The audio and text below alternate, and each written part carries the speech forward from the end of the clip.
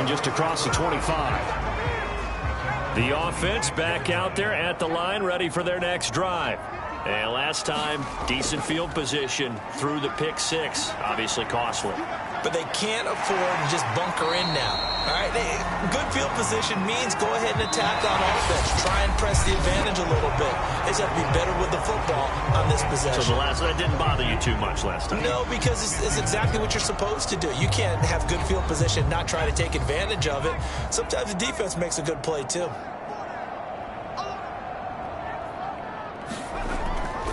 From the gun, they'll try to run it.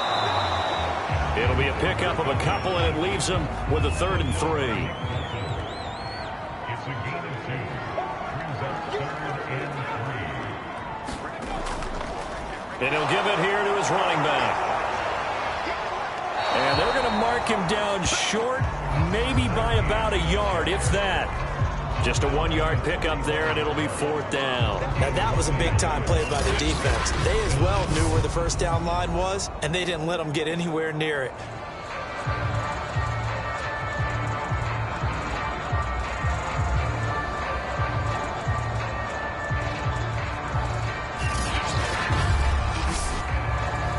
And they'll send out their punter now. Always a good sign when your first punt comes in the 4th quarter.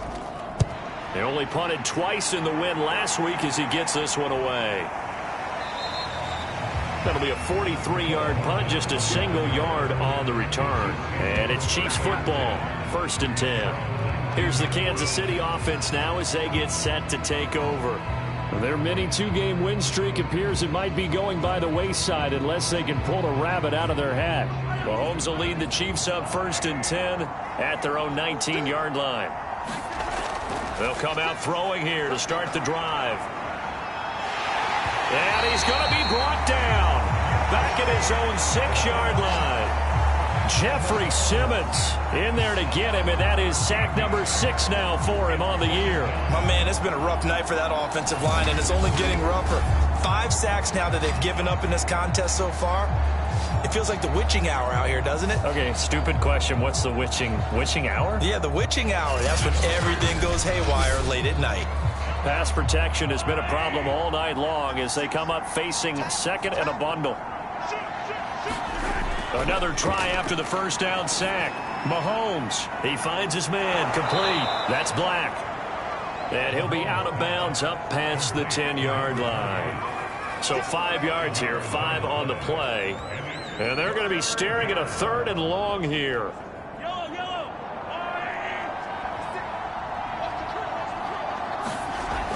They'll look to throw here.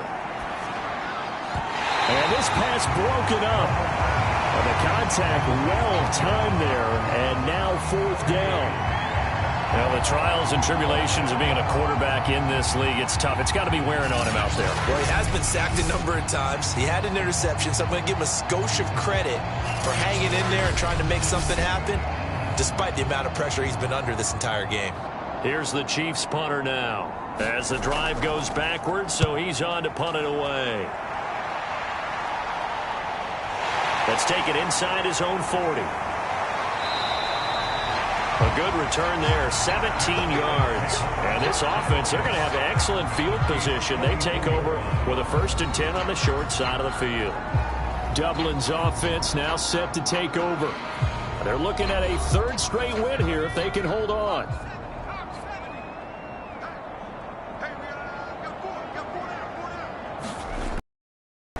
Now a handoff looking right. And he's going to get stopped up quickly. Give him a yard down to the 43. I know that speed is the hallmark of today's NFL game, but the key to good rushing defense is still having your linebackers set the edge. Here's 2nd and 9.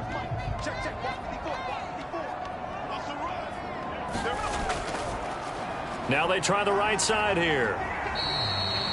They follow up the first down 1-yard run with a minimal gain of 2. Sometimes you're aligned perfectly and the play comes to you, and sometimes you got to cover some ground to go make the play, as we just saw there. We saw a great example of perseverance right there on that play. Got to be careful. They might want to throw one over his head as this game progresses. And brought down, but able to get it to their 30-yard line. The passing game continues to be their friend. Even with a stable lead here in the fourth, Charles, they're going back to that well. Yeah, with their overall philosophy, you know that they trust their quarterback. He's been able to throw it well. They continue to throw these safe passes. Who can blame them? So 1st and 10 now from the 30.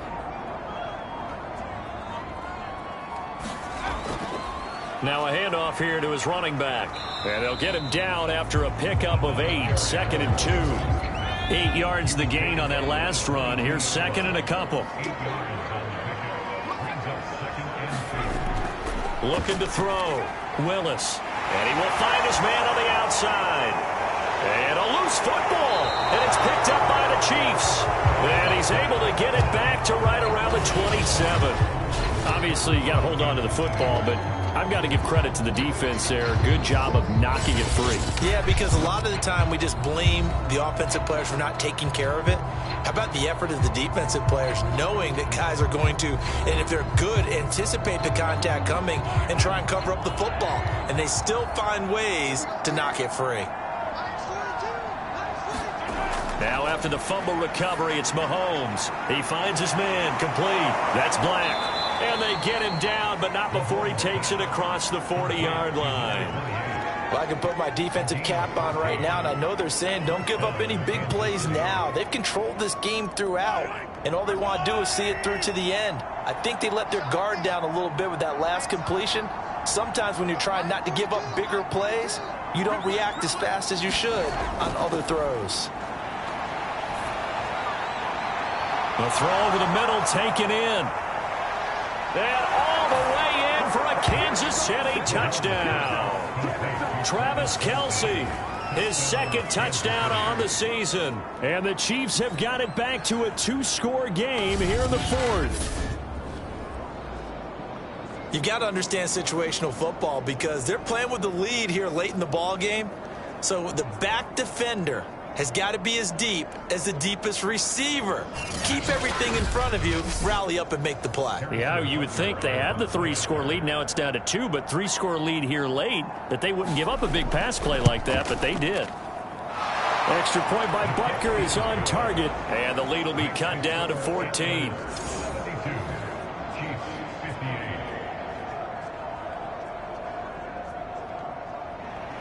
Now after the touchdown, here's Butker on to kick it away. And it'll come out to the 25 as he will not attempt to return. We put our attention now on the Chiefs defense. Got that fumble recovery last time when it looked like they might give up points. It actually ended up yielding points for them on the offensive end. It's a pretty good swing, isn't it? Maybe you're going to give up a touchdown. Instead, you score a touchdown. Great swing. Great momentum changer for your team. And they'll be looking to build off that momentum on this drive. A run there on 1st down going nowhere as he stopped right at the 25.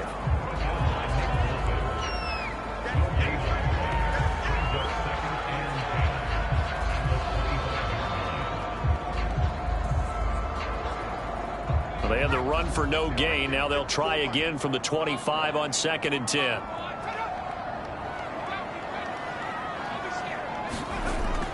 Back to throw. Willis gets this one to Juszczyk. And they get him down, but not before he takes it across the 40-yard line. But when you're up by 2 scores in the 4th quarter and you're going to throw the football, expect to see a lot of man coverage because usually what comes along with man coverage is pressure. So if you're a play caller and you want to keep throwing the football, that's fine. Just make sure your offensive line understands they're going to get additional guys running at the quarterback.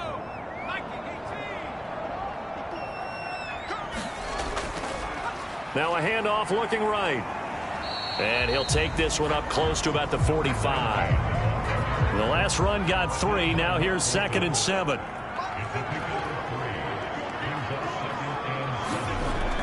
Off the play fake. Willis. Throwing right, and that's complete.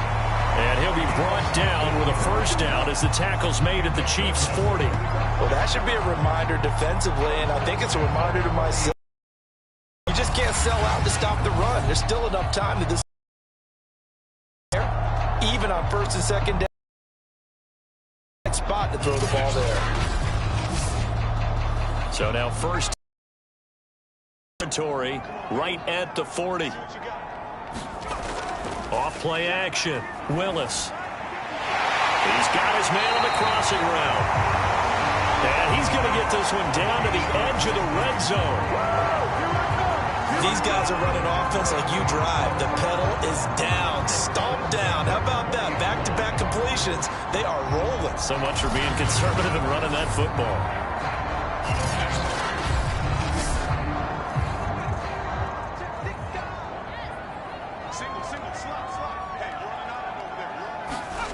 From the red zone now, they'll look to throw. Going right side here, and that's complete. And brought down, but not before they get it inside the 10 to the 7. A good chance now to put this game on ice. This is first and goal. On first and goal, they'll try the option left. Try to bounce it outside, but he's only able to get it back to the line of scrimmage. Now whistles here, and we've got a man down. Man down on the field. While the trainers take a look, we'll step aside.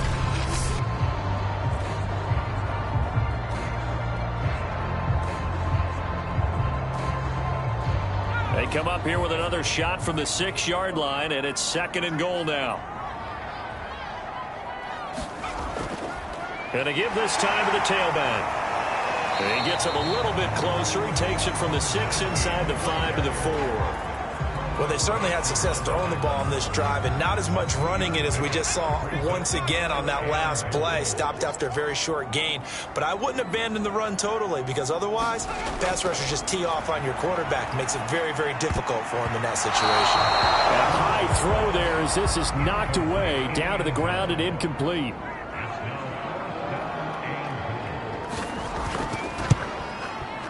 And his kick is right there. It's good. And that'll push the lead up to 17.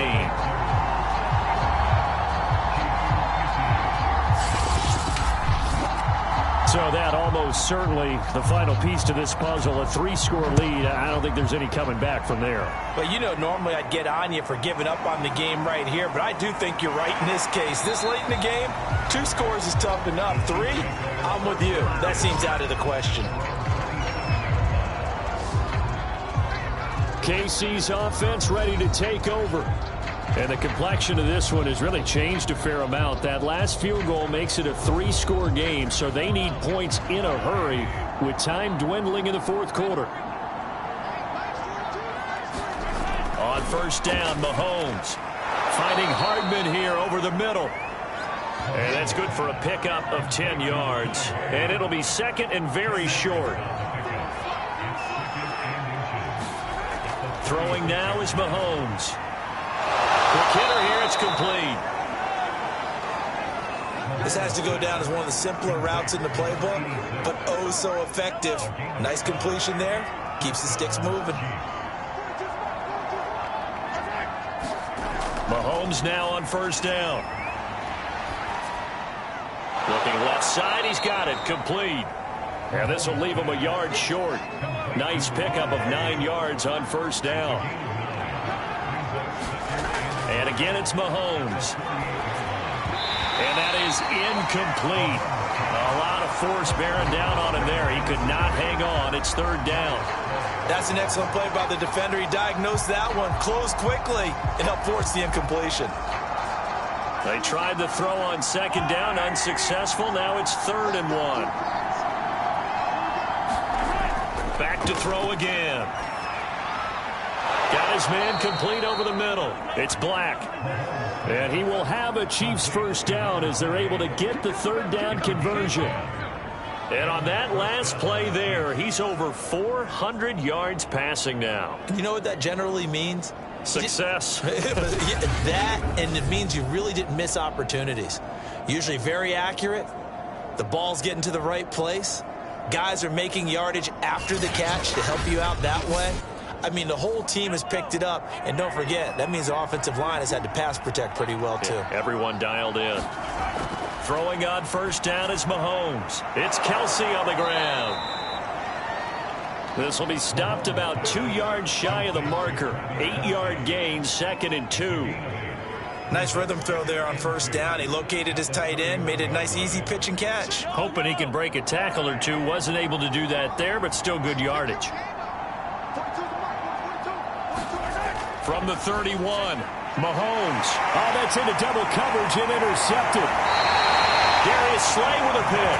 And the return will be stopped at the 34-yard line. Well, offensively, Charles, hard to put a silver lining on this one. No secret that they had to take chances with a score where it is, and it leads to a turnover. I love how you paint the picture, partner, because you're exactly right about that one. Look at the empty stares on that sideline. This is one of those games where you just want to go crawl under a rock until it's over. From the 34 now, here's 1st and 10.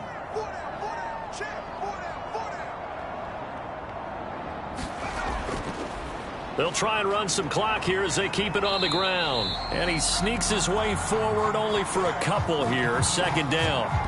Now it appears we've got a Chief moving pretty gingerly down there. While the training staff takes a peek, we'll take a break.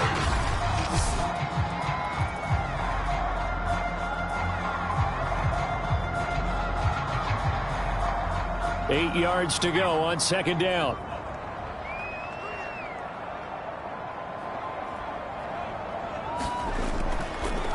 Here's a handoff out of the gun. Now 3rd down is looming. A pickup of 2 on 1st down and just 1 yard there.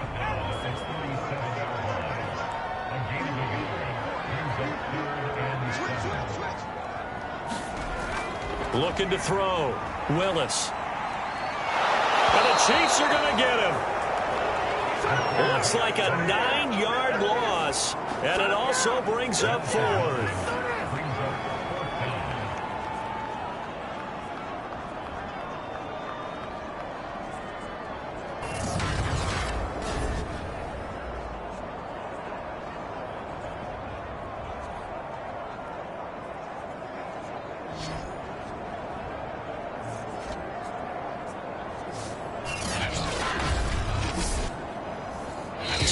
Left to play in this football game here on EA Sports. So it's our home team here in possession of the football as we come back. They've got a 4th down here in a game that looks to have been decided already. So they're forced to punt on 4th as this one's away. It'll be a net of 40 yards following a punt of 44. And the offense will take over with a new set of downs. And the Chiefs now getting set to go. They're down big here late. I don't know. You just one last drive here for pride? Some people like to do that. I remember playing for a guy once. We were down huge, and someone said, "Coach, what do you want to call?" Mahomes hit. He lost the football. Now they got to get to the line quickly. Throwing on 2nd and long. Mahomes.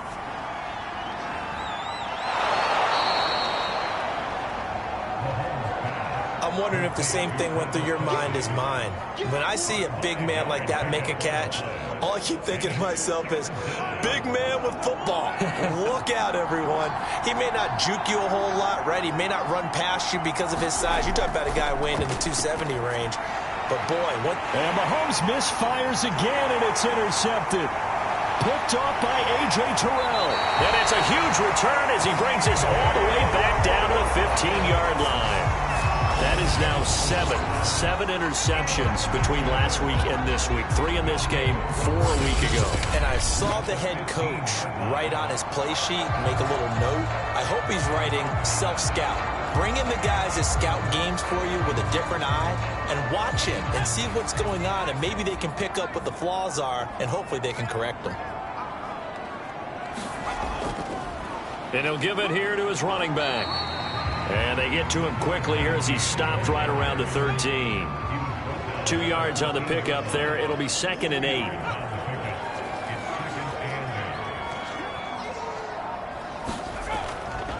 Now a handoff here to his running back. In his tracks behind the line of scrimmage. Now it appears we've got a Chief moving pretty gingerly down there. While the training staff works on him, we'll step aside and be right back.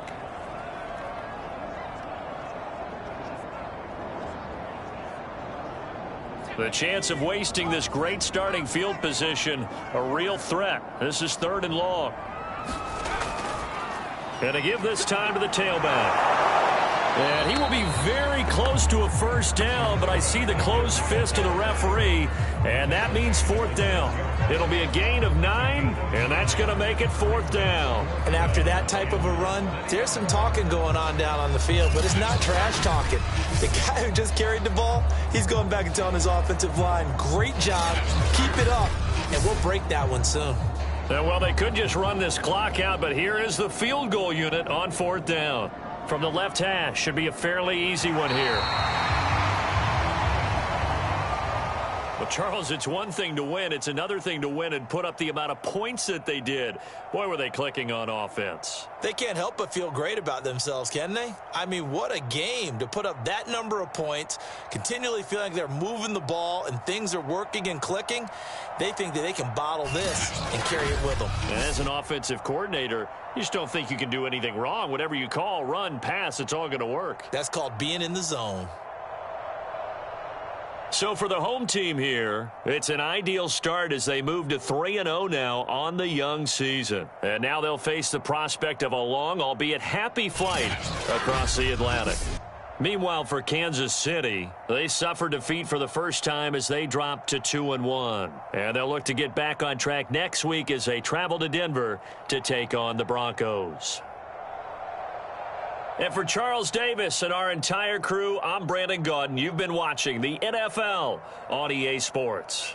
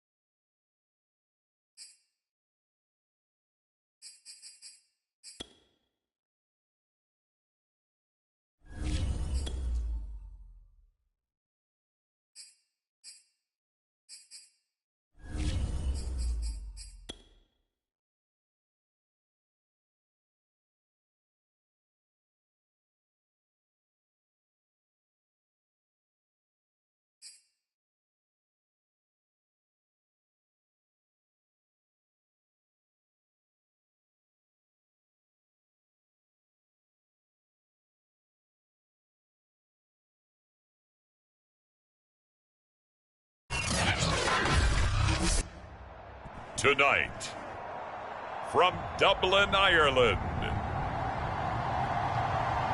it's the NFL International Series on EA Sports. EA Sports coverage of the National Football League.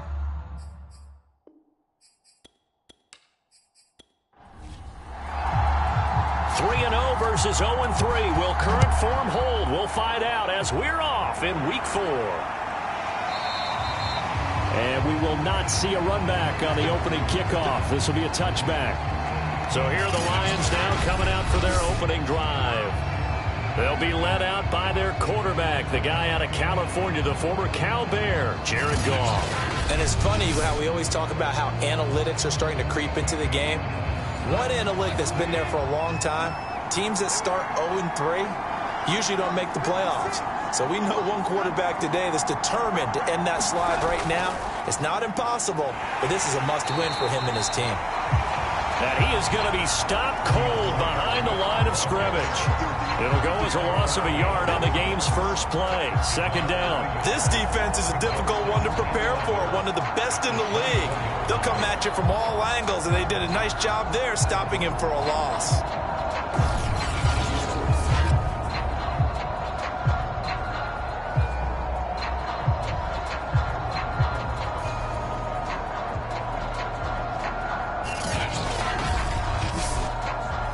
After the loss to start out, here's 2nd and 11. To throw is Goff. And that'll fall incomplete. He was hit just as he let that go. And now it's 3rd down.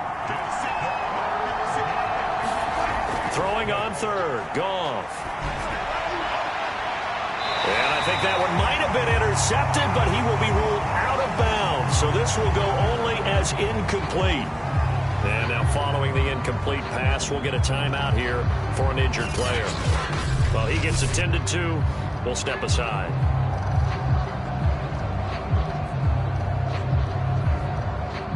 On 4th down, on is Logan Cook to punt.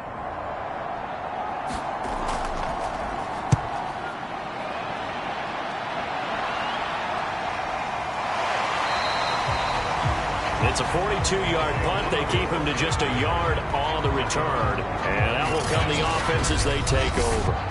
So out comes this offense to take over for the first time. And they'll be led out by the guy under center, Charles, at quarterback. And he's playing at a very high level here in this early part of the season. In fact, he leads the NFL in passing yards. Now, that's not always an indicator of success, but in his case, it is. They throw right away, and that's complete out on the right side. Touchdown! A big play there. His 3rd touchdown now on the year. And the Antlers have taken the early lead. Both sides of the football in sync early. You force the 3 and out, and then you take it down, score points. You know what that tells me? They sold their game plan really well. Head coach said, listen, we're just going to stop them on 3 and out. We're going to take the ball downfield and score. But he also told them how it was going to happen. They're going to run this. We're going to stop it. Then we're going to take the ball. They won't be able to keep up with us. And they got it done. Extra point splits the upright.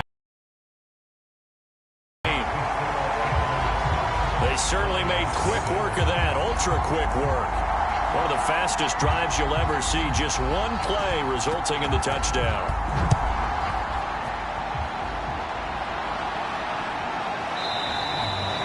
No run back here, down to a knee, and this drive will start at the 25. Back onto the field come the Lions for their 2nd overall drive. And a 3 and out on that first drive. We'll see if they can do better here. They should have a better opportunity because the nerves should be settled now. That first series, everybody goes out with a little extra emotion. So now they get a chance to go back out and say, okay, now we're into the game. Let's go play and play as best we can. You almost get a mulligan then on that first drive? Sometimes it absolutely serves that way. You get a 2nd opportunity. Nothing big happened.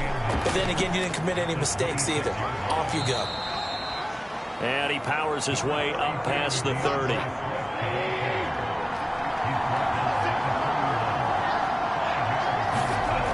the gun. Goff. That's caught by the big tight end, T.J. Hockenson.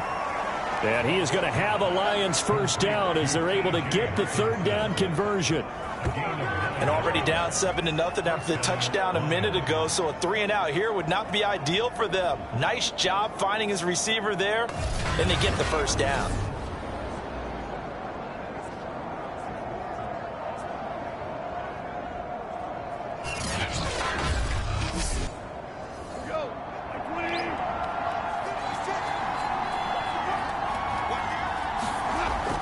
On 1st and 10, it's Swift. And they'll get to him after a gain of 7 to the 47. The numbers for him from a week ago: 16 carries, 52 yards, and a touchdown. They've lost a bunch of games in a row now. They've got to start thinking a little bit differently, maybe a little bit outside of the box. Find other ways to move the football. I don't know if you're going to do it through the air or maybe change up how you establish your run game. Right back to Swift again on 2nd down. And he is met at the line of scrimmage, and he goes down right there. Call it no gain that time, as it's going to leave him with a 3rd and about 3 to go. That's to Amon-Ra St. Brown. And he is going to have a Lions first down as they're able to get the 3rd down conversion. And Brandon, from our time in college football, where receivers weren't running the traditional NFL route tree, one thing they did learn: find open areas, find soft spots, and set up and catch the ball. And I think we just saw that there. Yeah, we saw that indeed, picking up the first. So on the other side of the field now, it's 1st and 10 as they've got things rolling on this drive. Goff, a handoff here to Swift. And give him 6 yards here as he stopped near the 35 at the 34.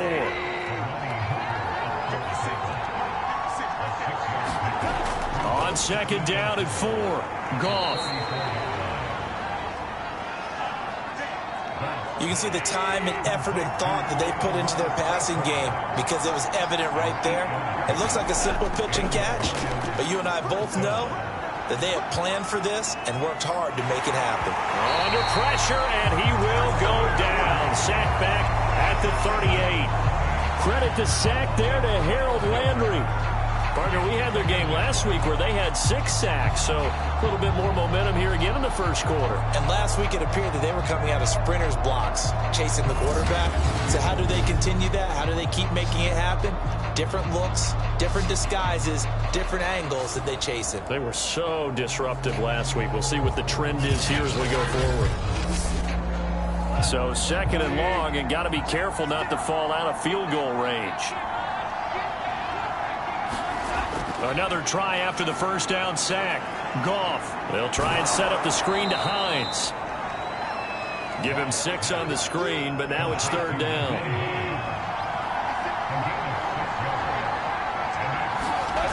Goff now to throw. Finds Hines again for the completion. And he works it to the 30-yard line here, right at the 30.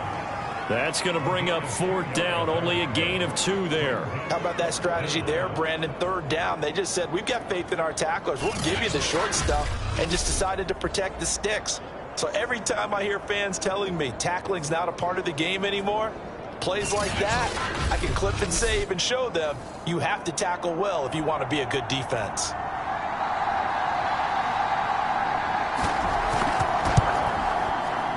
And his kick is good. And they are on the board, but still trailing. It's 7-3.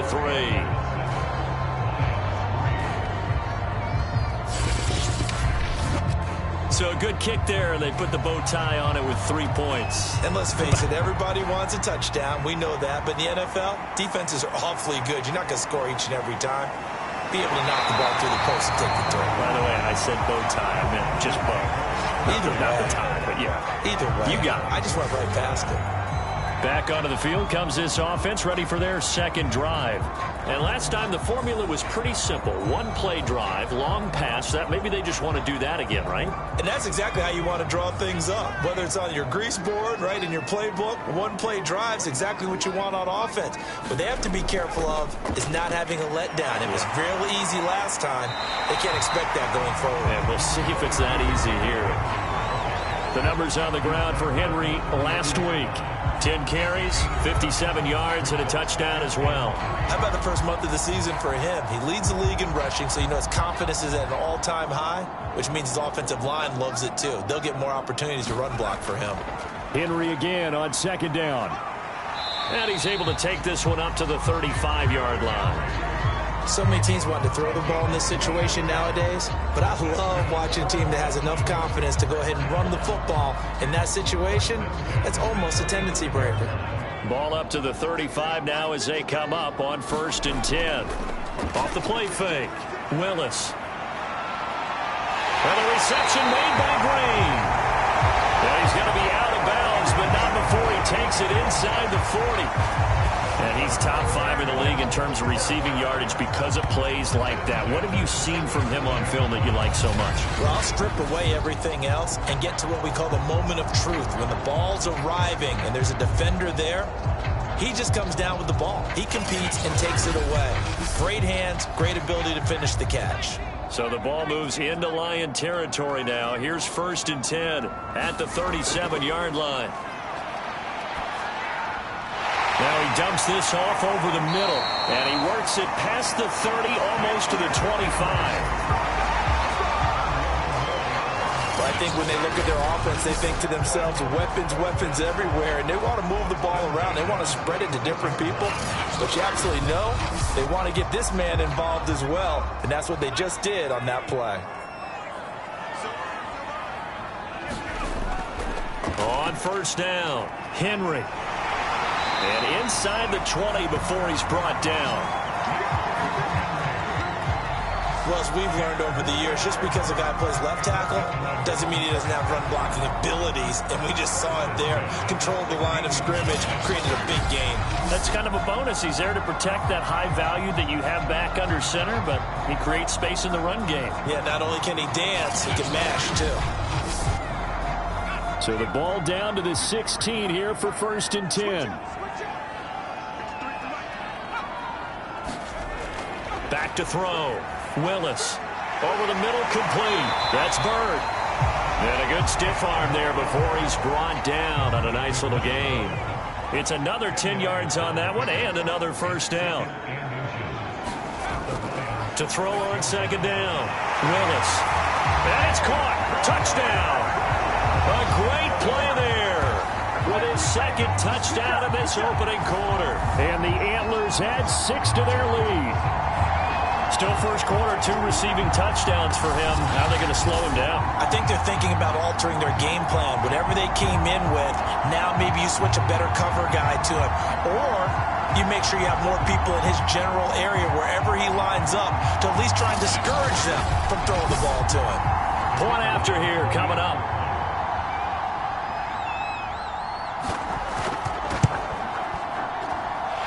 This one's right through to make it a 14-3 ball game.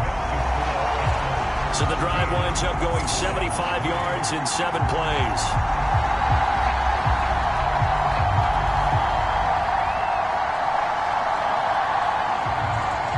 Set now to kick this one away, and off it goes. From a yard or 2 deep, here comes a return. And he'll be stopped right around where he would have been had he gone down to a knee, maybe a yard shy of there at the 24. The Lions offense set to take over. And last time able to get 3. It's not what they wanted. They wanted 6, but they got at least something. They mustered something out of the drive. They'll take it. I like the way you've described it. Not ideal, but they'll take it. Anything to put some points on the board. But this time on offense, they don't even want to see the field goal kicker trot on the field. They want that ball in the end zone. Yeah, they'll be going for 6. No gain on the play. It'll be 2nd down.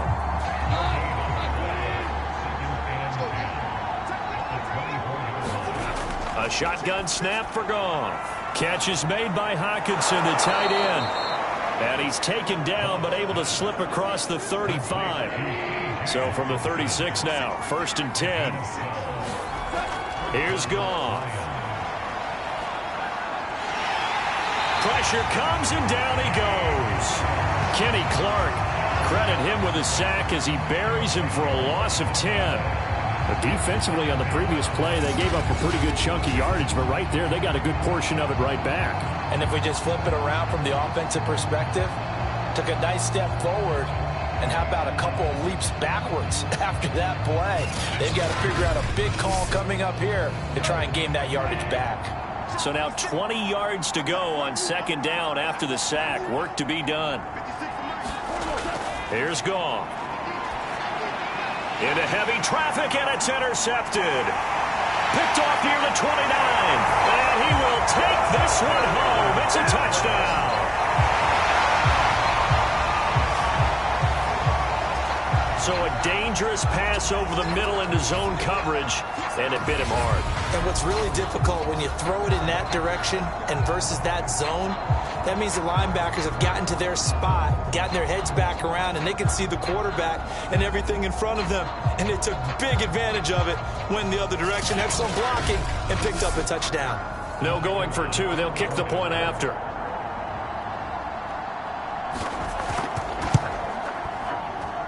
And it's 21-3. A heck of a play there defensively, getting the interception, navigating his way into the end zone for the touchdown. So they throw.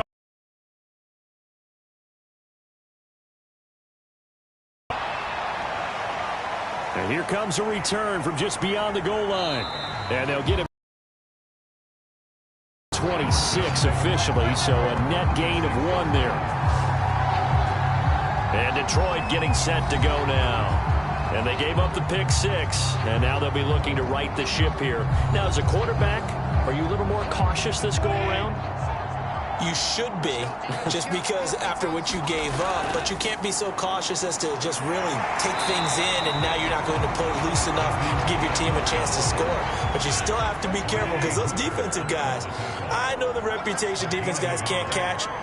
All evidence to the contrary on that last possession, though. He's going to let this one go deep. And that one a little too high as it's knocked away and incomplete. After an incomplete pass on second down, that'll leave him trying to convert on 3rd and 9.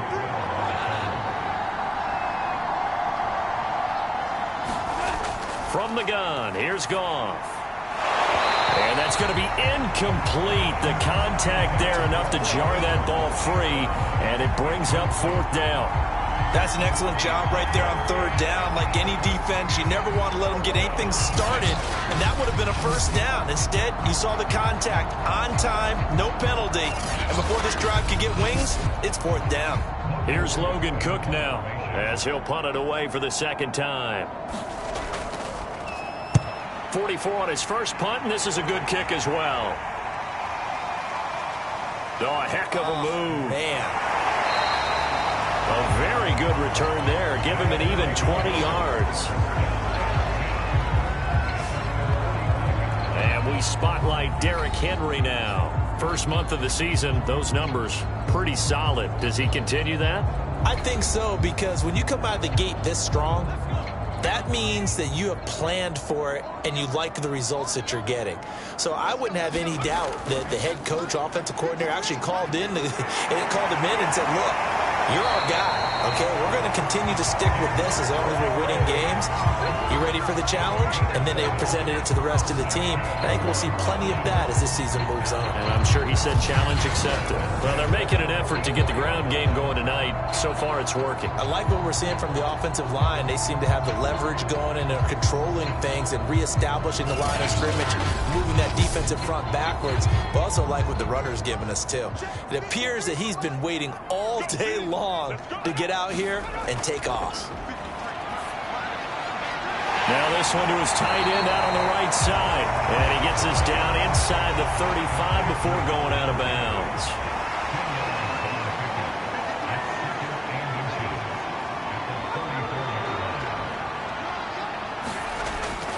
On 2nd down, here's Henry. And he'll go down at the 28. Well, they came into this game saying it was important that they set the tone and show that they can run the football. And I believe that they've done that here in the first quarter. Jadeveon Clowney there on the stop. Well, sometimes you just have to give credit to the defense. Great job there at the point of attack, holding up. They won their battles at the line of scrimmage, left him no space to try and run. A really nice job swarming to the ball carrier.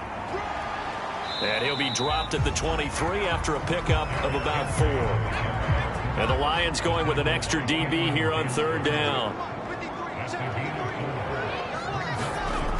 Looking to throw. Willis. And this is going to be caught, but they'll say out of bounds. So it's incomplete. Now, 3rd down, he tried to stay in bounds, did all he could. He caught it, but was led a little bit too far. Yeah, and that's always difficult, isn't it? Because you know half of your body is trying to stay behind while the other half is reaching out, trying to catch the football. The top half worked. It was the bottom half that was in question.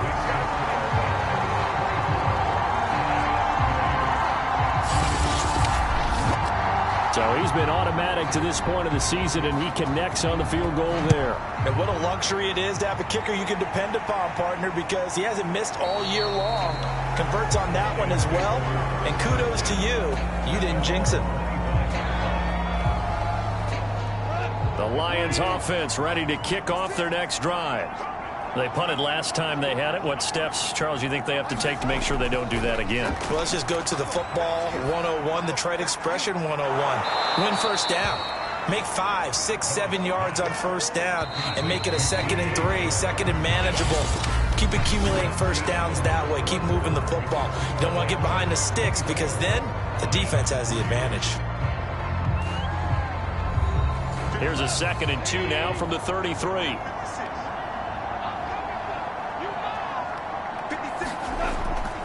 Here's a handoff to Swift. And he'll be brought down shy of the 40 at the 38-yard line. So here's a 1st and 10 at the 38. Here's Goff. And his throw is incomplete. I think he's got to be careful not to force anything into coverage right there. There weren't really any throwing lanes. But the best part for him, he's got 2nd and 3rd down to fall back on. So after the incompletion on 1st, now 2nd and 10. Now Goff. Right side, it's the tight end, Hockenson. And he'll be out of bounds after getting this one across the 40. 4 yards the gain, and it'll bring up a 3rd down. Now Goff. And this pass broken up. Excellent coverage there on 3rd down, as that was not an easy one to hold on to. Here's Logan Cook now as he's on to punt for Detroit. He's been a busy man here in this first half as he gets it away. 42-yard punt, 6 on the return. Derrick Henry trots back out there and gets ready to go. We're in the 2nd quarter. They've got the lead. The lead, though, not so much because of the ground game, because of their air attack, Charles. So what they're seeing so far is the possibility of things loosening up later in the ground game. Through the air first, maybe they have to start respecting that even more as the game goes on, and then there will be running lanes to find later. Yeah, I don't know what was going on there, but the end result, this is going to be a safety.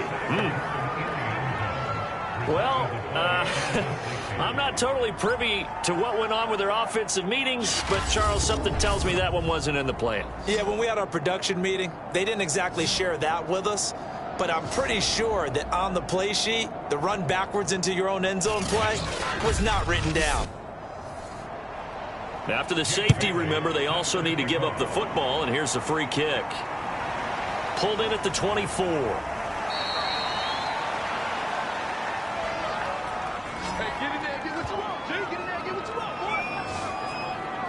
DeAndre Swift heading back out with his Detroit teammates. He's just been looking for some space. Yeah, I'm not going to pin it on him or the offensive line, but they need to get this run game going better. Sometimes you just have to credit the defense. They came in with a plan themselves. So I think now you try and mix things up a little bit. Get the ball in the hands of some other people, find some other playmakers, but always let the defense believe that he's still a threat. That's into a crowd and intercepted. Picked by Kevin Byard. And his guys are going to take over at the 31-yard line. Boy, we've seen a lot of mistakes here in this first half, and another there on the interception. Yeah, they're certainly starting to pile up, aren't they? Because, let's face it, we expect a miscue here and there, but they're already down 3 scores and still giving the ball away. If they want to get back into this one, they've got to take care of the ball, because right now the way they're playing doesn't say a whole lot for their chances. Line of scrimmage, the 31 now on 1st and 10. Off play action. Willis. That ball caught by Campbell. And he's brought down, but not before he reaches the 8-yard line. And remember, this drive started off following the turnover, and they've taken no time working their way down the short field. A nice connection there, and now they're looking at a 1st and goal.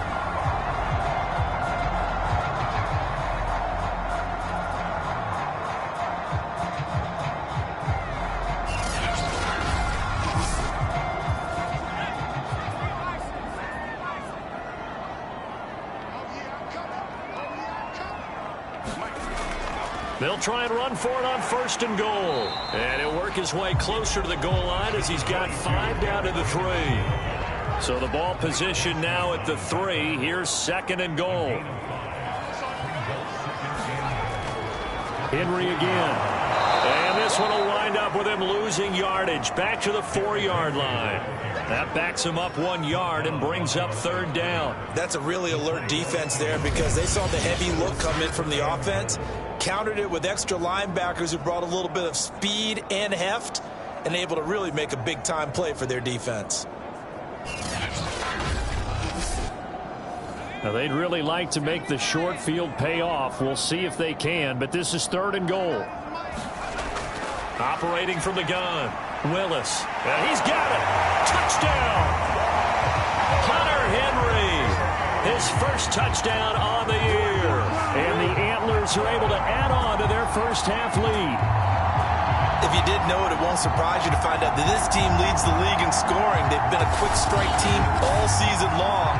There's another example. They did it again. This offensive coordinator, right now he can write his ticket towards being a head coach. He's advanced in the ways of offense. Now the try here for the extra point.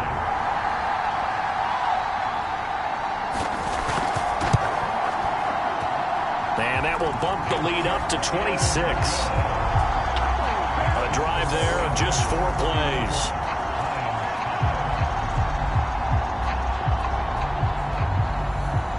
Out is the kickoff unit as they run up and send this one away. Taken at the goal line. And a nice return sets him up pretty good here right at the 30-yard line. Here's the Lion offense now as they get ready to take over. And last time wasn't pretty. 1 play and an interception. We'll see if they can do better. I want to see if they want to go ahead and throw the ball again now on this drive after what happened on the last one. Throw it on the first play. Give the quarterback some confidence. See what happens.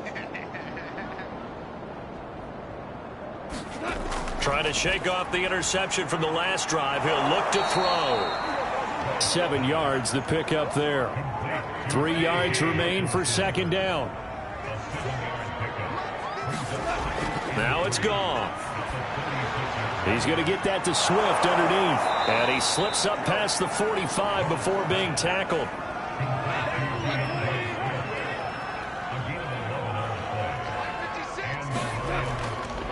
They'll run on 1st down. Swift. 5 yards is the tally on 1st down. That brings up 2nd and 5.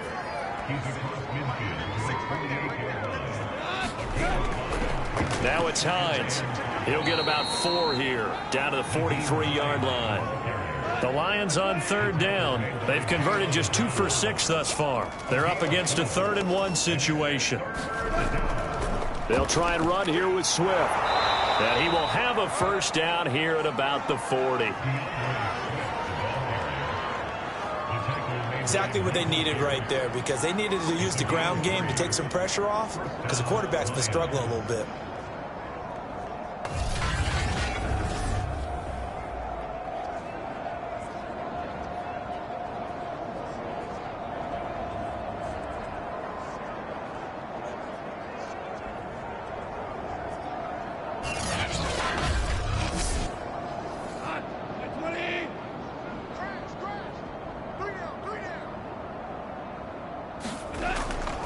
On first down, Hines. And he'll maneuver his way forward for about 4. Second and 6. The run got 4. Now they deal with a 2nd and 6. They run with Hines. And down right around the 32-yard line, 4 yards on the pickup. This will be play number 7 on the drive. 3rd and a yard. Here's Hines. Well, this is going to depend on the spot, but it's not a very generous one. He looks to be about a yard or so short. He needed 2. He got 1, and that's going to leave him with 4th down and a yard. That result, really no surprise. That's what we're coming accustomed to with this #1 ranked rush defense. And you study the game. Does this bring back a few memories? Maybe the 85 Bears trying to move the ball against them, 2000 Ravens. Heck, how about the late 60s, early 70s purple people eaters, the Minnesota Vikings? Hard to move the ball against those types of teams. They'll try it now with Swift. And he's got the first as they'll bring him down at the 28-yard line. Now after the running play, we've got a man down on the field. We'll check on his status when we get back.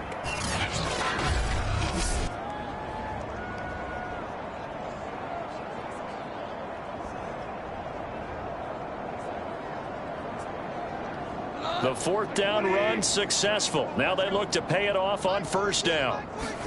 They'll try the air now with Goff. Throw to St. Brown, complete on the left side. And that's good for a pickup of 10 yards. And that'll make it 2nd and a foot or so. Back to throw, Goff. Open man, he's got him, the tight end Hockenson. So the ball down to the 16 here for 1st and 10.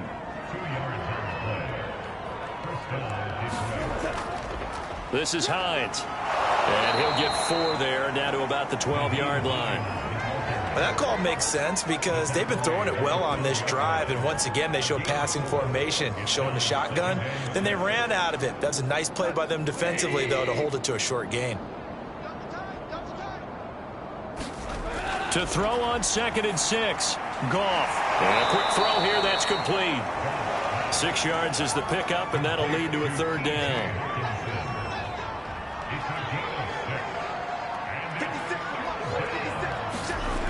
Goff now looks to throw. And he's got his man. It's caught for a Lion touchdown. Scotty Miller, his 2nd touchdown on the season. And the Lions are able to cut into this lead. Well, it was 3rd and 1. I was expecting run, so much for that. They pass it, they score it. That had the feel of the head coach telling the offensive coordinator, you've got 4 downs here. We're going to go for it on 4th down unless there's a disaster on 3rd. Go ahead and take a shot if you want to. And he gratefully accepted the opportunity and did exactly that. If they didn't get it there, that had the feel that they would come back and try it on 4th down. Extra point right down the middle. And that'll make this a 19-point ball game. That one was an extended drive, 14 plays all told. And the end result, a Detroit touchdown. The kickoff unit is out on the field, and they will send this one away. Taken in at the 3. And he brings us out past the 20 to the 24.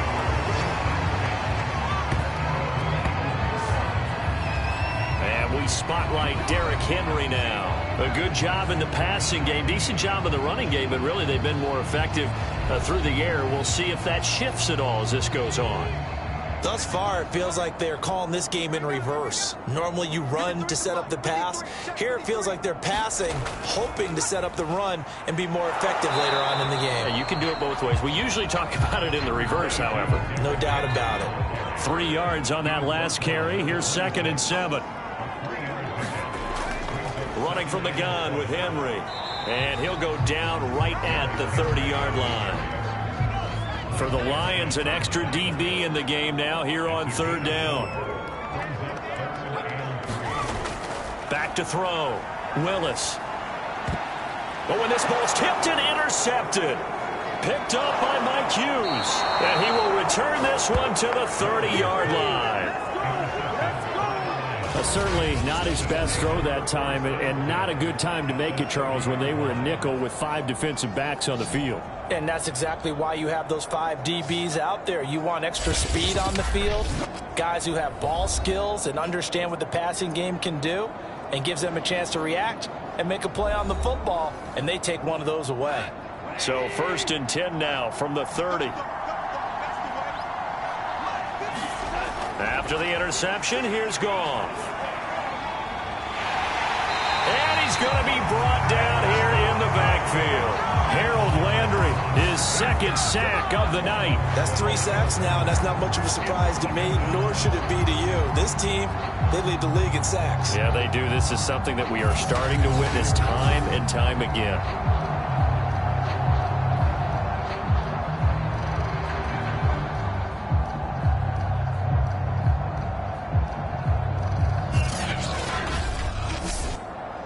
Sacks, a growing theme in this first half. This is 2nd and long. Another try after the first down sack. Goff. The Lions on 3rd down. Not quite 50%. 4 for 9. This is 3rd down and 12. Goff now looking to throw. This to Hines on the drop-off. And this time not quite to the 30. It'll be down at the 31-yard line. Bring up 4th down. As a defense, you're more balanced when you're in zone coverage because you're able to keep your eyes on the quarterback and see the play develop in front of you. They're able to keep the quick pass in front of them and stop it right at the line of scrimmage. And for the 2nd time tonight, this field goal unit comes out here. He hit his first. Now this one from 48 yards away. And this one looks good. It is good. Right down the pipe. And that'll get the deficit back to 16.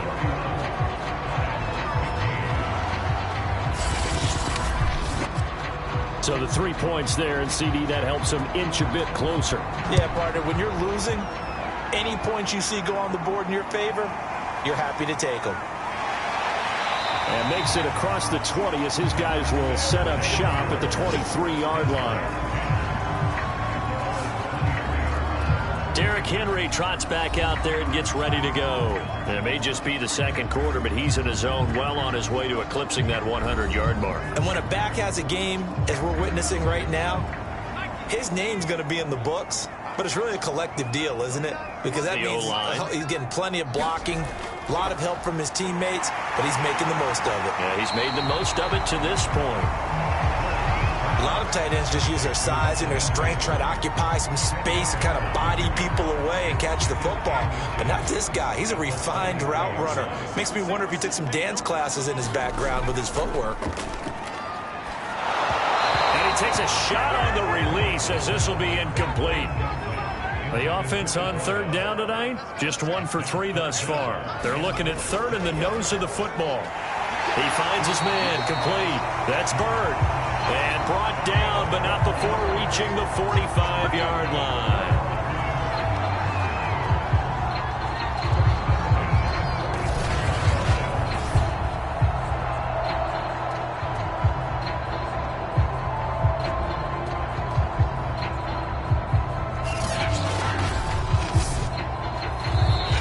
And we've hit the 2-minute mark in this first half of action.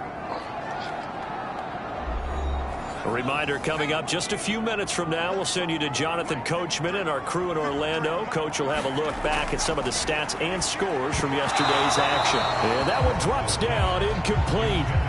Good coverage there, forced the ball free, and it's 2nd down. An incomplete pass on 1st down, that leads to a 2nd and 10. Again, he'll drop to throw. Over the middle, hauled in by Campbell.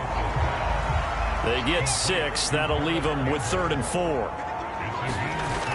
They'll look to throw again. He's got Green. And he's got the 1st down yardage before he's brought down at the 42.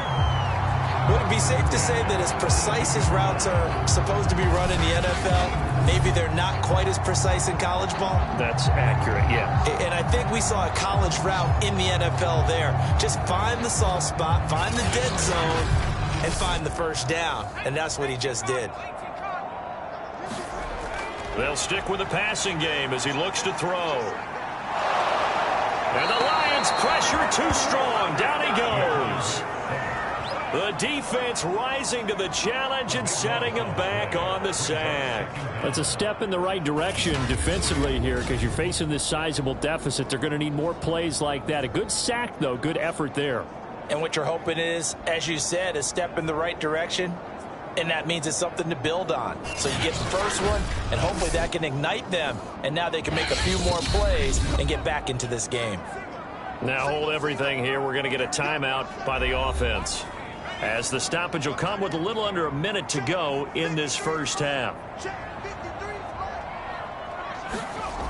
Looking to throw on second down. Willis. Oh, he's got a little daylight. Touchdown! Paris Campbell, his first touchdown on the year. And the Antlers are able to extend their lead. They have really had their way so far in the first half, but they wanted to continue to build on their lead. They know that no lead is safe in this league, so they decided to try their best to get one more as they headed into the half, and they got it done.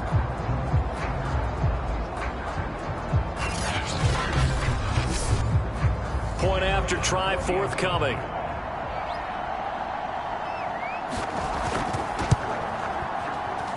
And he's been a busy man, 5 for 5 now as he knocks another one through to extend the lead. So that drive in total 8 plays.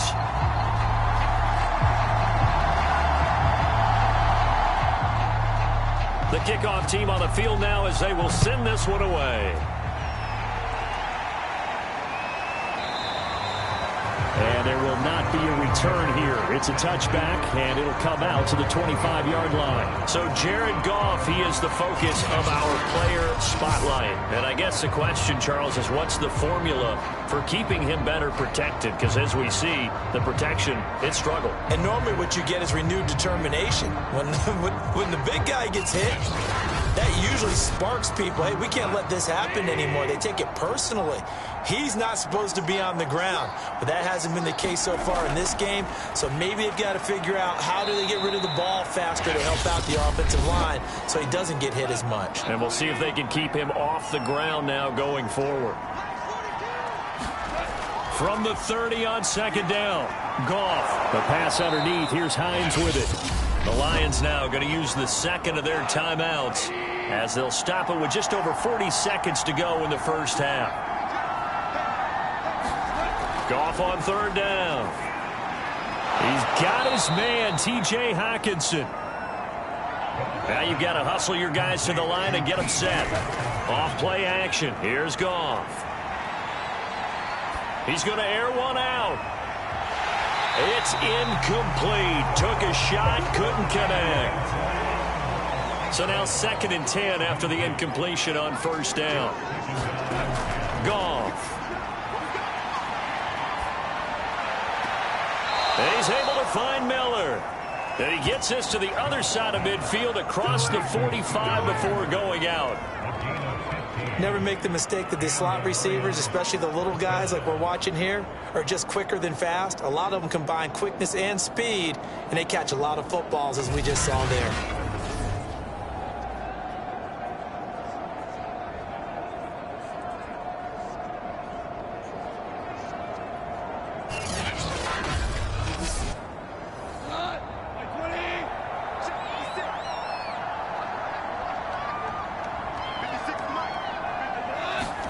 Goff throwing again. They'll find Hines out of the backfield. And offensively, they'll take the timeout with 6 seconds left in the second quarter. So on second down, the field goal unit is on here as they try to get 3 before half. This will be spotted just shy of midfield, a 59-yard attempt. And this won't get there, won't be online either. It's no good, off to the right, and this score will stay right where it is.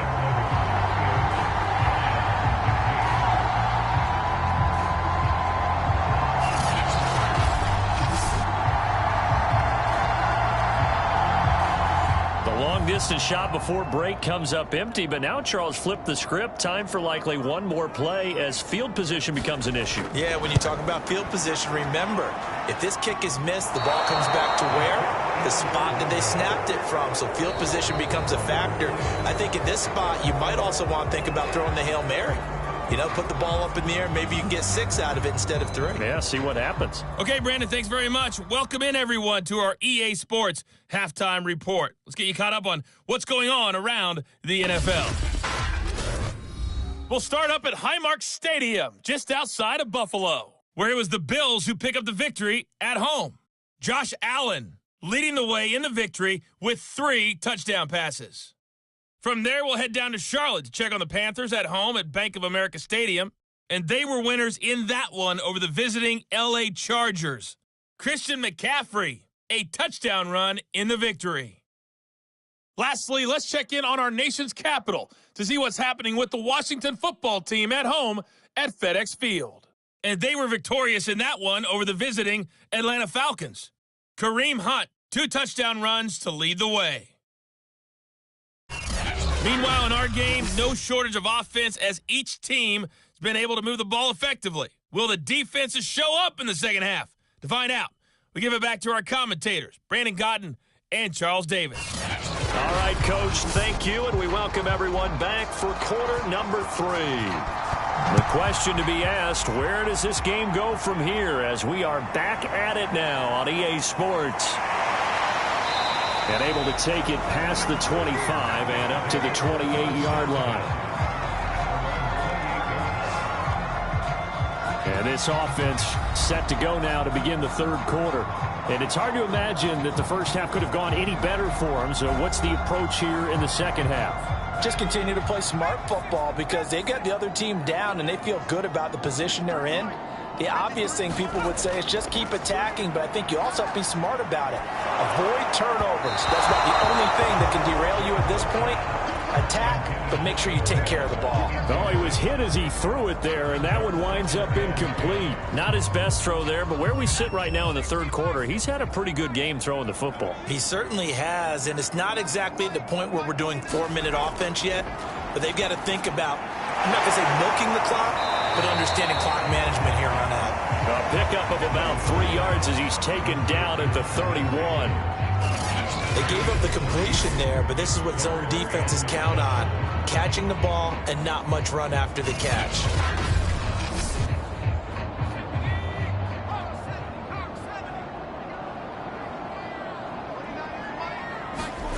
To throw on third down. Willis on the slant, complete to Green. And they get him down, but not before he takes it across the 40-yard line. And while we may be looking at the scoreboard, this offense certainly is not because they're showing no signs of backing down, even with a 3-score lead here in the third quarter. I think they keep taking their shots. They've seen blown leads happen throughout this league. They don't want to fall victim to it themselves.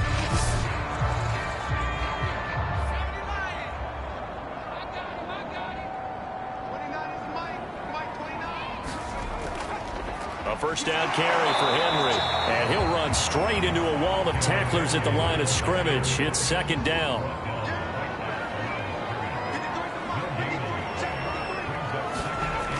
Off the play fake, Willis looking for Campbell downfield. Oh, that's into a double team, and it's intercepted. Picked off by Deshaun Elliott, and the Lions are going to take over at their own 30-yard line. Pretty much everything went their way offensively in the first half, but now an interception on the opening drive of the third quarter. As we know, the key to everything here, don't get careless with the football. The problem is you've got to stay aggressive as well. So where's the line between being aggressive and attacking and being overly aggressive? I think they just crossed it on that one. So we get a look at the Lions offense as they get ready for their first possession of the second half. Now they just got a little help from their defense forcing the turnover. Now can they make that pay off in points? They need to, partner. They're down on the scoreboard. Need to take advantage of those opportunities, and this is a good one right in front of them. And he's going to be taken down. Goff is sacked. Now I think we're going to get a timeout here. Yes, a timeout here as it looks like we've got a Lion that's shaken up. While the trainers take a look, we'll step aside.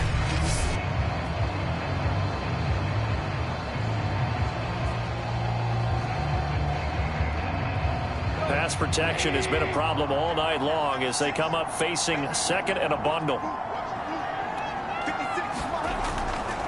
On the draw, Goff will give this to Swift. And that didn't fool anybody. He's going to be dropped in the backfield. They lose 2 on that last play, so things get even tougher. 3rd and long coming up. I see a shake of the head as he gets up, and you've got to imagine he's thinking, guys, you got to help me out. He's hoping his team can read his thoughts because he definitely needs some assistance.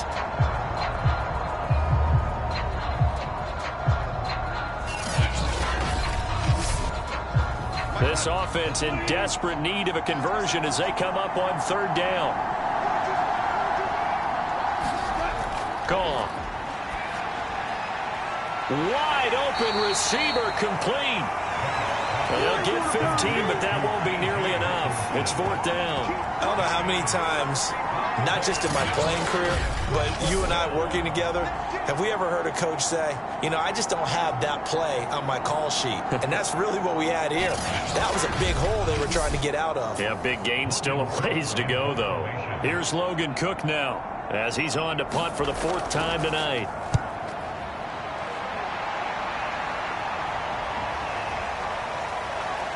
Oh, the spin.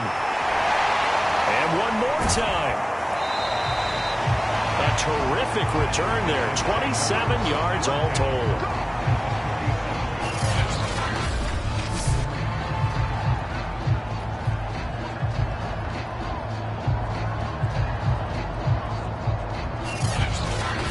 Dublin's offense now set to take over. And following the interception, just any interception, are you a little bit more cautious when you start that next drive, or no, you just throw that out the window? I think you are. I don't think that there's any way you can run back out there and go, totally didn't affect me. Let's just go ahead and be loose with the football again. You're going to take care of it, but you have to be careful about being too cautious because now you can't run any offense at all. Still want to attack. We'll see how they attack them here. Officially, it's a 1-yard loss. That's going to bring up 2nd and 11. I have zero rooting interest in either team in this game. I only want a good game. But with all the offense we've seen from them tonight, it's kind of nice to see the defense step up and make a big play. Yeah, I was wondering if they were ever going to get him in the backfield. Nice to see him get a stop. To throw on 2nd down, Willis. And that's complete. It's Green here. And he's going to get this down near the 30-yard line.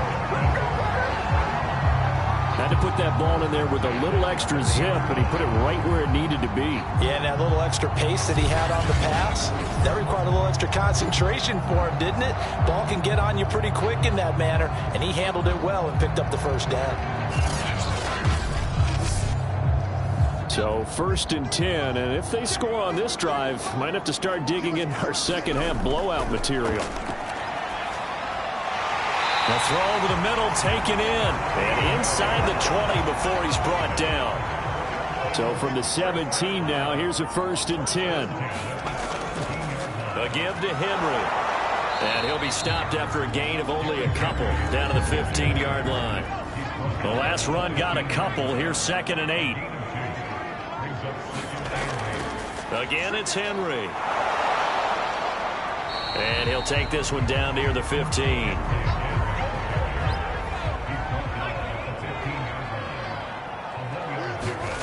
On 3rd down, Willis. Firing quickly here, and that's complete. And boy, he is very close to a 1st down, but from where they're spotting that football, he's going to be a foot or so short. Well, it wasn't a big strike, but that completion put them in really great range. What do we have now, 4th and inches? Yeah, it's not more than a half a foot. You know what I would do here?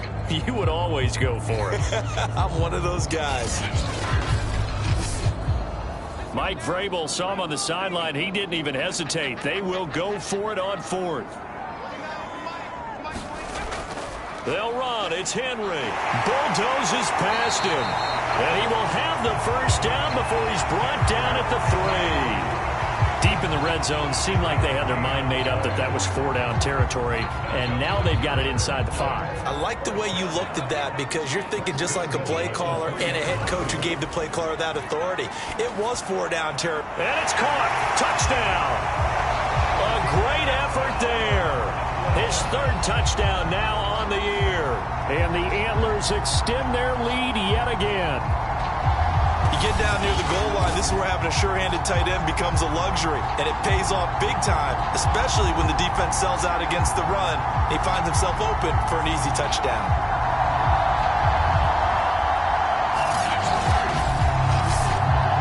Now the extra point try forthcoming.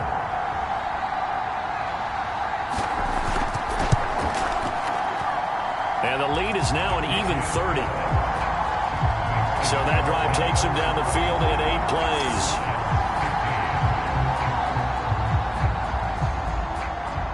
Set now to kick this one away, and off it goes.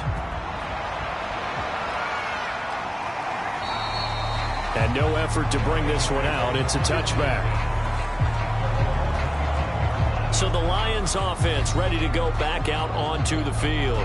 These guys had to punt their last possession, and that's become too familiar of a refrain. Too many of these drives just wound up going nowhere. Well, you know how in baseball, when the pitcher gets a base hit and he's on base, they bring his jacket out to him to keep him warm? A lot of times the punter goes to the sideline, puts on sweatpants or a wrap over his leg to keep it warm. He might need a massage from the trainer right now from all the work he's getting. A gain of 6 there on first.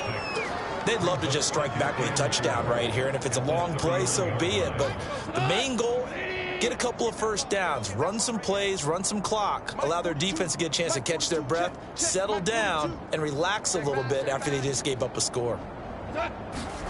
From the 31, Goff.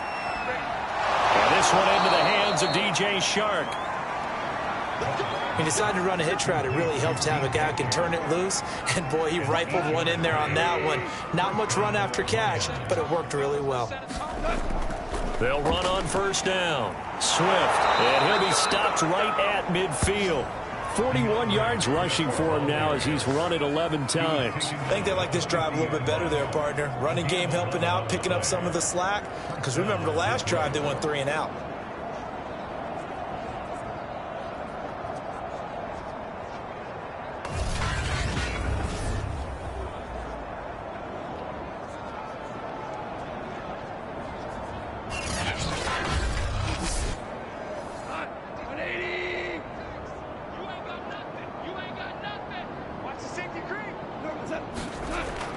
First down, and they go with Swift again.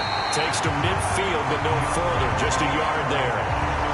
They know that old expression, it's not my night. It hasn't been his so far. I don't know if the legs are a little bit heavy. Sometimes having to hang out all day and play doesn't exactly play to your advantage, but it's been a tough go for him. And every time he looks up, somebody's there defensively. That was the same case on that play. And they'll get him down here at about the 42.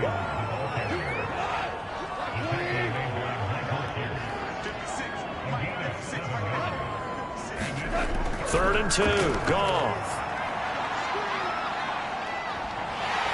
And he's going to be taken down. Goff is sacked. The defense rising to the challenge and setting him back on the sack. It's been a tough one all game long for this offensive line. They're already down big, and now you know they're just going to come after the quarterback in a big way, don't you? Yeah, they just can't get out of their own way right now. It's created an avalanche, and an avalanche is coming right on top of them.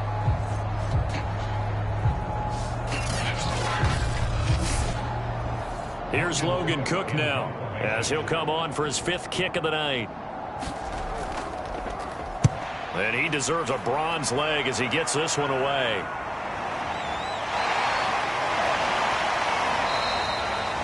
It'll be 37 yards there on the punt, and possession will switch hands, 1st and 10. Dublin's offense now set to take over. And they're hoping to redo their efforts in the last drive when they got into the end zone. And just think of what it's like now on the sideline, because when you score a touchdown, you have to go over and look at the tablet and see what you did on the last drive.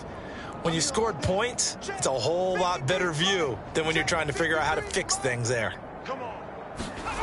On first down, Willis. This will go to Henry out wide. Back is trained to really look downfield first before you come back. Found his running back, let him create some space, and it turned out to be a nice play for the offense. And the busy night for Henry continues. And he'll get it up near the 35, right at the 34 here. From the 34 now, here's 1st and 10. Derrick Henry. And he'll fight forward on the straight-ahead running for just a couple of yards. 2nd down. The last run good for 2. Here's 2nd and 8. Now a handoff to Henry. And able to get this one across the 45 before he's brought down. Well, you certainly have to give a little credit here because they're playing this game now at their pace.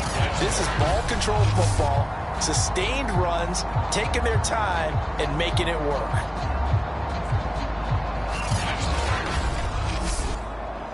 Couple of 1st downs to kick off the drive. Here's 1st and 10 up at the 46.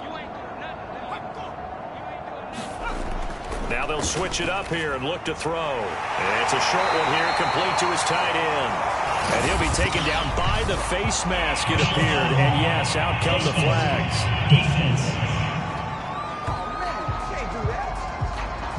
So they'll take the yardage and tack on 15 more for the face mask. Talk about a play that absolutely costs you in the end. Just trying to do your job, right? Trying to get him on the ground. Next thing you know, they'll march off another 15 against your squad. And he'll give it here to his running back. And he'll get this one down to about the 27. Now I think we're going to get a timeout here. Yes, a timeout here as it looks like we've got a Lion that's shaken up. While the training staff takes a peek, we'll take a break.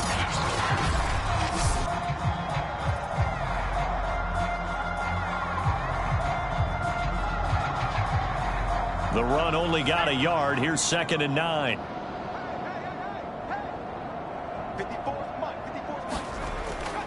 A 20th carry now for Derrick Henry. And he'll go out of bounds inside the 15-yard line. 88 yards for him on the ground now. He has been a tough man to bring down all night. He's turning in a pretty impressive performance running the football and a big reason why they have this nice lead. And in days gone by, we would clip this out and put it up on the refrigerator. Wouldn't we clip out the box score? Nowadays, not too many newspapers out there. Maybe you screenshot it online. This is Henry. And after the good gain last play, this time they say, as he's going to be stopped behind the line of scrimmage. He'll lose a yard there, and it's 2nd and 11. When a draw works, it can be a thing of beauty. But when it doesn't, oh, it can be ugly. And in this case, loss of yardage ugly.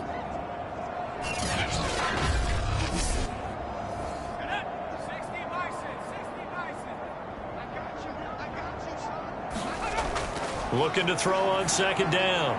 Willis throwing the out route and complete. It's Campbell. A gain of 8 there on the 8th play of the drive.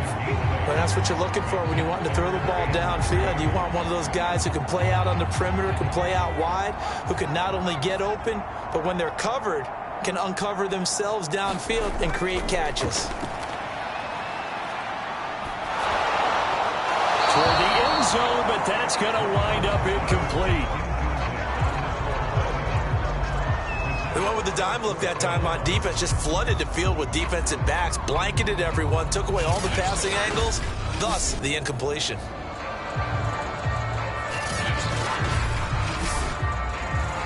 On 4th down, Mike Vrabel says, let's get 3 out of this. He sends on the field goal unit.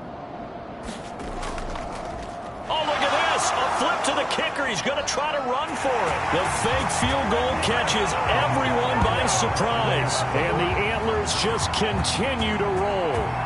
And a special play there by the special teams. It's one thing to fake it. He ran it in for the score. I think the special teams coach saw something on film in preparation for this game, told the head coach now's the time. He got the green light, and they worked it to perfection.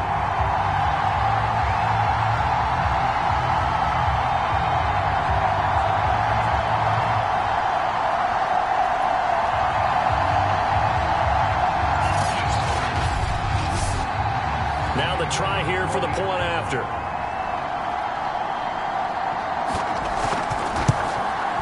And the lead grows even larger here in the 3rd quarter. A 10-play drive that time. And it's capped off by a touchdown run of 6 yards.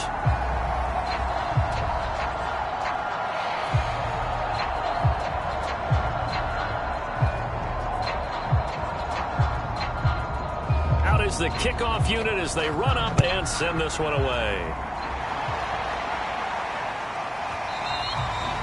And he'll just take a seat, and the drive will begin at the 25-yard line.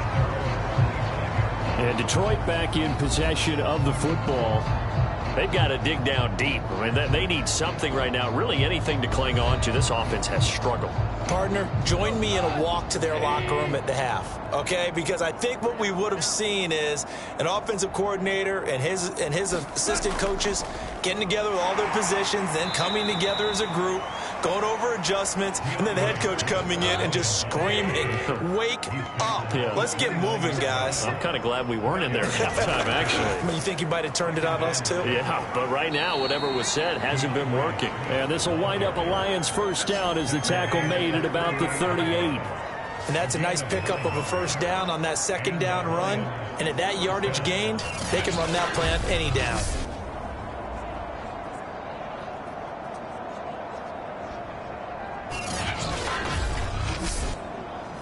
So here's a 1st and 10 at the 38. To throw is Goff. And that is incomplete. Oh, the coverage a little too good there, and it's 2nd down. To throw on 2nd and 10. Goff going underneath. He's got Hockenson. And this will be good for a pickup of 9 to the 46. 9 yards, not quite enough, and they'll be left now with 3rd and 1. 1 quarter remains here as we wrap up the week on a Monday night. You are watching the NFL on EA Sports. I see an extra defensive back on the field. Little surprise here on 3rd and 1. Out of the gun, Goff. And he'll be touched down here, but not before he does pick up the first. Oftentimes we think of those tough yards as grinding yards that a running back has to pick up. How about the tight end there picking up the first down in that situation? That's what he's there for, right? Big fella, get it to him, let him fight off some people and pick up the necessary yardage.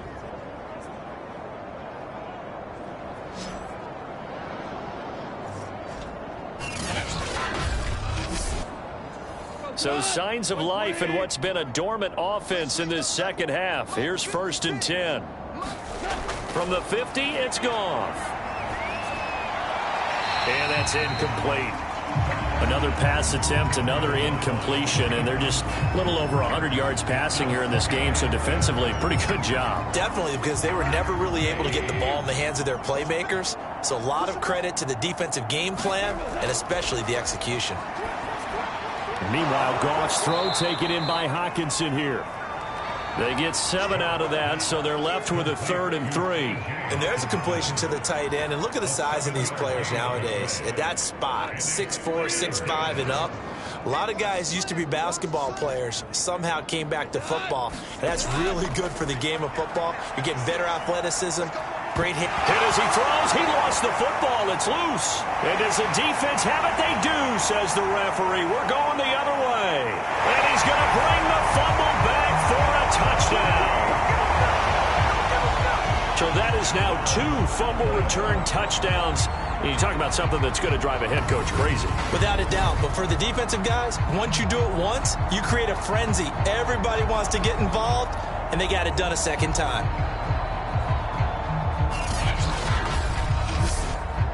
Extra point attempt to follow here.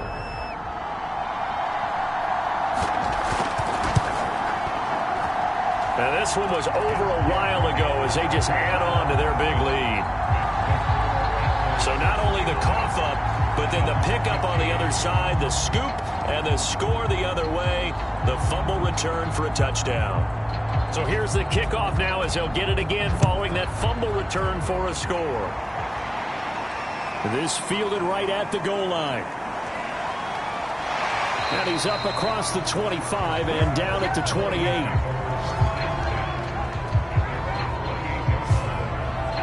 Detroit's offense ready to take over. And you see a lot of frustrated faces as they are inching closer to a 4th straight loss.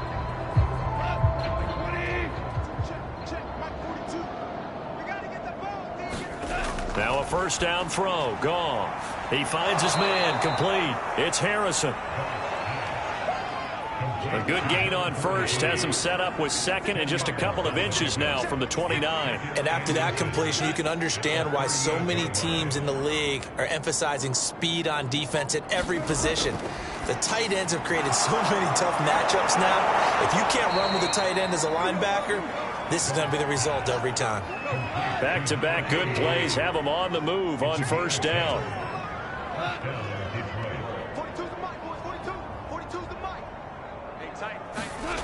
Goff now to throw. It's a short one here, complete to the tight end. They'll contain him to just 4, second down. It's vitally important to wrap him up immediately, because if you let that big guy get a head of steam up, boy, then you've got real trouble trying to get him down. But they're able to hold him to a short gain on first down. Throwing again is Goff. Got his man complete over the middle. That's Hines. They'll give him 4 yards there, and that's going to lead to a third down. Back to throw again. That ball nearly intercepted, but he could not hang on. Oh, pick there certainly would have been nice. Instead, at least it'll be 4th down. And how about this, a fake?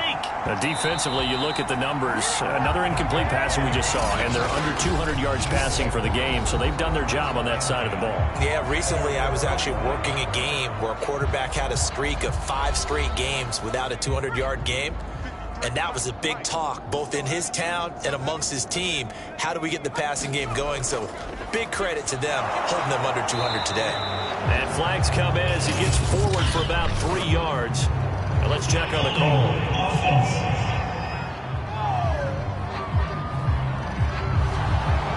So this will be accepted as it moves the offense backwards. After the penalty, it's Henry. And he'll get this up to about the 38-yard line. 2 yards on the pickup. It'll be second down. Well done to sniff that out defensively. He had it diagnosed pretty quickly. I love that description, because diagnosed is perfect on that one. Read his keys, made the play, and he couldn't even get going moving the football. 4 yards on the pickup there, and now they'll have to contend with a 3rd and 13. A shotgun handoff to Henry.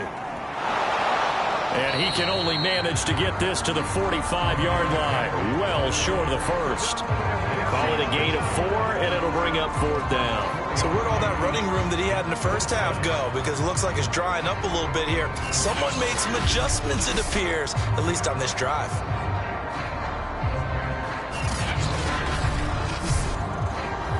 And they'll send out their punter now. Always a good sign when your first punt comes in the 4th quarter. They only punted twice in the win last week as he gets this one away. And this ball is going to be down now right at the 10-yard line. Good spot. Well, someone's going to be happy with that effort. You know who else is going to be happy? His defense. Absolutely. He's created a very long field for that offense to try to traverse. And he got some help from Mr. Football there, checking up nicely. Good English on that punt. So not quite a 1st and goal. It's 1st and 10 from the 10. They throw right away, and that's complete out on the right side. That catch good for only a couple. Looking to throw again on second down. Goff on the slant. This is Chark. And he works it across the 25 before being tackled. So signs of life in what's been a dormant offense in this second half. Here's 1st and 10. Here's Goff. And that'll be caught by St. Brown. And they get him down, but not before he takes it across the 40-yard line. Same result as last play, 14 yards and another first down.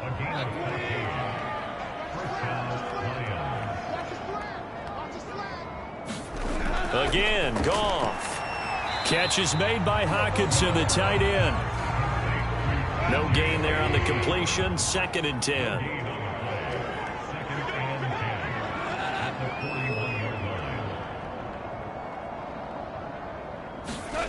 Here's Goff. And Shark hauls it in. Touchdown, Detroit. DJ Chark, his first touchdown on the year. And the Lions get a small measure of revenge as they cut into this fourth quarter deficit. Well, I do have one word for that touchdown for you, partner. You ready? Yeah. Cosmetics. Just makes things look a little better. I don't know. It's like putting lipstick on a pig. Yeah, and it's hard to do, too. And the pig doesn't like the lipstick a heck of a lot, but you do like the fact that they're battling down the stretch, still trying to put something on the board, even though this game is over. By the way, how rude is that to the pig? Look at all the things they give us. Pulled pork, bacon. Point after, right down the middle, as they make the score just a slight bit more respectable here in the final quarter of play.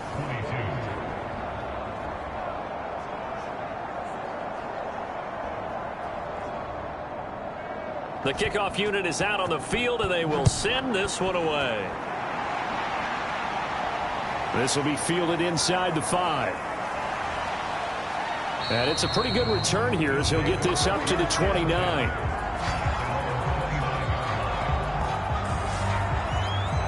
And we spotlight Derrick Henry now. He is knocking on the door for 100 yards in this ball game. And it's so important. It doesn't seem like it's that big of a deal. Just short of it, a little bit over. A little bit over feels better to everyone. Offensive line, running back, team totals.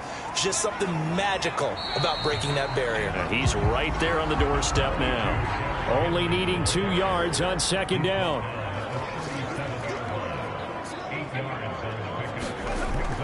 They'll run it again with Henry. And to the 42-yard line here and brought down there. And now Anderson is slow to get up. Staying down after that last play. While the training staff works on him, we'll step aside and be right back.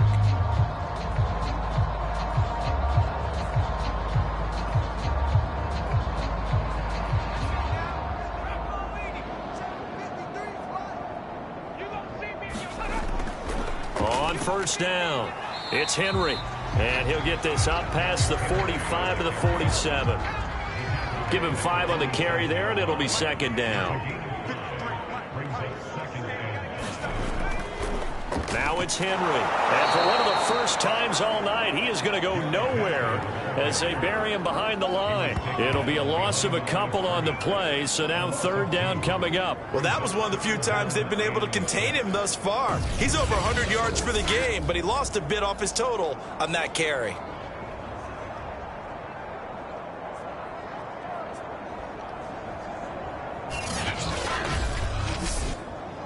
The offense on third down tonight, not quite 50%, 4 for 9. This will be 3rd and 6.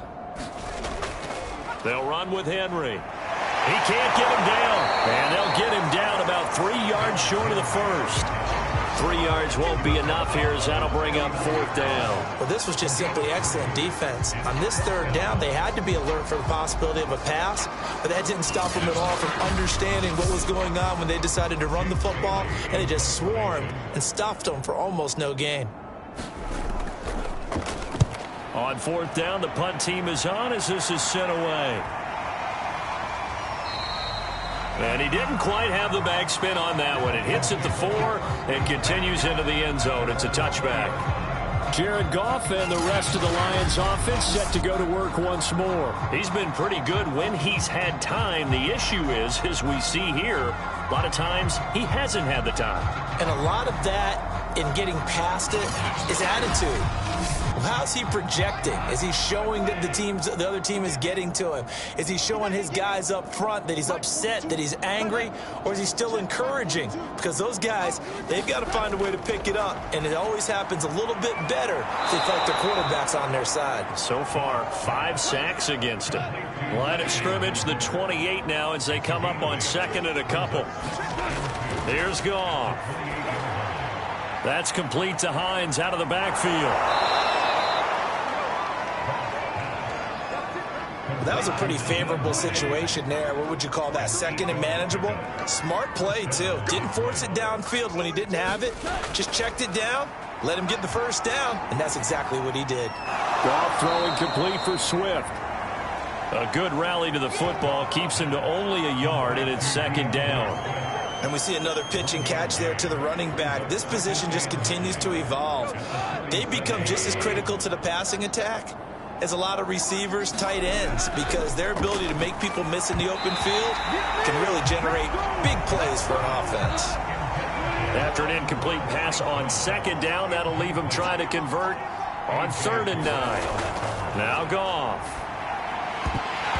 And this is going to be incomplete. Here's Logan Cook now, as he'll come on to kick for a 6th time tonight.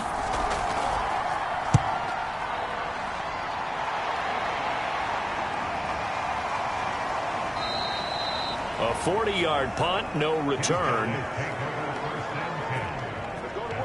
Dublin's offense now set to take over.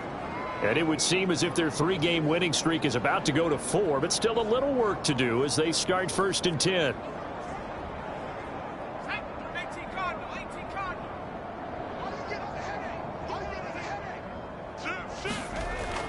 They'll try and choose some clock with Henry. And he'll fight forward on the straight-ahead running for just a couple of yards, 2nd down.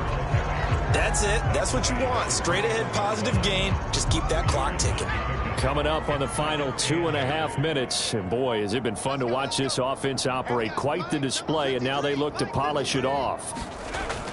2nd down, they go again with Henry. And he's going to get this one across the 30-yard line. 129 yards on the ground for him now as he has gotten better, really, as the night's gone on. Oh, that's one to warm the hearts of all those old-school football players, isn't it? Tough, hard, gritty run, got behind his pads, bowled over a few people. Look at that one, right up the gut. So up through 3 quarters, no reason to lighten up now. Just 2 minutes remaining here in the 4th quarter of what has been a one-sided affair. So it's our home team here in possession of the football as we come back. And they have just about put this one on ice as they've got it here, 1st and 10. And he's corralled at the 40, but not before picking up 8.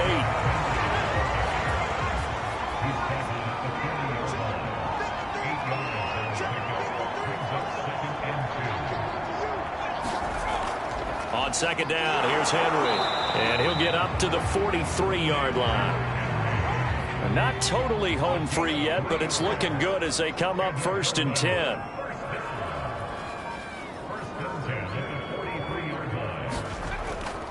Henry. Credit him with a 1-yard gain there to make it 2nd and 9.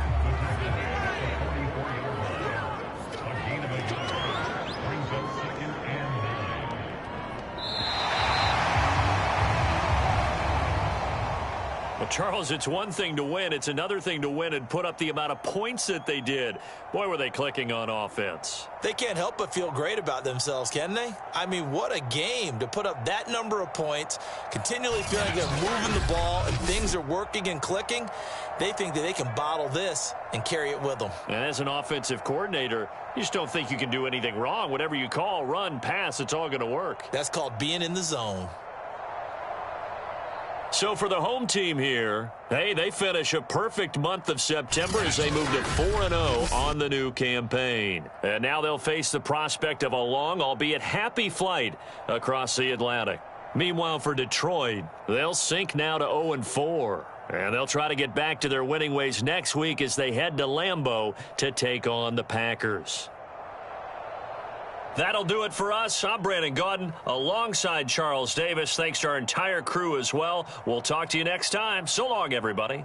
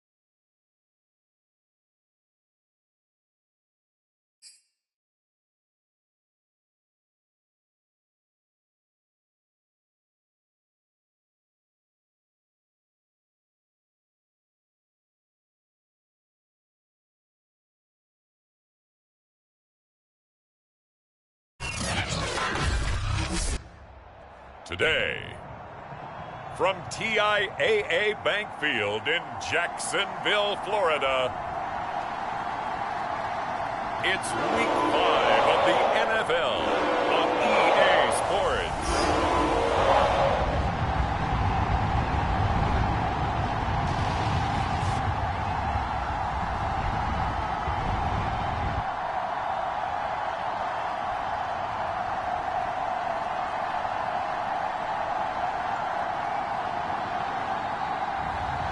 It's the Jacksonville Jaguars taking on the Dublin Antlers. The calendar may say autumn, but temperatures are still pretty sweltering here in North Florida. But the good news, the radar is clear. Still, hydration will be key today at TIAA Bank Field in Jacksonville. A few minutes prior to us coming on air, this crowd was jolted into action with the introduction of these Jaguars. They're set for football as the Jags are ready to match up with their opponents.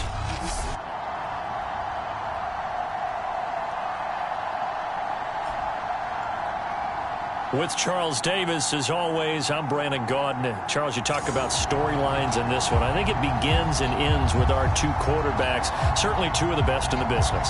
And nowadays, I don't think you can get by for long periods of time without a top-flight quarterback. The way the game is played, with all the responsibility he has and how the game flows through him, if he's not on the top of his game, your team's not going to benefit at all. And he opts to not bring this one out. The first drive will start at the 25.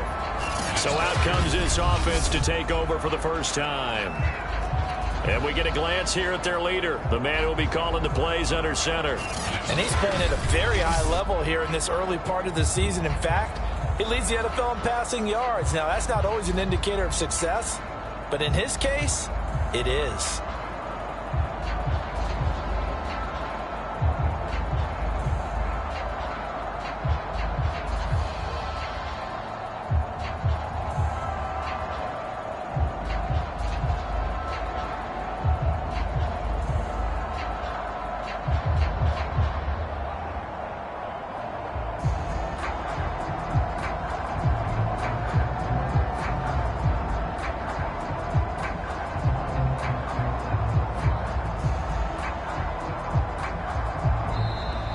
Now problems right out of the gate. We're going to get a delay.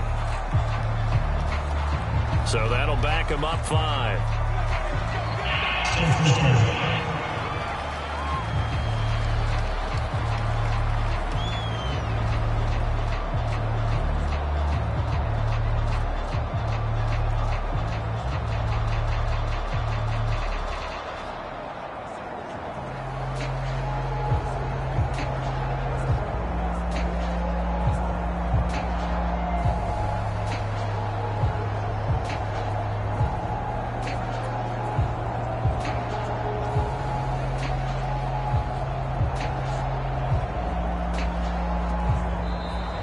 Play clock down to 0, and this is not the way to start a drive.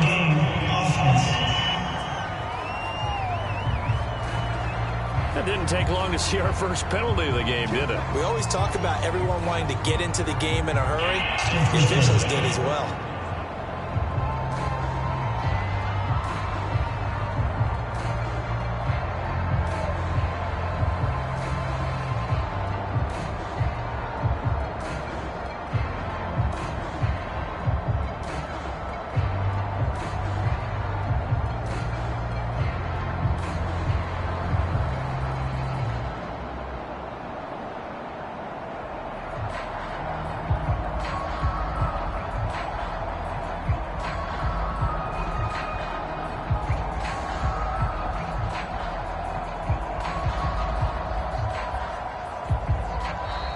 Now problems right out of the gate. We're going to get a delay.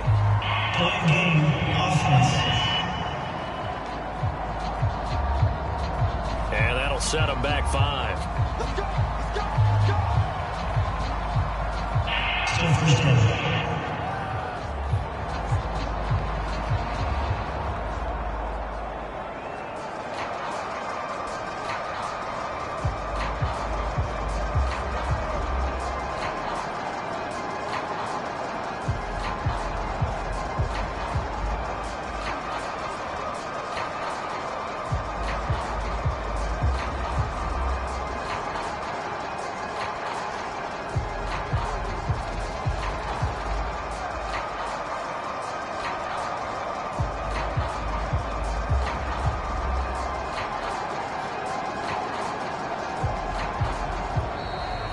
Play clock down to 0. And this is not the way to start a drive.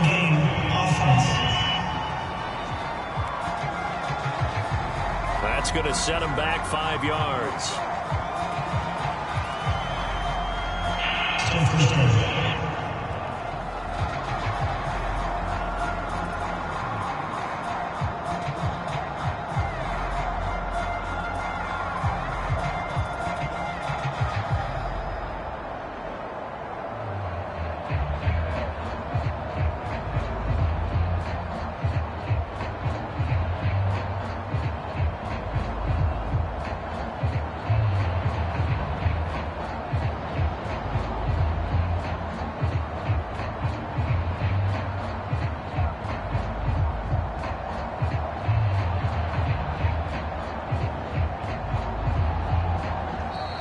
Now problems right out of the gate. We're going to get a delay.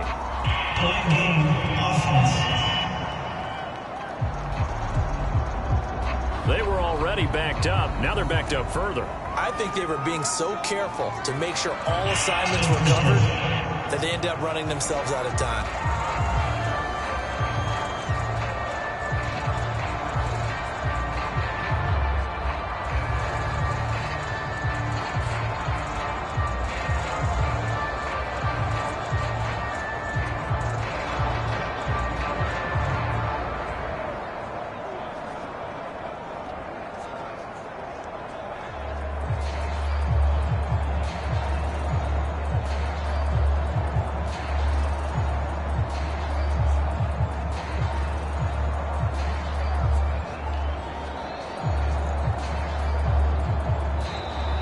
Play clock down to 0. And this is not the way to start a drive.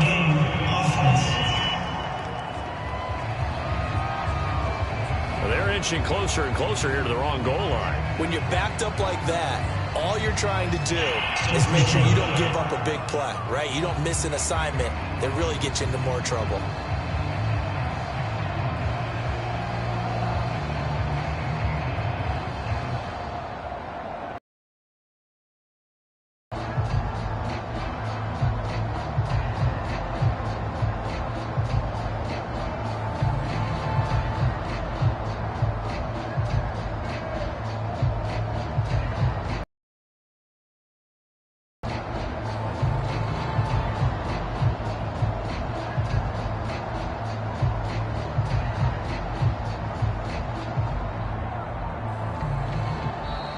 Now problems right out of the gate.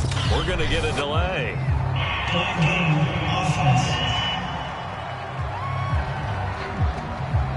Flag comes out, and that's because the offense did not get the play off in time. And you can see the head coach, he is not happy. Everyone getting away from him right now because he's frustrated that they didn't get the ball snapped in time.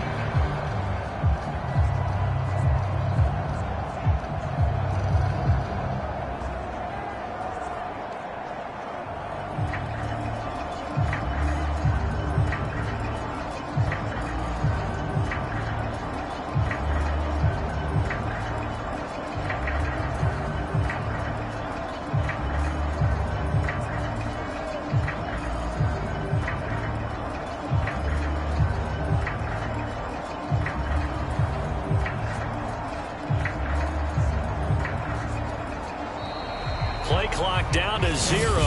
And this is not the way to start a drive.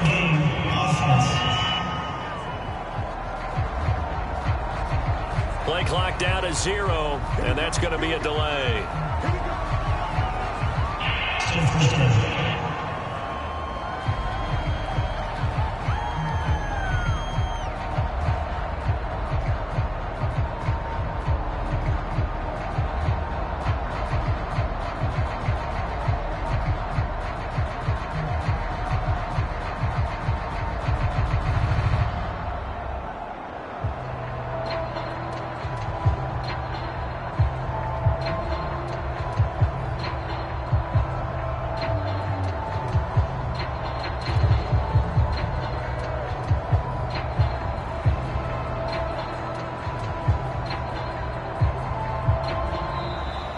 Now problems right out of the gate. We're going to get a delay.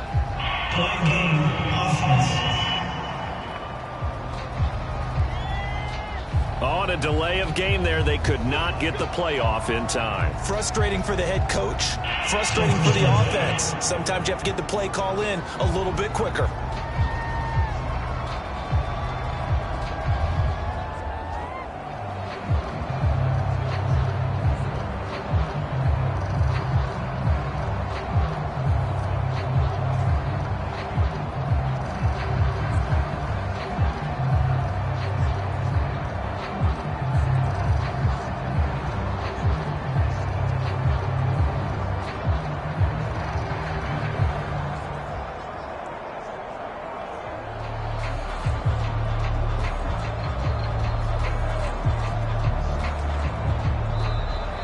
Play clock down to 0, and this is not the way to start a drive.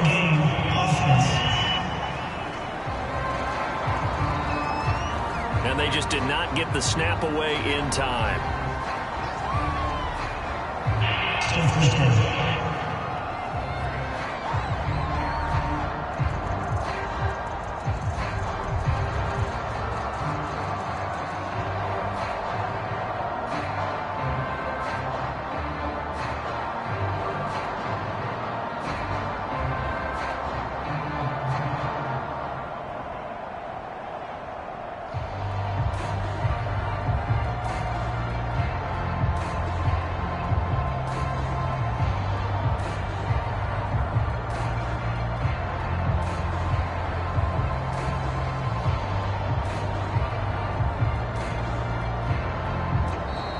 Now problems right out of the gate. We're going to get a delay.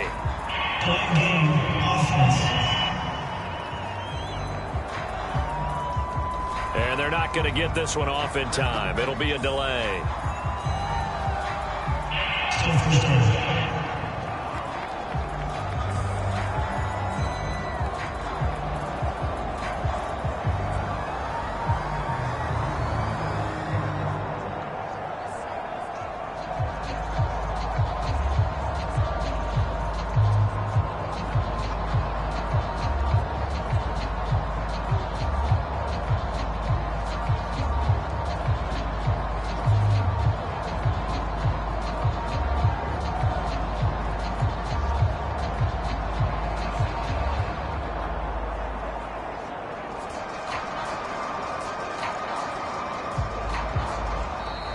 Play clock down to 0, and this is not the way to start a drive.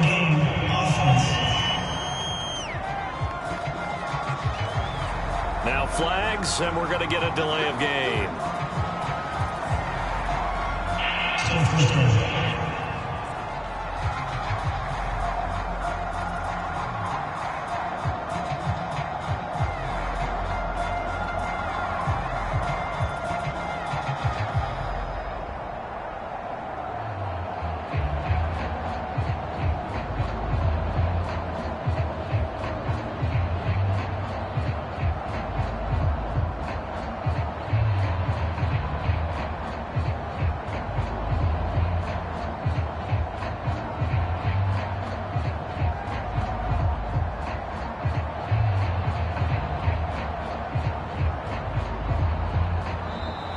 Now problems right out of the gate. We're going to get a delay.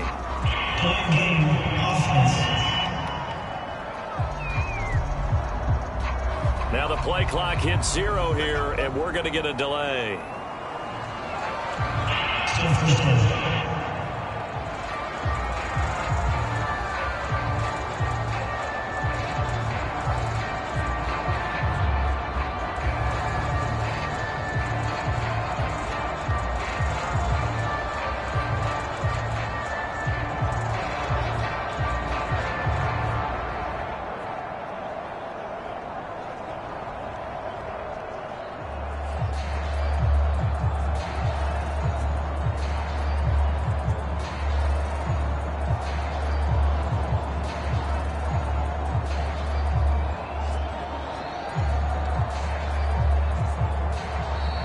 Play clock down to 0, and this is not the way to start a drive.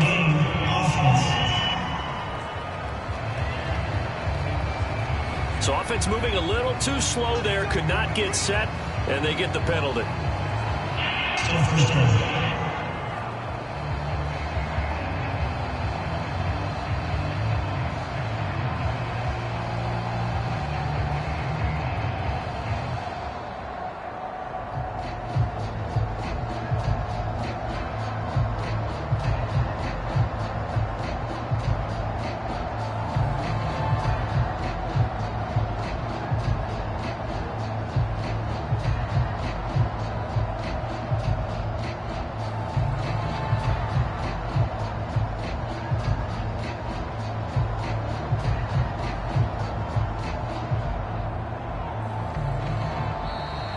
Problems right out of the gate. We're going to get a delay.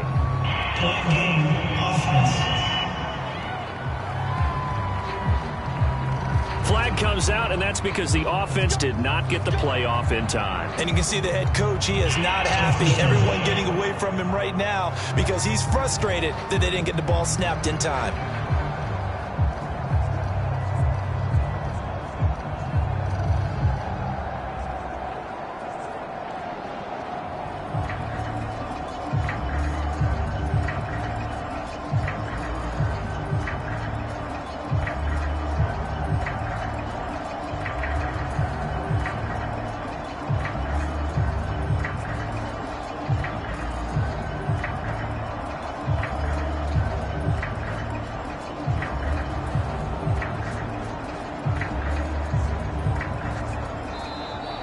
Play clock down to 0, and this is not the way to start a drive.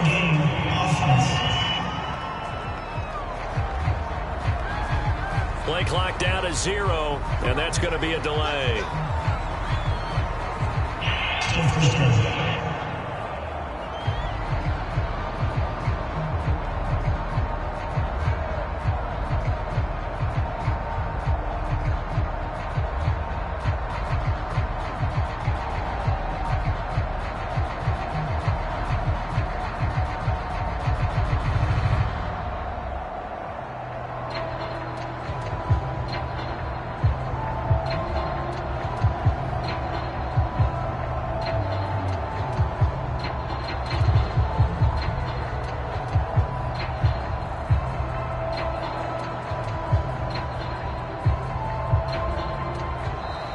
Now problems right out of the gate. We're going to get a delay.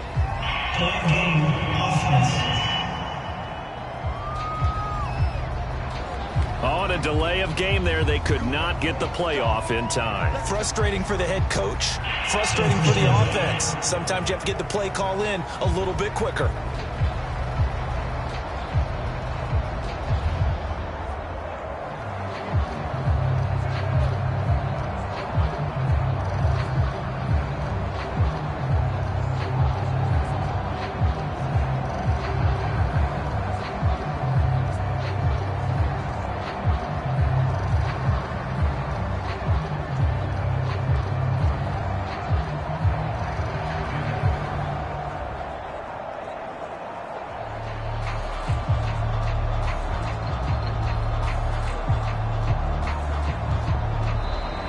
Play clock down to 0, and this is not the way to start a drive.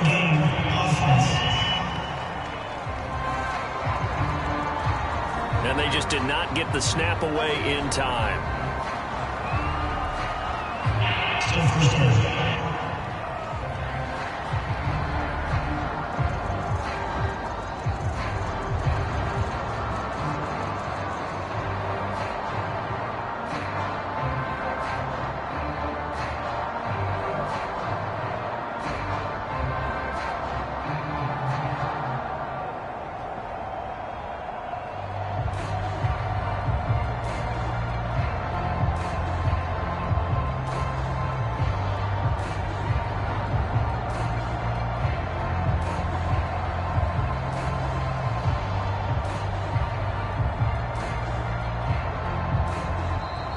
Now problems right out of the gate. We're going to get a delay.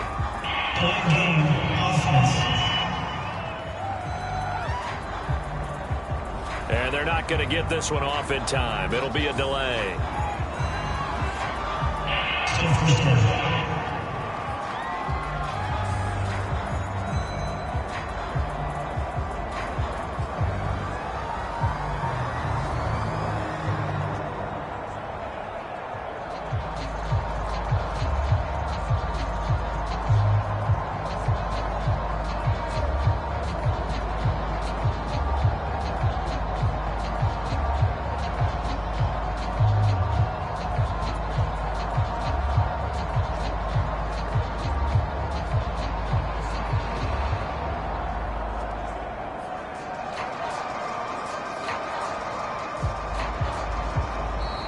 Play clock down to 0, and this is not the way to start a drive.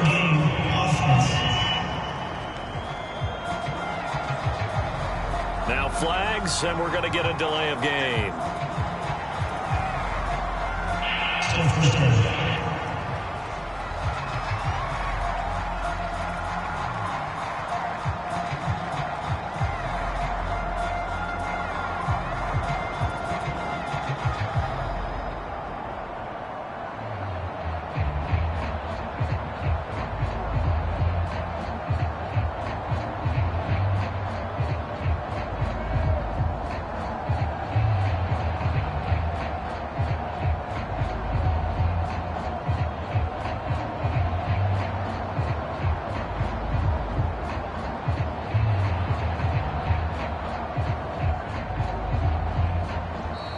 Now problems right out of the gate. We're going to get a delay.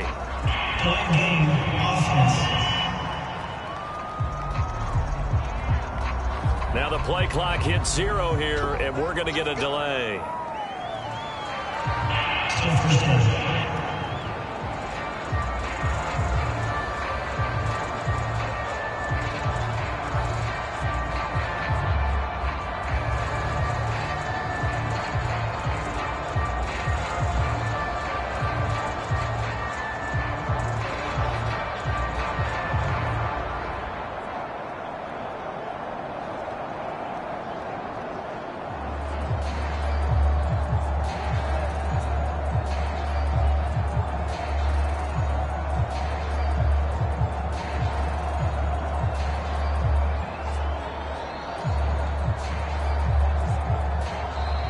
Play clock down to 0, and this is not the way to start a drive.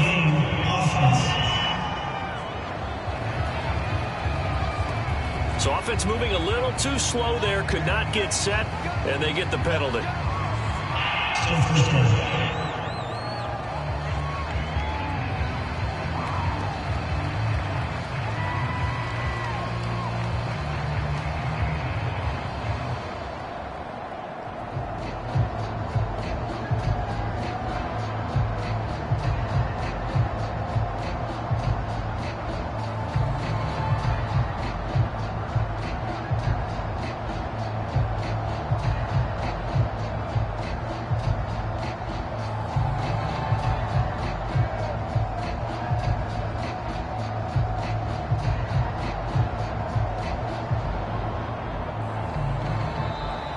Now problems right out of the gate. We're going to get a delay.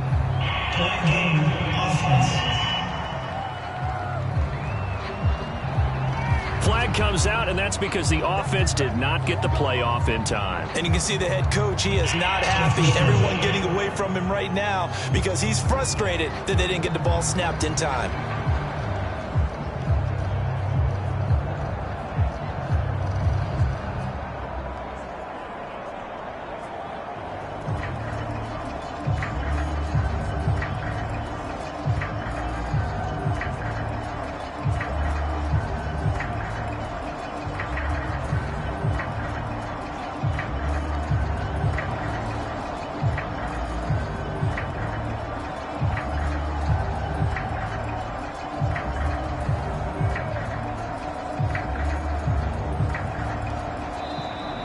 Play clock down to 0, and this is not the way to start a drive.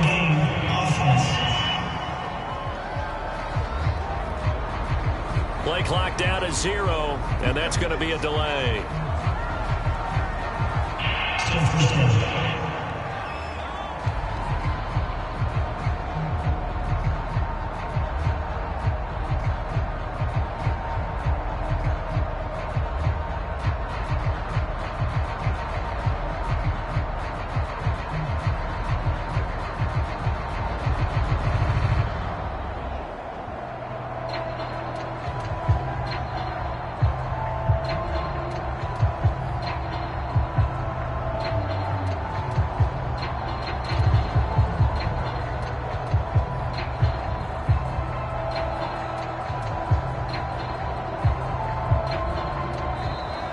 Now problems right out of the gate. We're going to get a delay.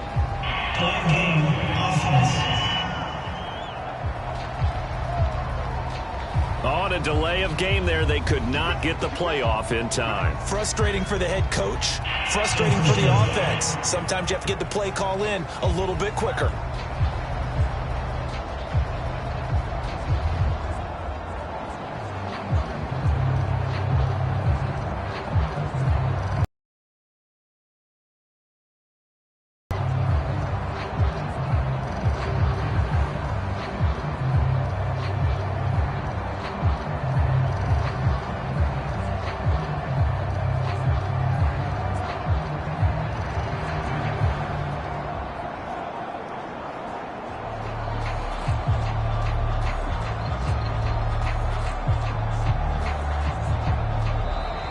Play clock down to 0, and this is not the way to start a drive.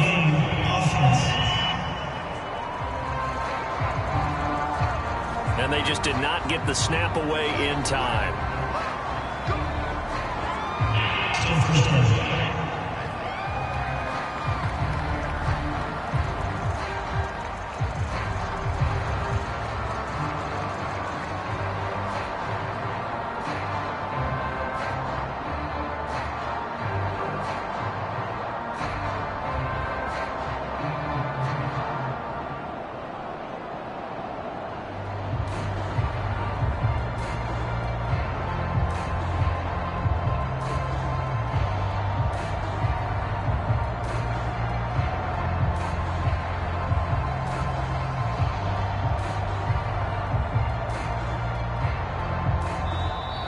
Now problems right out of the gate. We're going to get a delay.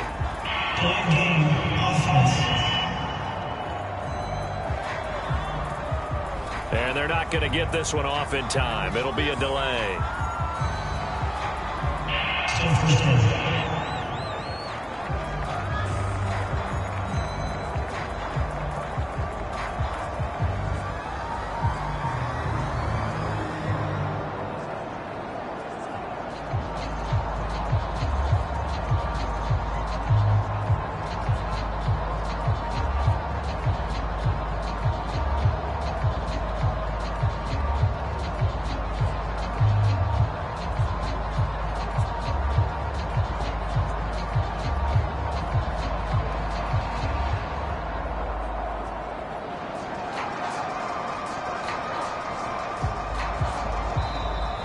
Play clock down to 0, and this is not the way to start a drive.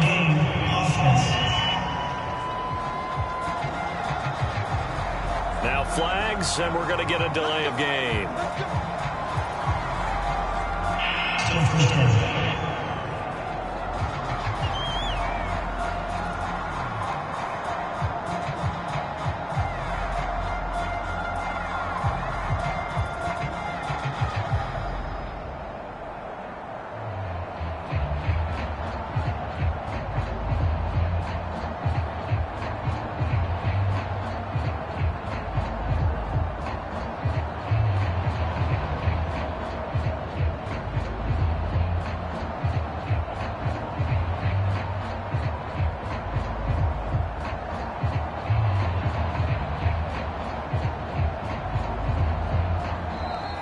Now problems right out of the gate. We're going to get a delay.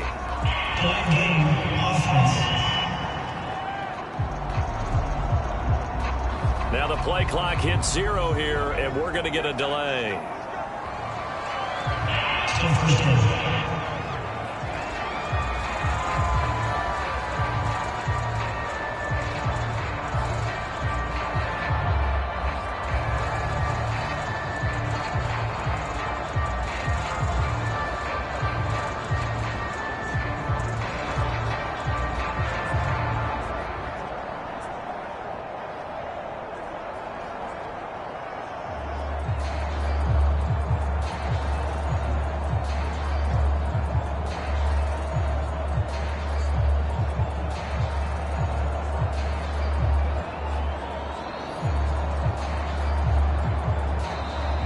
Play clock down to 0, and this is not the way to start a drive.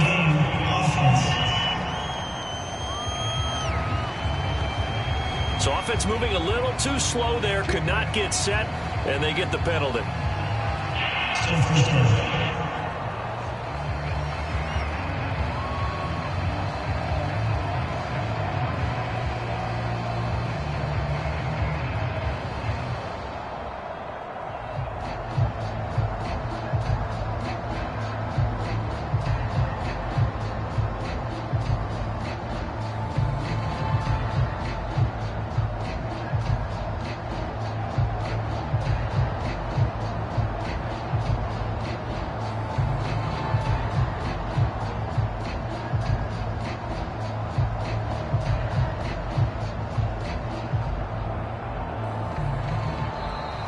Now problems right out of the gate.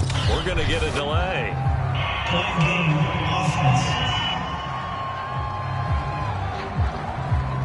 Flag comes out, and that's because the offense did not get the play off in time. And you can see the head coach, he is not happy. Everyone getting away from him right now because he's frustrated that they didn't get the ball snapped in time.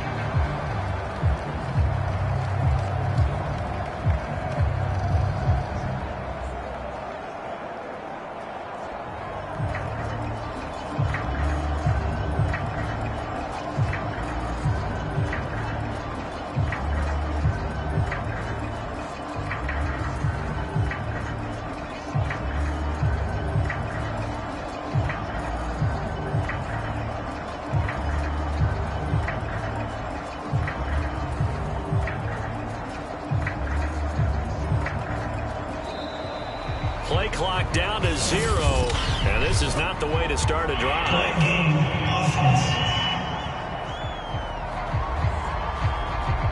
Play clock down to 0, and that's going to be a delay.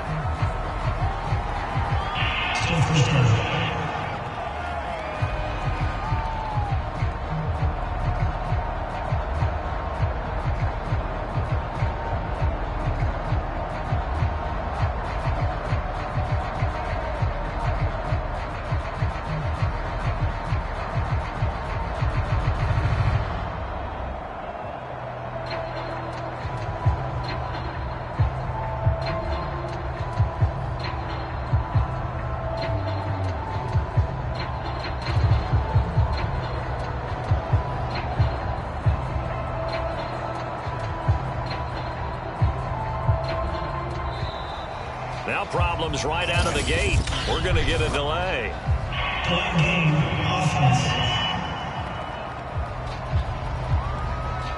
On a delay of game there, they could not get the playoff in time. Frustrating for the head coach, frustrating for the offense. Sometimes you have to get the play call in a little bit quicker.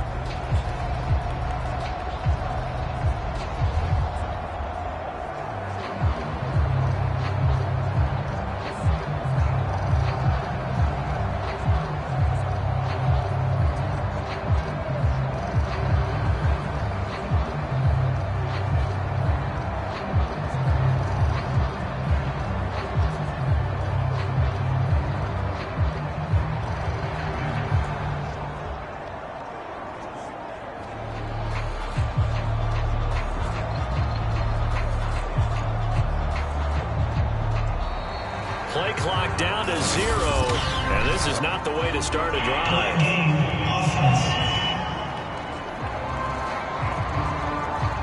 And they just did not get the snap away in time.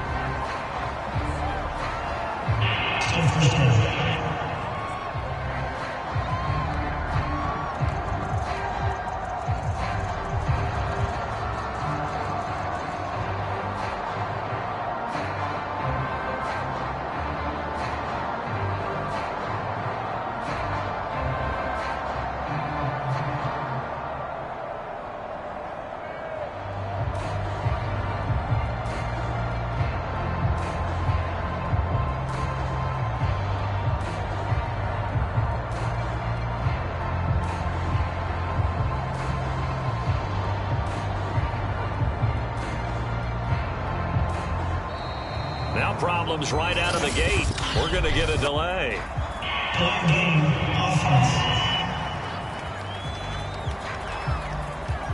And they're not going to get this one off in time. It'll be a delay.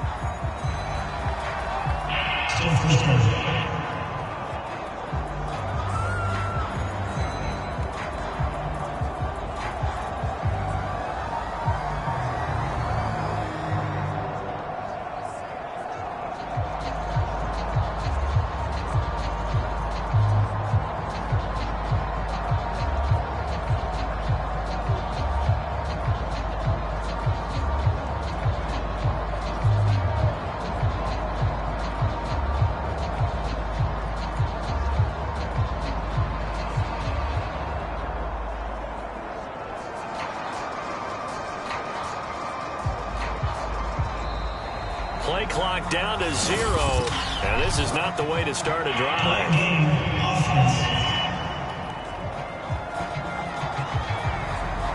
flags, and we're going to get a delay of game.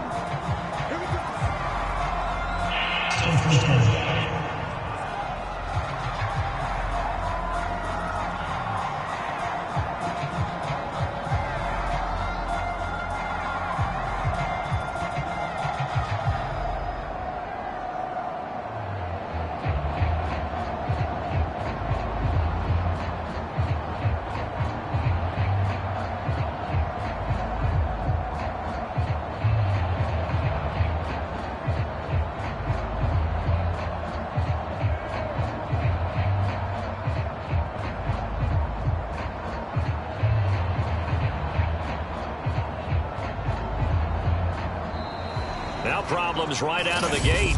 We're going to get a delay.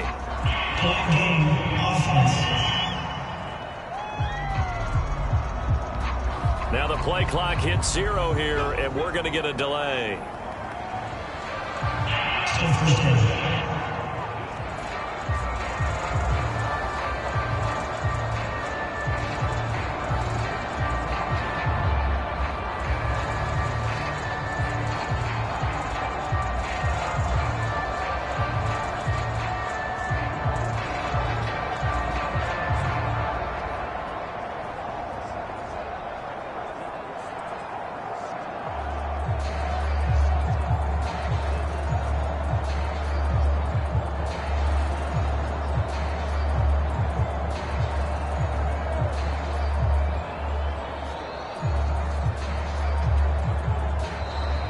Play clock down to 0, and this is not the way to start a drive.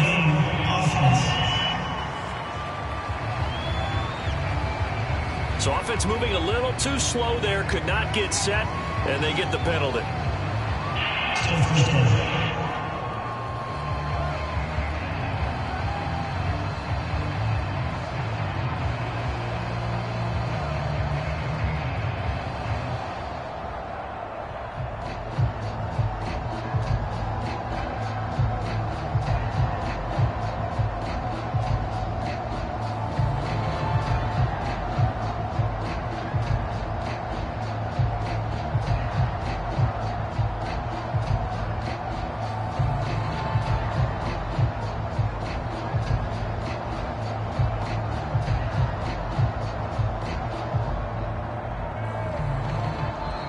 Now problems right out of the gate. We're going to get a delay.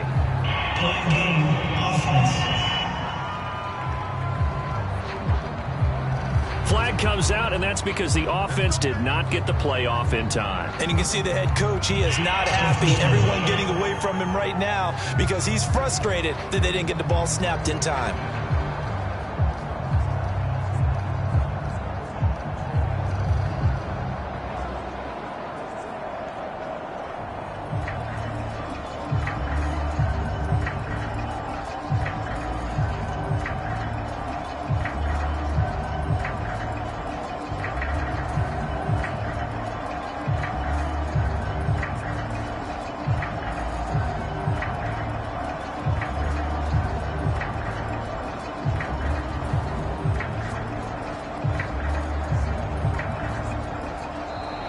Play clock down to 0, and this is not the way to start a drive.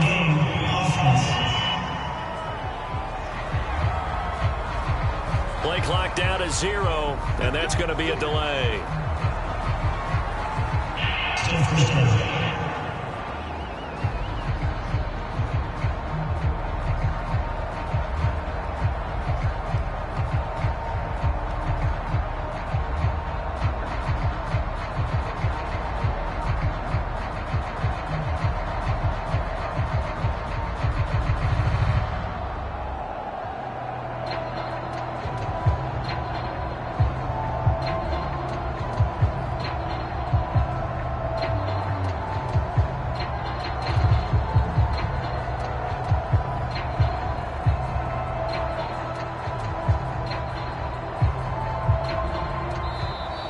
Now problems right out of the gate. We're going to get a delay.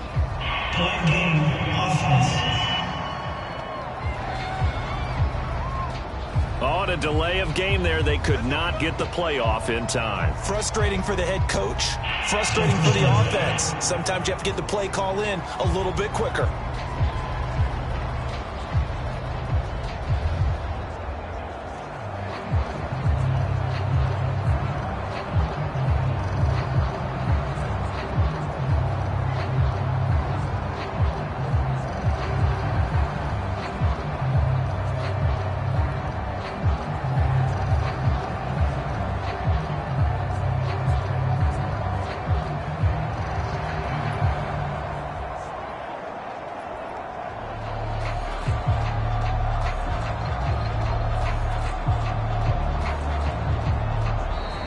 Play clock down to 0. And this is not the way to start a drive.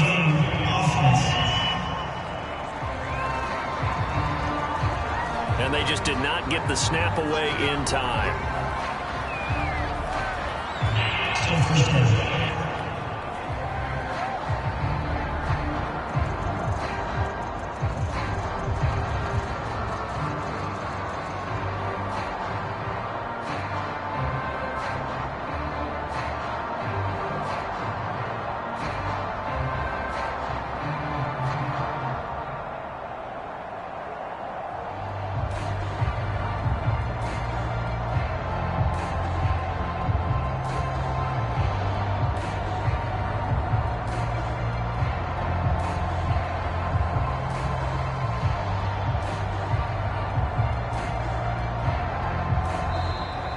Now problems right out of the gate. We're going to get a delay.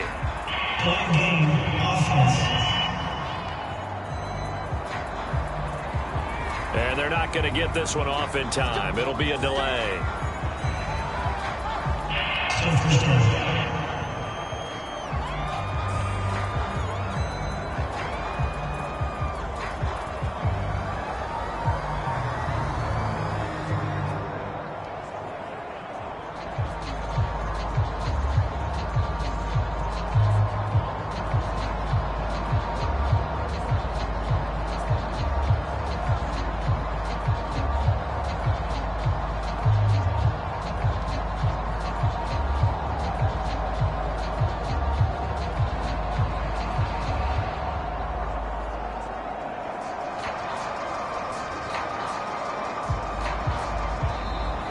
Play clock down to 0. And this is not the way to start a drive.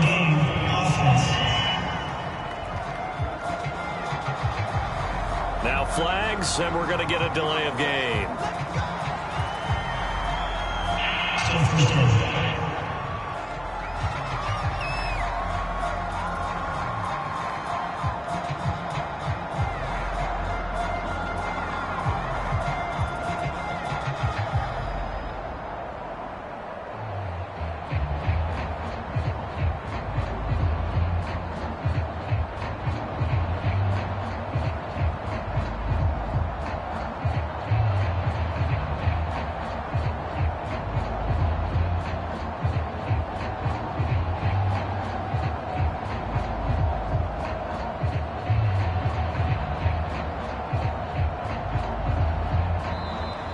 Now problems right out of the gate. We're going to get a delay.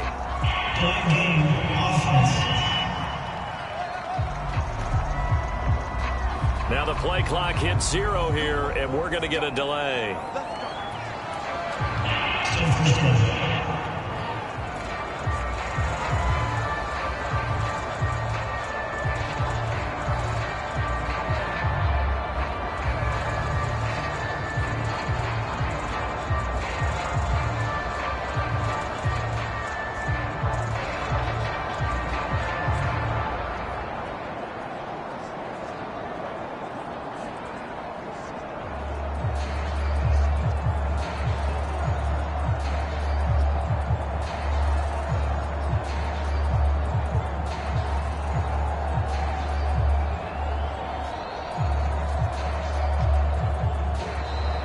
Play clock down to 0.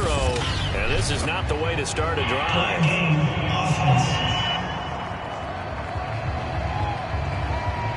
So offense moving a little too slow there. Could not get set. And they get the penalty.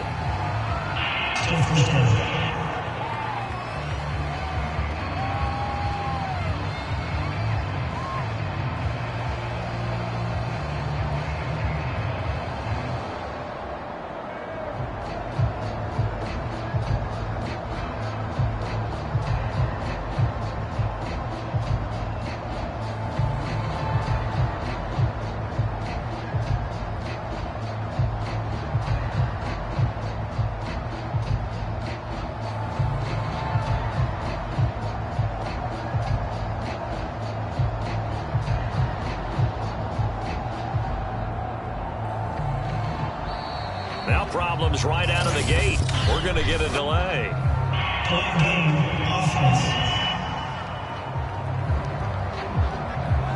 Flag comes out, and that's because the offense did not get the play off in time. And you can see the head coach, he is not happy. Everyone getting away from him right now because he's frustrated that they didn't get the ball snapped in time.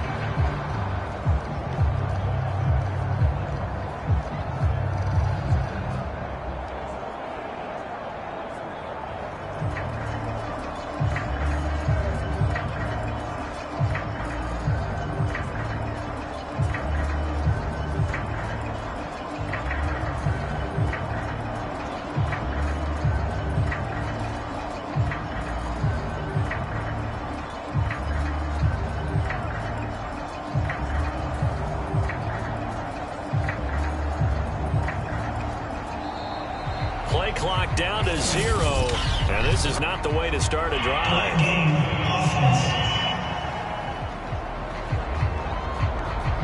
Play clock down to 0, and that's going to be a delay.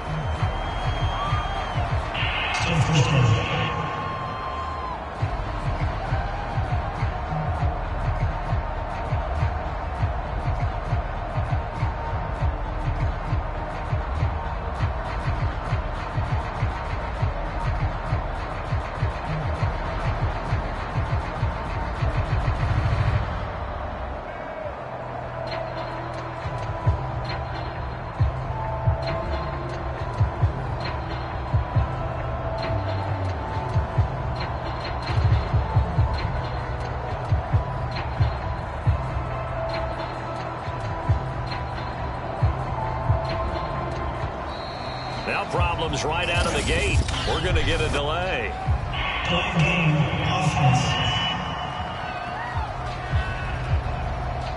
On a delay of game there, they could not get the play off in time. Frustrating for the head coach, frustrating for the offense. Sometimes you have to get the play call in a little bit quicker.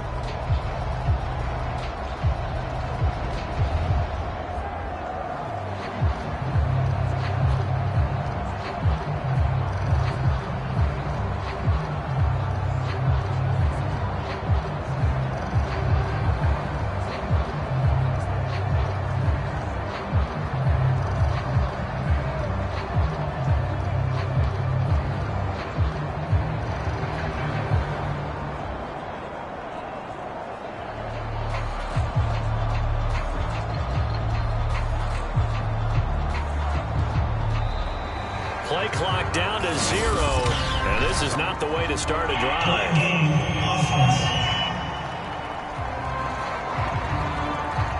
And they just did not get the snap away in time.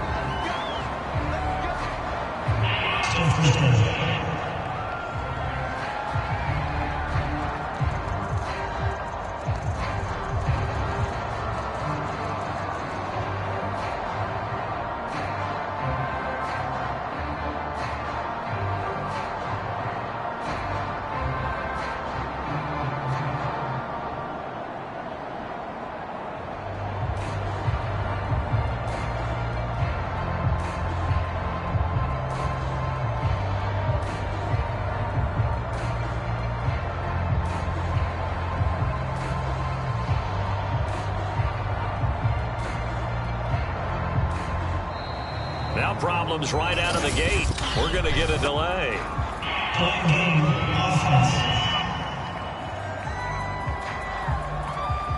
And they're not going to get this one off in time. It'll be a delay.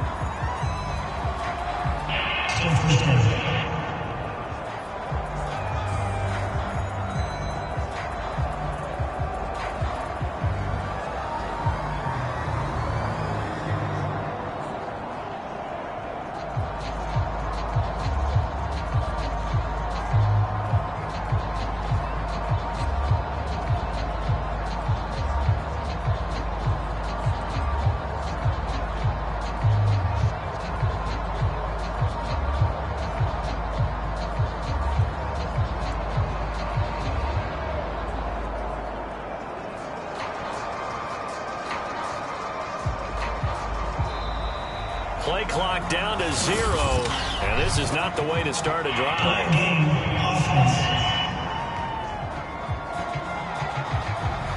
Now flags, and we're going to get a delay of game.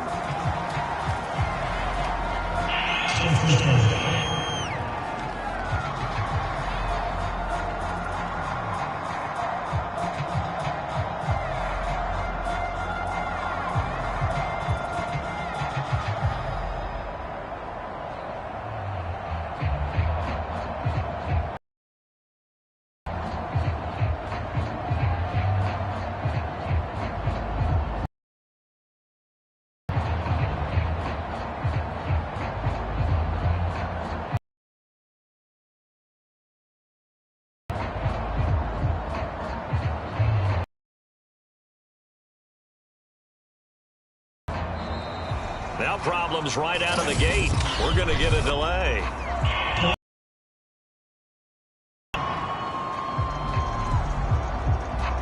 Now the play clock hits 0 here, and we're going to get a delay.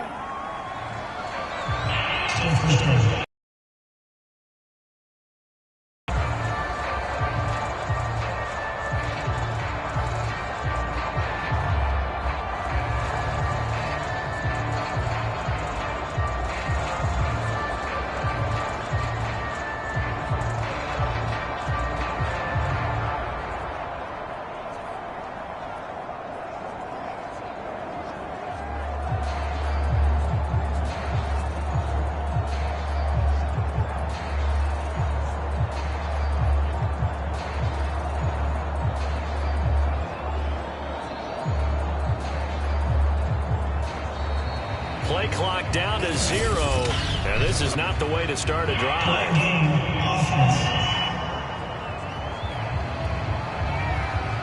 So offense moving a little too slow there, could not get set, and they get the penalty.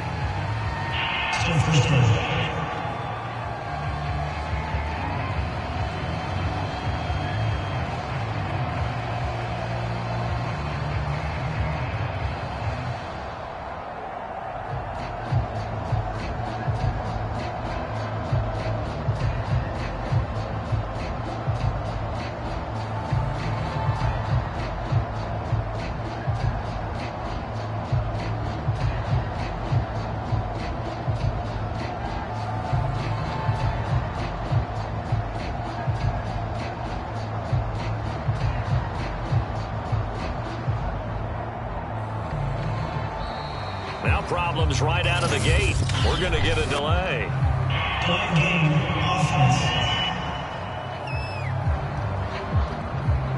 Flag comes out, and that's because the offense did not get the play off in time. And you can see the head coach, he is not happy. Everyone getting away from him right now because he's frustrated that they didn't get the ball snapped in time.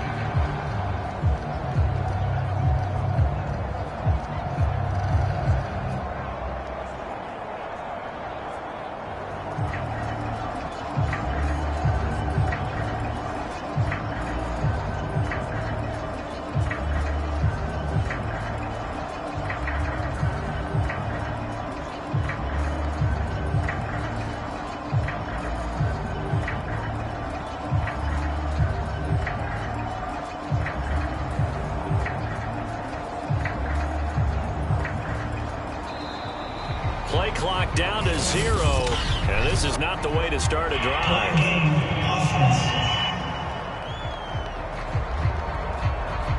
Play clock down to 0, and that's going to be a delay.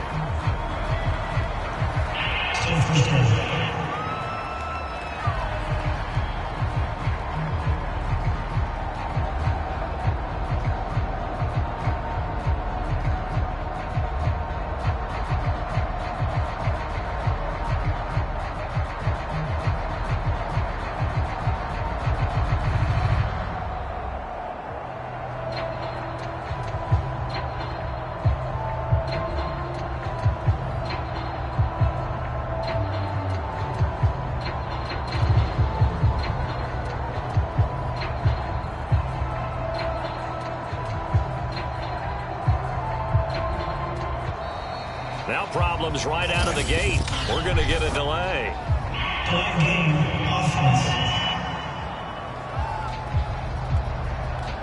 On a delay of game there, they could not get the playoff in time. Frustrating for the head coach. Frustrating for the offense. Sometimes you have to get the play call in a little bit quicker.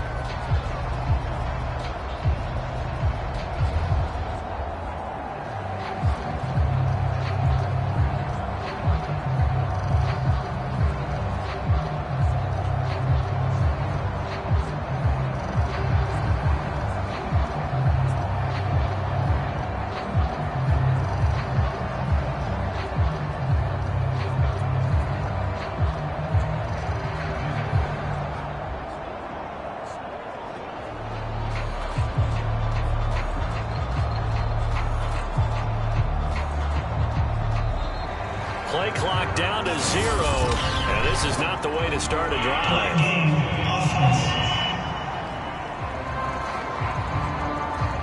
And they just did not get the snap away in time.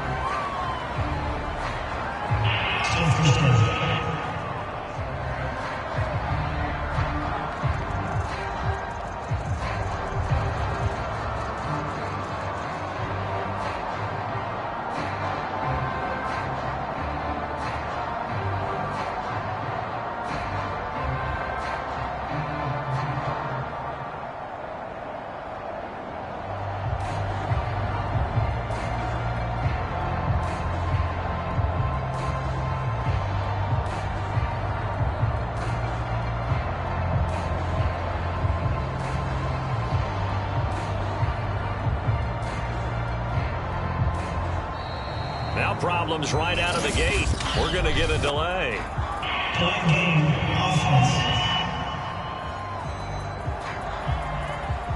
And they're not going to get this one off in time. It'll be a delay.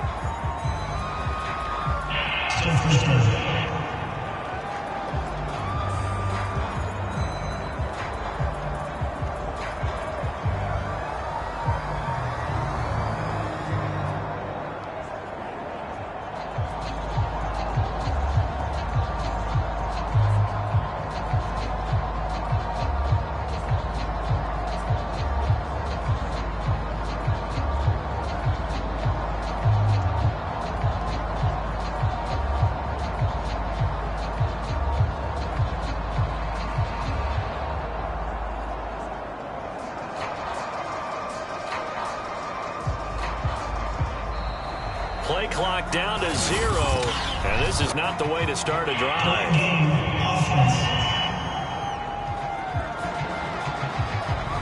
Now flags, and we're going to get a delay of game.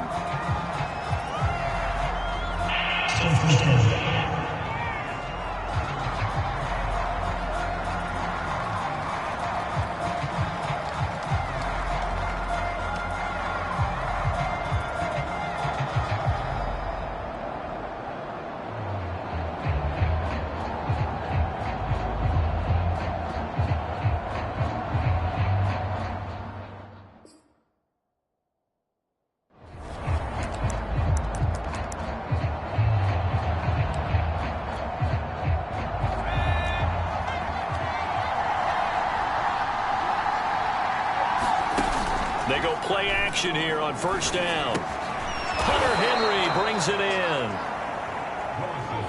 A good pickup after the penalty, 12 yards, and it's second down.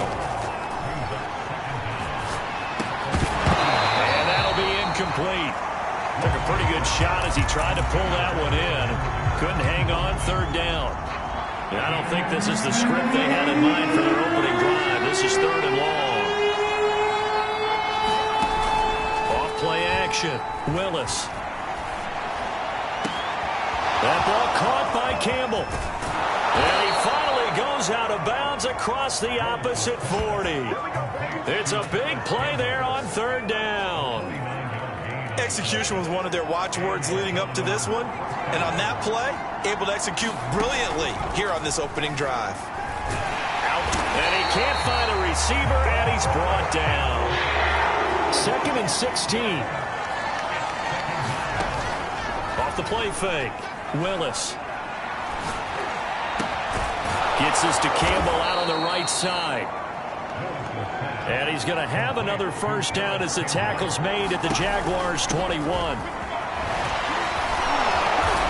get this down to the 10. First and goal, a chance for an early statement here on the road. They'll try and run for it with Henry. And he gets halfway home from the 10 to the 5 on a pickup of 5. The numbers on the ground for Henry. And he is into the end zone for a touchdown. Derrick Henry with touchdown number 8 on the year. And the Antlers march right down the field on the opening drive to take a first quarter lead. One of the keys to their long winning streak has been scoring first. An ideal drive right there, getting the first 6 points of the ball game. Do you go back to our meeting with the offensive coordinator? Remember what he told us? Absolutely. With some teams, I script to probe in the early part of the game. Other teams, I script to attack. They've been in attack mode for these ball games and continue that in this one. Well, I guess the opening drive...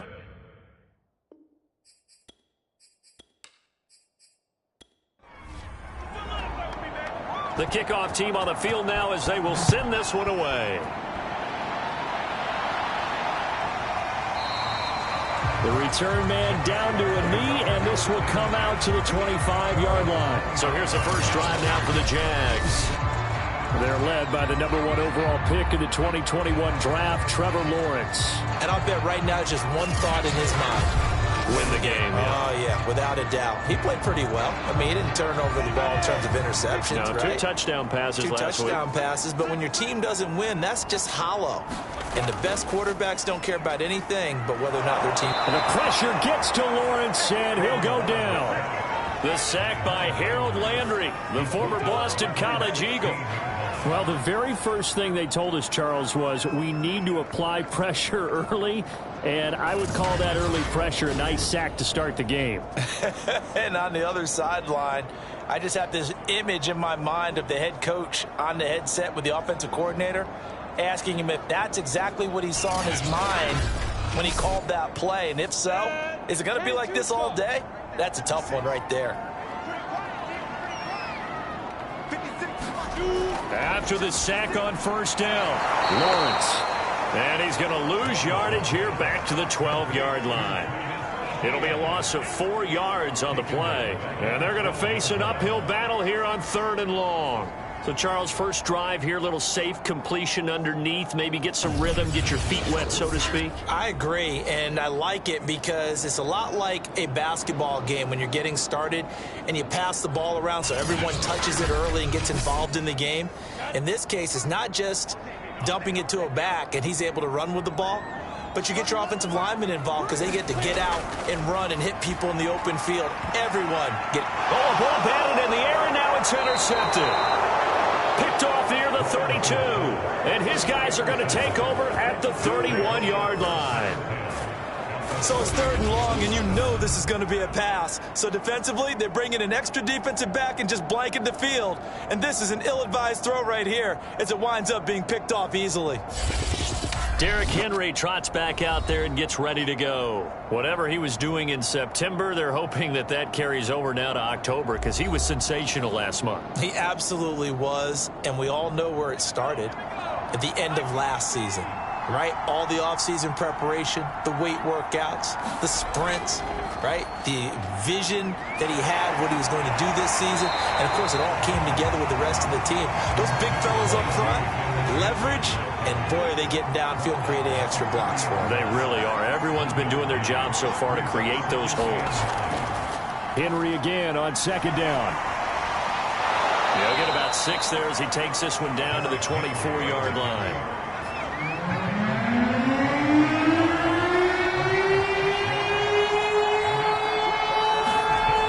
On 3rd and short, they'll try and pick it up through the air.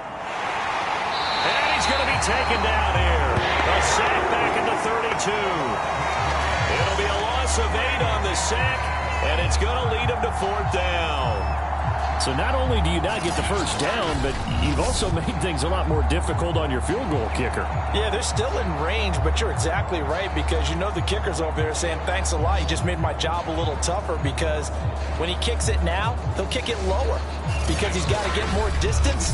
That means there's more jeopardy for the ball to get tipped or blocked.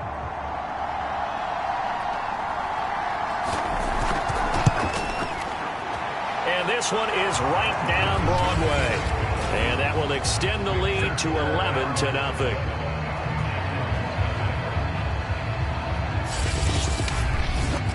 They got the interception, but very little movement after, and that forces him to settle for 3. And it does feel like settling when that happens, doesn't it? It certainly does, but we got to give a lot of credit where it's due, and that's to the defense because they ran onto the field. It's what we call sudden change, right? Interception, you got to go put out the fire, and they did, holding them to a field goal. Trevor Lawrence and the Jacksonville offense ready to go back to work. He'll look to shake off the interception on the opening drive. He should at least be comforted that it resulted in 3, not 6. And if I were him, I would be the guy all the way out on the field greeting my defense now, saying thanks a lot. You held him to a field goal after I turned it over. That's a big defensive stand for them. He needs to go out now and make up for what he did on the first drive. 2nd and 10 now. It's Lawrence.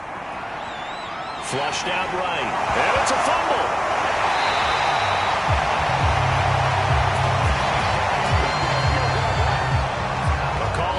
Skill, whatever the case is, they're feeling good about just keeping the football there. Yeah, the biggest thing that they're calling it now, our ball. I mean, they don't care if it was luck or skill.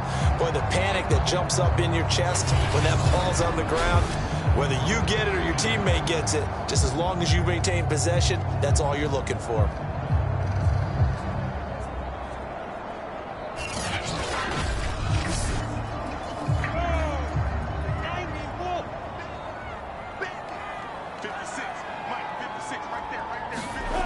Play fake for Robinson. Now Lawrence. Oh, going for Jefferson downfield. Into a double team, and it's intercepted.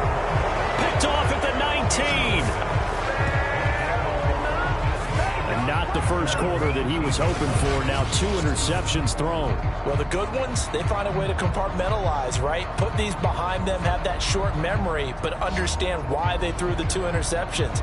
They go on and usually play a pretty decent game. Other quarterbacks, they have a hard time getting past it and often put the ball up for grabs the rest of the ball game. Dublin's offense now set to take over. And they're not going to play this conservative, I don't think. They had the field goal last time, and they're up, but they're looking to put a drive in the end zone. Oh, I agree with you totally. No one goes out on the field and says, all right, let's just settle for 3, except in certain situations, trying to ice a game, that sort of deal. Most of the time, it's end zone, and that's what you're thinking, and I believe that's exactly what they're thinking as they begin this one. Yeah, no quarterback ever goes out there saying, hey, let's get 3, right? Not one that I've ever met.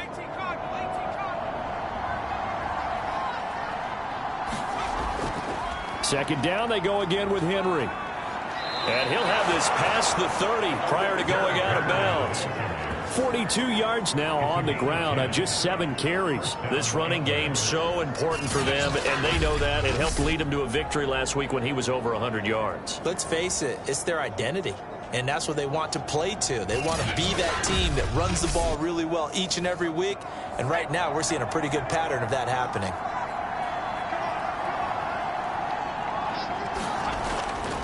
A first down carry for Henry. And he's going to get a solid gain of 9 before being brought down. 2nd and right at a yard. The last run got 9. That leaves him with 2nd and a yard.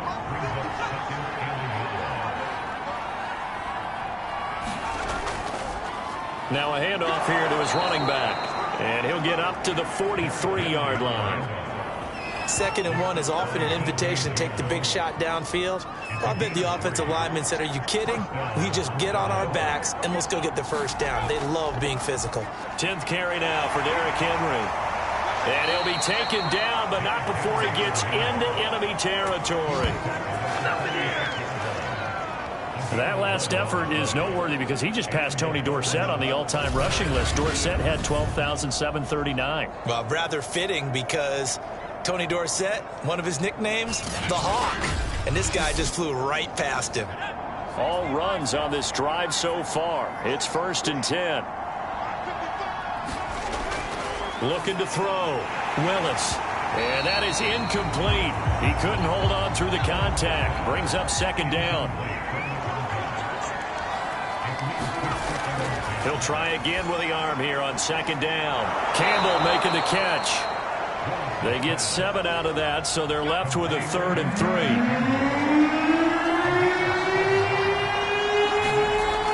Back to throw. Willis. Willis. And this complete to Henry over the middle. And he's going to have another first down as the tackle's made at the Jaguars' 29-yard line.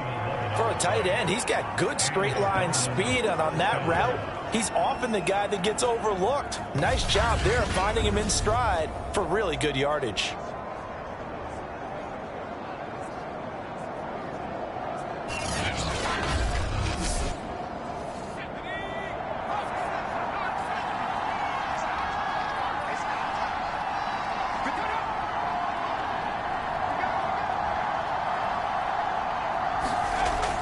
They'll run on first down. Henry stopped at the 24-yard line after a gain of 5. The first down run got 5. Here's 2nd and 5. They'll try the right side with Henry. A little juke. And he is close to a first down as he's tackled at the Jaguars' 19-yard line.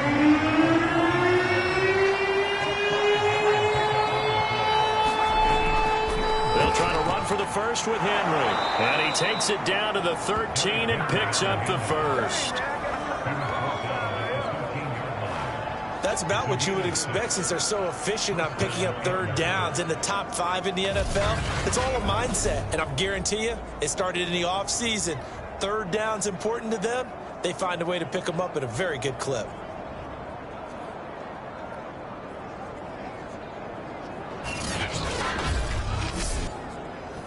Three tight ends in the ball game here on 1st and 10. Looking to throw. Willis. And caught by Henry. 5 yards on the catch there. Brings up 2nd down. How about the timing on that one? Boy, they were in sync, weren't they? 3-step drop, balls out of his hands, right to the tight end. Nice completion, just like they do it in practice. 2nd and 5 from the 8.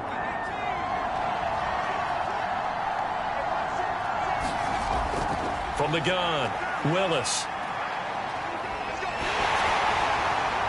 And he just chucked that one out of bounds, out of everyone's reach. Maybe a wise call not to take a sack in this part of the field. It brings up 3rd down. Good coverage on the outside, and I think that's where he wanted to check that down to. But once he saw the danger over there, he just threw that one over everyone's head. Smart play. This is caught. Touchdown.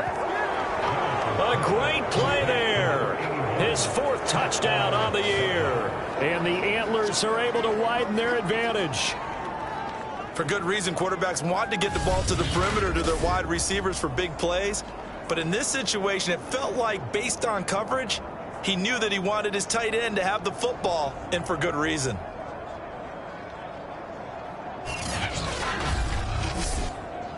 Extra point attempt to come here.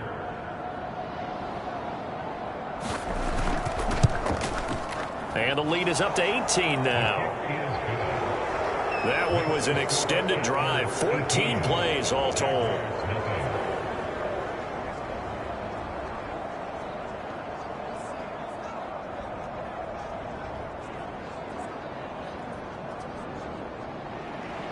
Set now to kick this one away, and off it goes.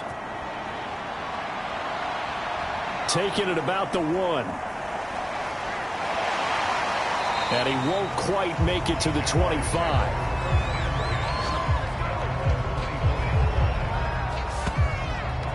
Trevor Lawrence and the Jacksonville offense ready to go back to work. Bottom line, he's got to figure things out. He's completed 3 passes, but 2 of them have been to the wrong team so far.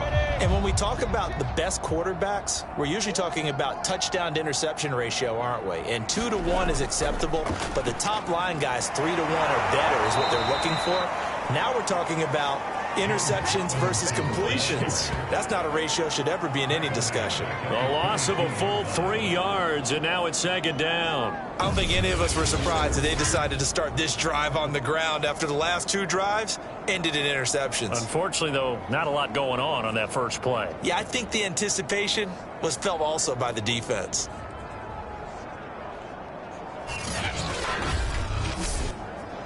So now they have to contend with 2nd and 13 after the first down run goes backwards.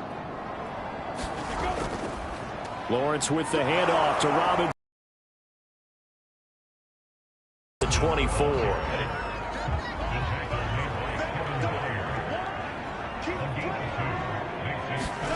On third down, Lawrence rolling to his left. And they get him down, but not before he takes it across the 40-yard line. That's something you have to be aware of as a defense and have to find a way to account for him. And if you're not going to use a spy, you're telling your guys to keep your eyes on him, because when he breaks out and makes plays like that, all he does is hurt you. Have to at least be able to contain him somewhat. There they could not.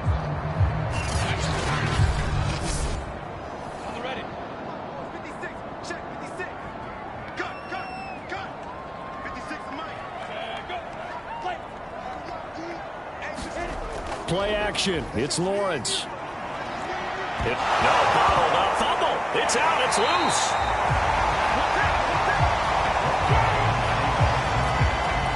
Second time in this game, Charles, the ball has squirted out from his hands. Luckily, his teammate was there to pounce on it. You're right. Got the lucky bounce, able to retain possession. You know, we often talk about the combine and why do we measure quarterbacks' hands. Is that really a big deal? It's for situations like this. Do you have the hands big enough and strong enough to hold on to the football while being jostled? The fumble on first down now. Here's second down. Now Lawrence. Throw left side, complete to Ingram. That catch good for 5. It's third down.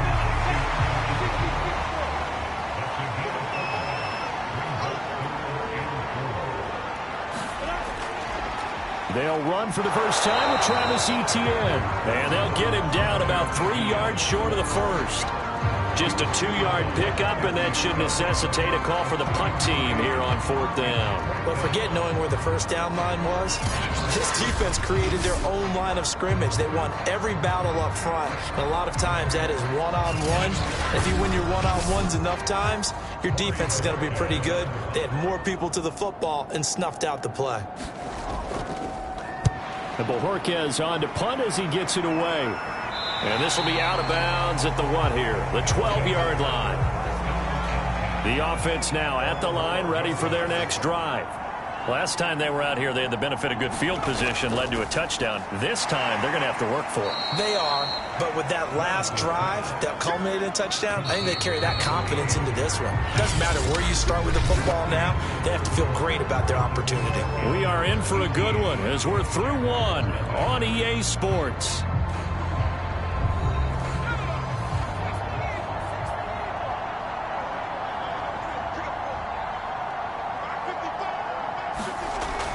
On second down now, it's Henry, and he'll go down just shy of the 25 at the 24-yard line.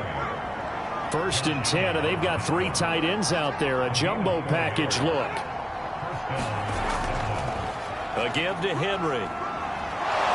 And they're able to get this one across the 35. 98 yards rushing now for the NFL leader coming into this ball game. I'm not sure how much more evidence they need, partner, than to understand that if they don't start to slow him down, it's going to be a long afternoon here at the stadium, because he is just shredding them at this point. And let's face it, coming into the game, they knew he would be the focal point of their attack. This is going to take an 11-man unit on the defensive side to start making plays. Henry will get it. He's been busy today. And able to get this one across the 45 before he's brought down.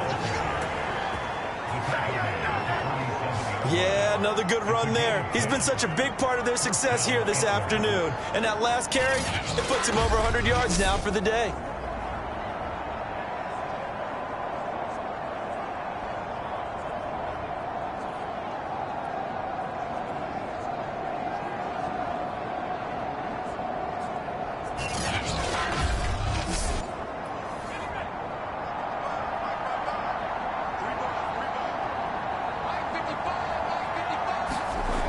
Now a play fake here on first down. A 50-50 ball here, and it's intercepted. Picked up by Forasado and Orkin. Well, that's a drive killer right there. Not a really confident throw either. This one was kind of up for grabs, and it's going to come down the hands of the wrong team.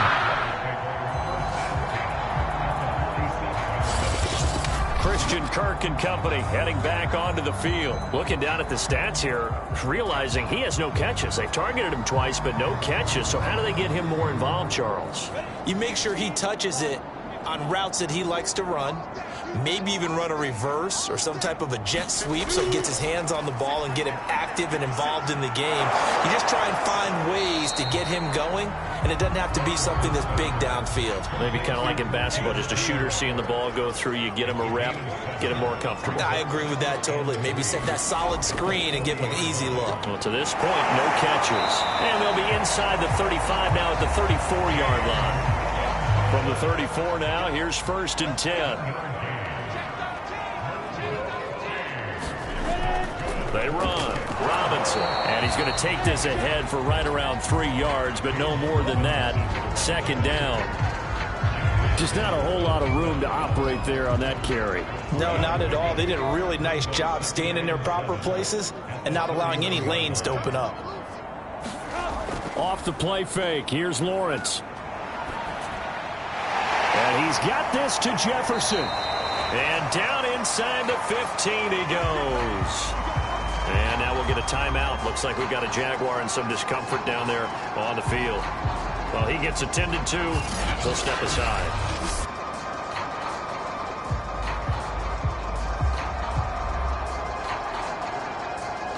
The Jags with their first opportunity in the red zone. They have a 1st and 10 at the 13-yard line. On the run, it's Robinson. And he'll be taken down here at about the 11.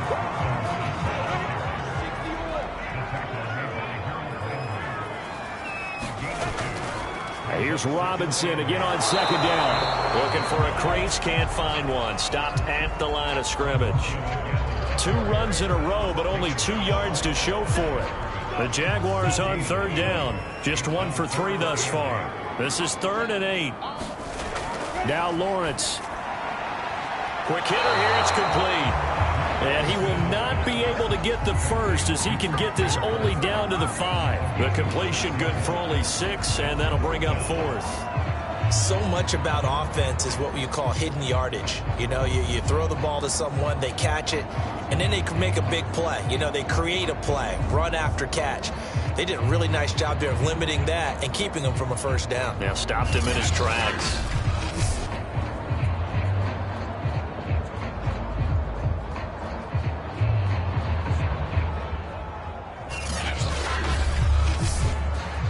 Decision made for Sean McVay. They're going to go for it. 56. Mike, 56 right there. They're going on 4th down. Lawrence. And that is caught. Touchdown, Jacksonville. Christian Kirk, his 3rd touchdown now on the year. And the Jaguars' decision to go for it pays off with 6 points. That took a pretty big risk right there, going for it on 4th down. But, hey, not only did they get the 1st down, forget about that, they got in the end zone. Yeah, because normally you're just thinking, can I get enough yardage to get it past the sticks and pick up a 1st down? Instead, they go for the end zone and get it done with no margin for error. Remember, 4th down, they went for it. A try here for the extra point.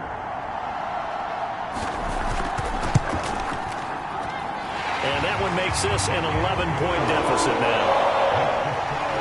So that drive goes 8 plays, and it culminates in a Jags touchdown.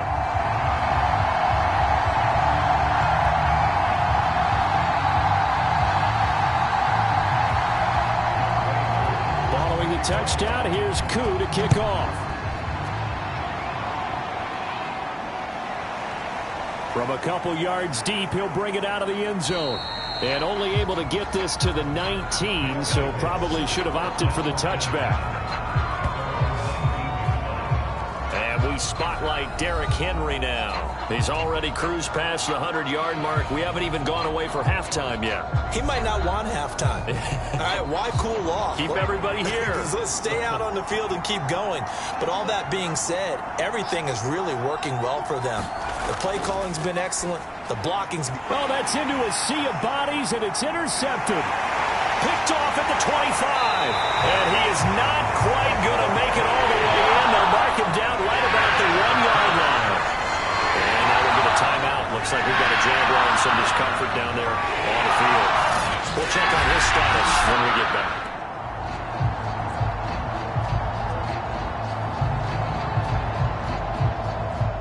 Suddenly, it's 1st and goal after the interception. A quick change in the situation here. Looking to throw, Lawrence. Got his man, it's caught. Touchdown, Jaguars. Evan Ingram, his first touchdown on the year. And the Jaguars are back within a score. CD for them. This has just been an offensive explosion here in the second quarter. Yeah, held scoreless in the first quarter. Now they find the end zone again here in the second. Sometimes you just have to have some patience. A lot of people think it's always an adjustment. You have to change what you're doing. Sometimes you just have to do your game plan just a little bit better. And I think that's part of what we're seeing here. Now Younghoe Koo for the extra point. And the lead is down to 4. A nice tiny little drive there, getting the ball in excellent field position, and only one play to score it. Following the touchdown, here's Koo to kick off. From a yard or two deep, here comes a return. And beyond the 20, but not by much. In fact, just a yard pass there to the 21. Derrick Henry trots back out there and gets ready to go. He's been good. His guys are winning. So far, the recipe working here in the second quarter. And he doesn't like to just tote the rock. He wants to carry his team on his back. And that's what he's done throughout this game. Yeah, he's done that. He'll be hoping to continue that trend. They go over the middle, and it's complete to start the drive. They'll contain him to just 4. Second down. I know many people like to throw to the tight end, maybe in a little flexed out position because he creates mismatches with his size. But slot receivers do the same thing with their quickness, their speed, and their route running savvy. On second down, it's Henry. Shoves him aside. And he gets this up just shy of the 30 to the 29 before he's out of bounds. They did a really nice job there defensively. They strung the play out, didn't give him a cutback lane. On each play, you have guys what I call our BCR players. Guys are responsible for the bootleg, for the cutback, and for the reverse. They played that one perfectly. And rode him right out of bounds. On third down, Henry fighting him off. First down and much more for Henry. And he's going to be out up around the 45-yard line. 127 yards for him on the ground now on 18 carries. Just about every coach we talk to says the crowd shouldn't affect us. That shouldn't be an issue. And then the next breath they talk about taking the crowd and taking them out of the game by picking up first downs and keeping them at bay. I think we just saw an example of that there, didn't we? Important to do, especially early in the game like they have. A solid run by Derrick Henry, and here's another 1st and 10. Now a handoff as they run left side.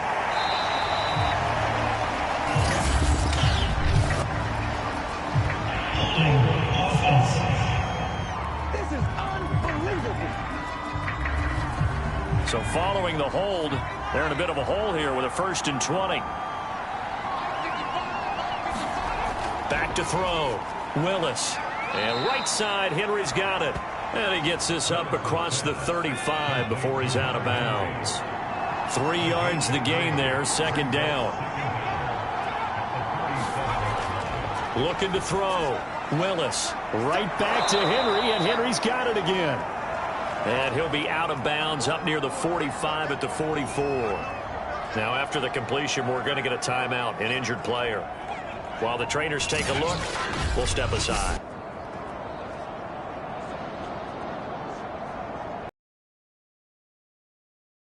Third down, they have been superb. 5 for 6 to this point. This is 3rd and 11. Back to throw. Willis. And this pass broken up.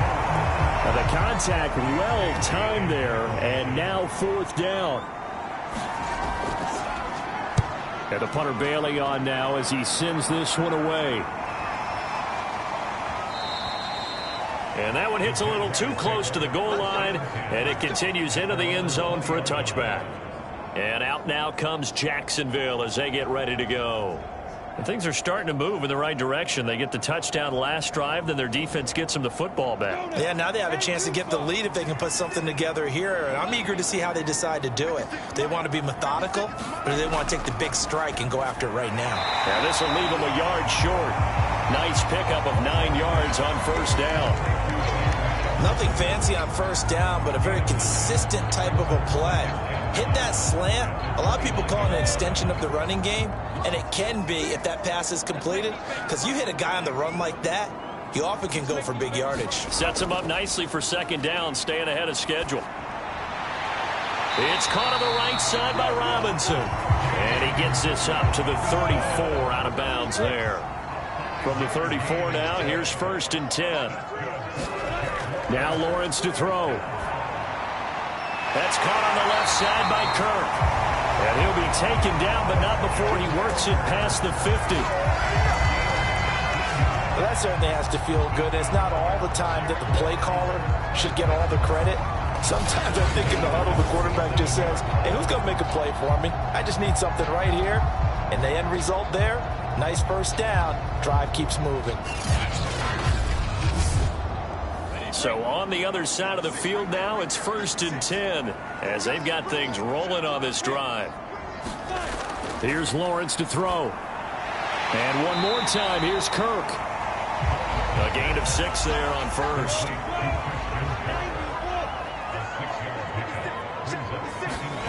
From the 41, Lawrence. Throw right side is going to be caught by Kirk. A little football 101 there. You just see the receiver try to run down the defender, meaning he goes right at him and really trying to move him a little bit towards the center of the field so he can put his foot in the ground and break to the out, to the sideline, and make a catch.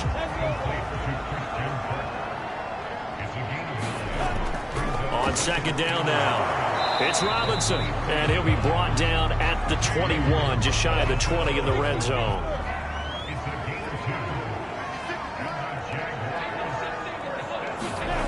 Throwing now, Lawrence on first down. Nowhere to go here. He lost the football. But it looked like a Jaguar was able to cover this thing, and so Jacksonville will keep control. We hear them discuss red zone efficiency a lot, CD, and they almost gave that one up in the red zone. Luckily, they'll have another shot. And you and I both know that every offensive coordinator, play caller in the league, they take particular delight in their red zone calls because those are the payoff ones. But you can't call a play if your team doesn't have the ball. Got to secure it. On 2nd and 9, Lawrence. They'll complete this to Ingram as tight end. That throw good for only a couple. It brings up 3rd down.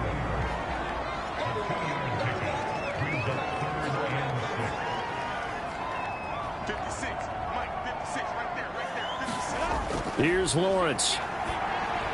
He'll get that underneath ETN. And they're going to get him down shy of the 1st at about the 13-yard line. Give him a gain of 5 on the completion. And that's going to bring up a 4th down. A short gain that doesn't get them the 1st down brings up a 4th down situation. Really nice job defensively. They knew where the sticks were. They got the stop before it.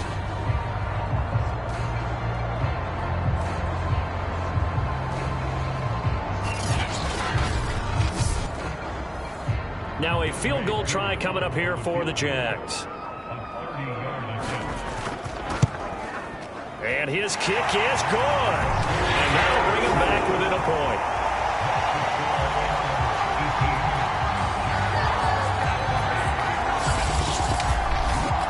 So the margin shrinks there as they get the field goal to draw them a bit closer here in the 2nd quarter. Yeah, nice snap, nice hold. They just want to keep this game close, so give them credit for finishing that one off with 3.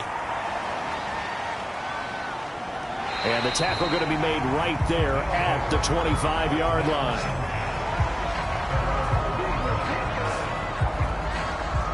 Dublin's offense now set to take over. They're out in front. Last time they had to punt it away. We'll see if they can add to their lead now. They don't want to go out and punt it away again. This team now wants to get a cushion, put people away. They want to run their offense and have it end up in the end zone. On 1st and 10, Willis. And the Jags get to him as down he goes. Dwayne Smoot just would not be denied. That's a loss of 7. He seemed to have a reasonable amount of time in the pocket, but he couldn't get rid of the football, and the end result, Charles, him on the ground. Yeah, he's got to keep an internal clock to go along with his offensive line. When you're talking about 3, 4, 5 seconds, that's a reasonable amount of time to expect to deliver the ball downfield. So great to try and complete a pass, but it's equally important to know when to throw the football away, too. To throw on 2nd down. Willis, complete. Hunter Henry with a grab. 1:58 left to play till we hit halftime. A reminder, once we hit halftime, as we do all season, we'll send it down to Jonathan Coachman in Orlando. He'll have all the stats and scores from games in progress around the NFL. The best multitasker in the business, the coach. The Jaguars going to go ahead and use their first timeout. So as they take it over, we step aside. So they bring out their punter as he'll kick it away for the 2nd time.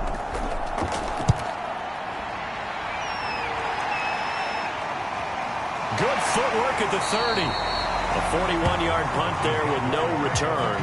And the Jaguars go on offense, 1st down and 10. Trevor Lawrence and the Jacksonville offense ready to go back to work. And maybe he's starting to wave the white flag a little bit. He's playing pretty well, but the pressure, it's got to him. Has to find a way to step around it, step through it, or just handle it. Because, as you mentioned, he's having a pretty good day overall. Just the hits keep coming and taking those sacks. That's not the way that they want to finish a ball game with their quarterback on the ground so much. He'd like to stay upright. When he's been upright, he's been pretty good. And he'll be out of bounds, but able to get it up past the 45.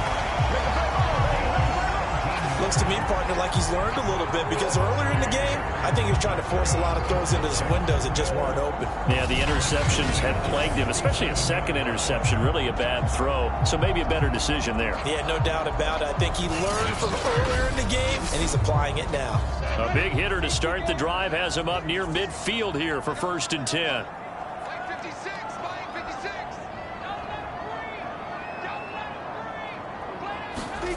Lawrence will throw. Incomplete.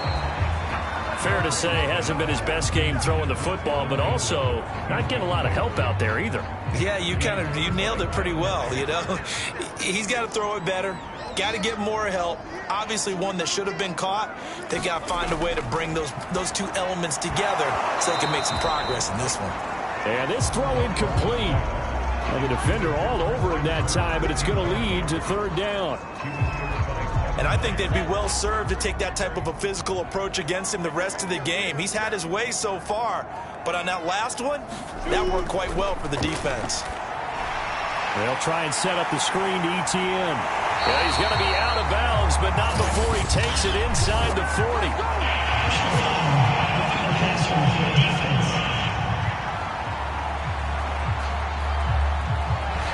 So mark off the yardage for roughing the passer. And I've seen this before. On a screen pass, not only are you rushing the passer, you're rushing him deeper than normal. And I think a little frustration kicks in at the end. You're going to hit him anyway when you shouldn't. And that'll be knocked away. It's incomplete. Well, he leads the NFL in interceptions and nearly added to that total. Got his hand on it, couldn't quite corral it. It's been a Pro Bowl-type season for him, and the term ball hawk really comes into play, doesn't it? Yeah, I like that one a lot because teams want to avoid that type of a player, but sometimes you just can't. He just knows where the ball is. Lawrence. And for the 3rd time here in this half, it's intercepted. Picked by Kevin Byard. And he will return this one to the 30-yard line. Now, after the completion, we're going to get a timeout, an injured player. While the training staff takes a peek, we'll take a break.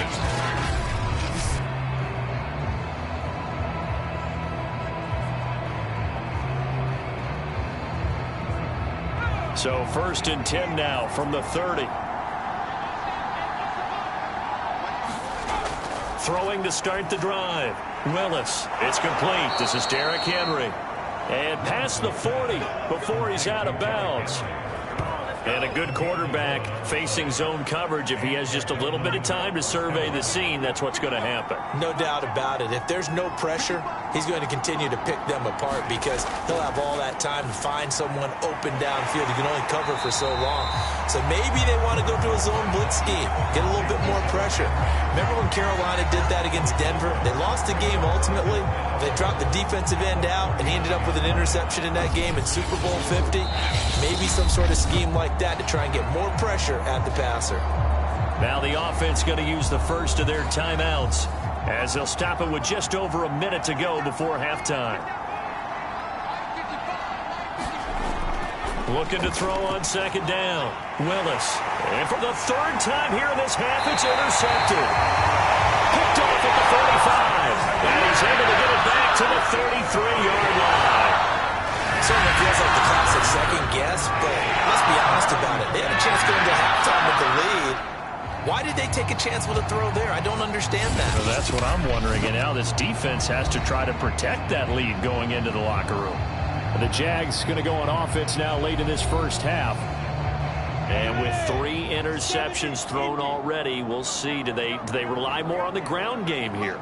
They may have to change things offensively to try and settle things down, not just for the guy throwing the ball, but for the rest of the offensive unit, because his confidence has to be shaken a little bit.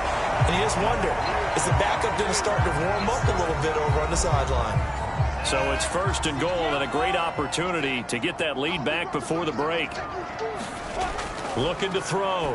Lawrence. And a quick throw here that's complete. Touchdown Jaguars. Evan Ingram with 2 touchdowns on the season, both in this game. And the Jaguars on just 2 plays have taken the lead. That could be an important swing right there. A touchdown in the final minute of the half to take the lead. And I like the point you just made there. Could be an important swing because now that they have the lead, if they can carry that into the locker room at the half, they'll feel really good about what they accomplished in the first 2 quarters.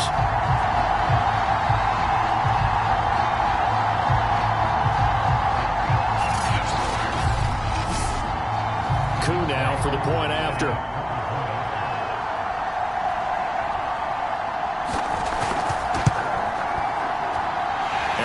This a 6-point game. The long touchdown pass gets him 6 on a very, very tidy 2-play drive that time. Following the touchdown, here's Koo to kick off. Fielded just outside the goal line.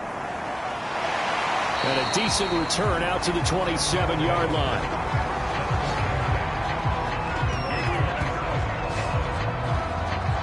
Spotlight Derrick Henry now. And Charles, you can't really fault him. He's over 100 yards already. He's not the reason they're losing. And that is really unusual because ordinarily when you've set the tone this way and have run it this effectively, usually your team's in control. So it's a very strange situation. And you're right, you can't fault him. He's done a great job for his team thus far. I'm guessing he's saying, feed me on the sidelines. Now will they continue to do it? And this a leaping effort, but it's knocked away and incomplete. And 2nd and 10, he'll look to throw again. Complete, it's Henry. That helps the completion percentage, but not much else, and now it's 3rd and 10. Obviously, this has not been a banner game throwing the football. So what you got to do, you got to kind of down focus, don't you think? Find the tight end, take some easier completions. Yeah, interception last drive. There he hits the reliable target. A final shot before break. Willis. This will go to Henry out wide. And he'll be brought down at the 28, and that is well short of first.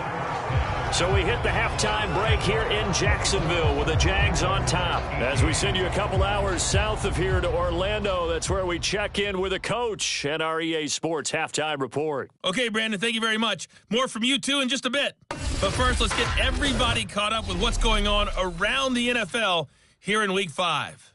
We'll get started up at Lucas Oil Stadium in the capital city of Indianapolis. And it's the Bills who lead that one late in the second quarter. Josh Allen has thrown 2 touchdown passes. From there, we head over to MetLife Stadium to check in on the Jets. And at the half, they are down to the visiting Dolphins in that one. Myles Gaskin, a touchdown run in that first half. Lastly, we head to Gillette Stadium in Foxborough to check on the Patriots. And they were losers in that one to the visiting Houston Texans. Aaron Rodgers, terrific in the victory, as his guys upped their mark to 4-1 now. Meanwhile, in our game, no shortage of offense as each team has been able to move the ball effectively. Will the defenses show up in the second half? To find out, we give it back to our commentators, Brandon Godden and Charles Davis. All right, Coach, thanks. Yeah, both teams likely to make some changes in what's been a closely fought battle to this point. And here comes a return from just beyond the goal line. And he'll get it up past the 20 to about the 22.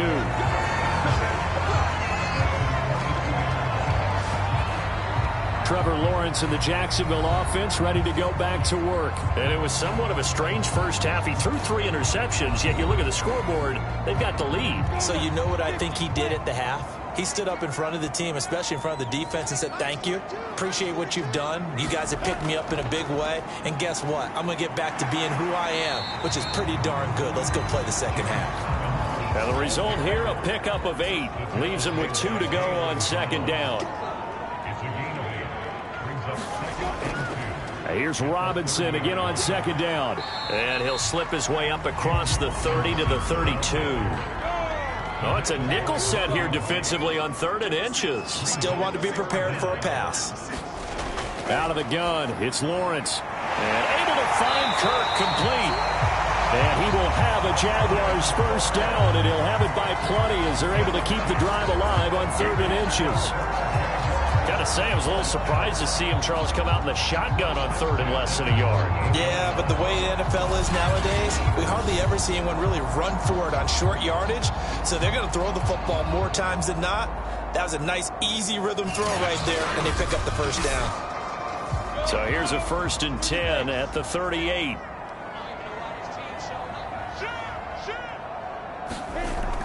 A shotgun snap and a give to ETN. And he's going to be stopped up quickly here. Just a yard up to the 39. Here's 2nd and 9, just a yard on that last run. They'll run here with Robinson. He'll get about 3 as he's brought down right around the 42.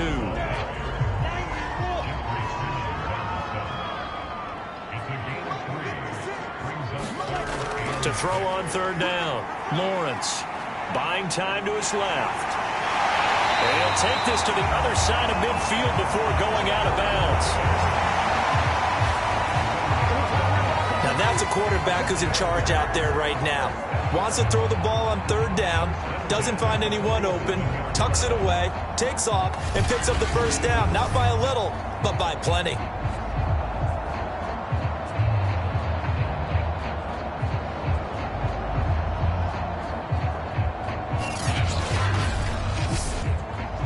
So on the other side of the field now, it's 1st and 10 as they've got things rolling on this drive. They'll run it now with Robinson. And he picks up about 6 as he gets this down to the 41. Hey, when you get good yardage like that on 1st down, it really does a whole lot of good for your entire offense. But I love the way he's finishing those runs. At the end of things, he's making sure he gets just a little bit extra.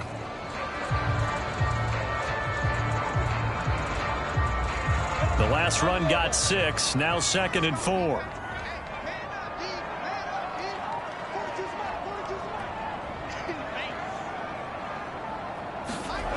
And now they'll throw it with Lawrence. And this one incomplete. Too much contact to hold on to that one, and it's 3rd down.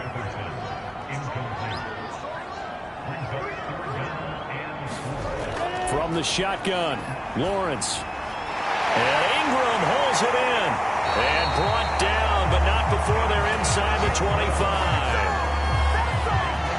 Normally on 3rd down and short yardage, you're thinking of throw to your tight end. It's just going to be a simple chain mover. But this time they let him roam down the field, and a nice dart picks up the first down and then some.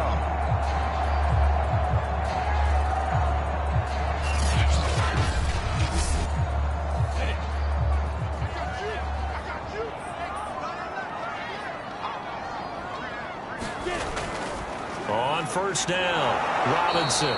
And he's going to lose yardage and be backed up to the 25. 2 yards the loss, 2nd and 12. I'll tell you what, this defense hasn't played its best, but they're still right in this football game. And if they keep making plays just like that, they're going to give their offense a chance.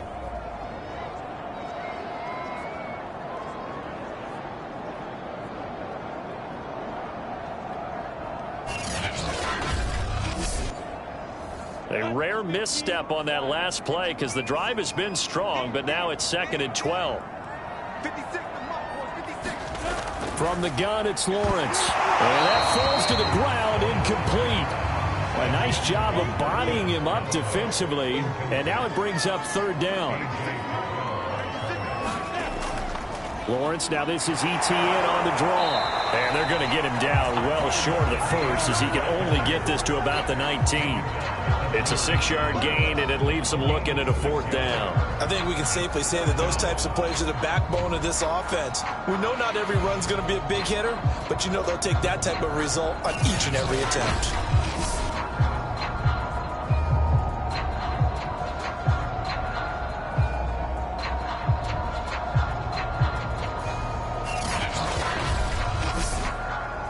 So out comes a field goal team now for the 2nd time here today.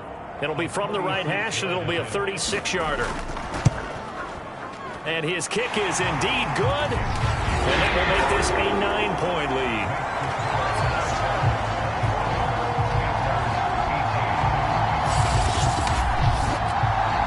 From a defensive perspective, that keeps the deficit very, very manageable. You know, all things considered, not a bad job on the defensive side. I would say that you've pointed out something pretty good right there, and that is you actually have both sides happy with that exchange. You know, happy in quotes, of course. One team, hey, we've kept it within range. The other side saying, hey, we put points on the board and did stretch out the lead. Let's see how this one turns out. Yeah, still bottom line, though, 3 points for the opening drive of the 3rd quarter. Now we take a glance at the offense as they work their way back out for their first possession of the 2nd half.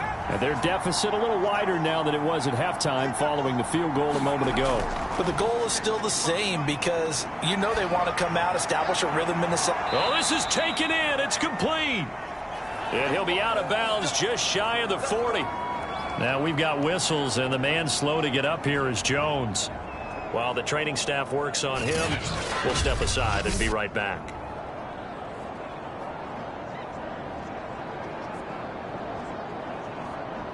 So in Jacksonville territory now, here's a 1st and 10 at the 42-yard line.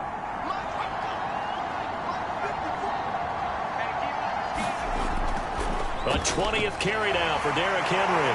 And he's going to be down at the 35, gain of 7. So they'll come up after the gain of 7 on a 2nd and 3. They'll run it again with Henry. And he works it to the 30-yard line here, right at the 30. And after getting tackled, he's still down and looking very slow to get up. Well, he gets attended to. We'll step aside.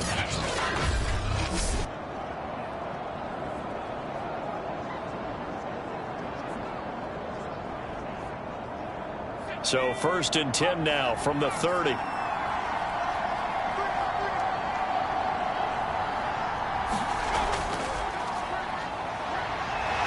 And they're going to stop him right at the line of scrimmage. Just no cutback lane to be found whatsoever. 2nd and 10. Now they'll switch it up here and look to throw. Gets this one to Juszczyk. They do get a couple, but they'll be left staring at a 3rd and 8 coming up. Laundry on the field. This is going to be a false start on the offense. Sometimes you have to slow things down a little bit when things get heated. The cadence has to be slow and deliberate at times to make sure your team's ready to go. Now on 3rd and long, they'll look to throw. And the throw there going to be incomplete. So out comes a field goal team now for the 2nd time here today. From the right hash and call it an even 50 yards. And this one is right down the middle. And that'll move them back within 6 now.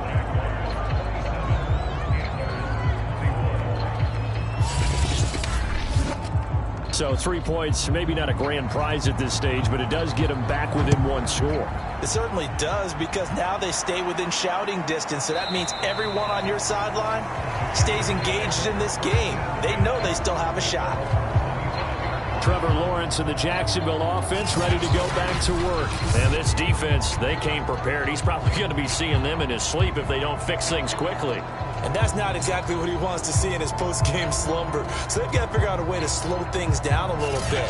Some screen passes, some draws, anything to make the defensive front hesitate a little bit. Think on their way back to the quarterback, maybe even a quarterback draw, some type of tendency breaker to change things up. Exactly. Whatever the case, something to mix it up here.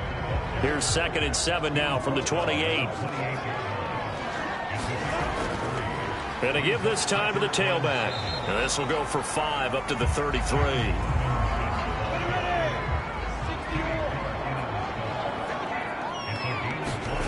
3rd and 2. Now Lawrence. Got an open man finding Jefferson. And he is going to have a Jags first down, and he's going to have it by plenty. Able to get 8 yards there on 3rd and 2. And I think there defensively, they were so intent on stopping the run that they kind of got caught out of position. This is just a simple pitch and catch for a first down.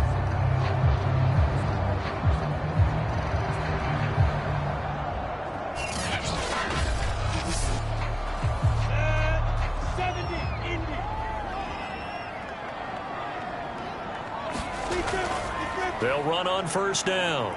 It's Robinson, and he can only manage to get a couple. 2nd and 8 coming up.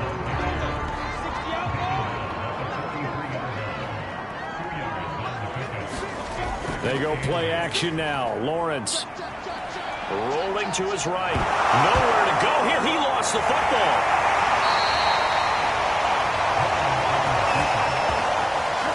When that ball popped free, we could hear it all the way up here. Those guys down on the field alerting everyone of the fumble.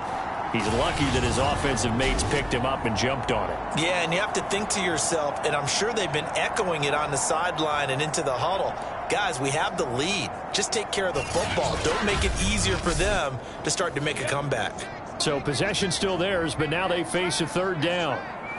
56, Mike, 56. Draw play, ETN. And he'll get this up near midfield, but that's still a few yards shy of the first down. It's a pickup of 6, but it's not going to be enough. And the punt team's going to be summoned on 4th down. And there's a run to be happy with. Good, solid yard. You'll take that anytime you hand the ball to a back.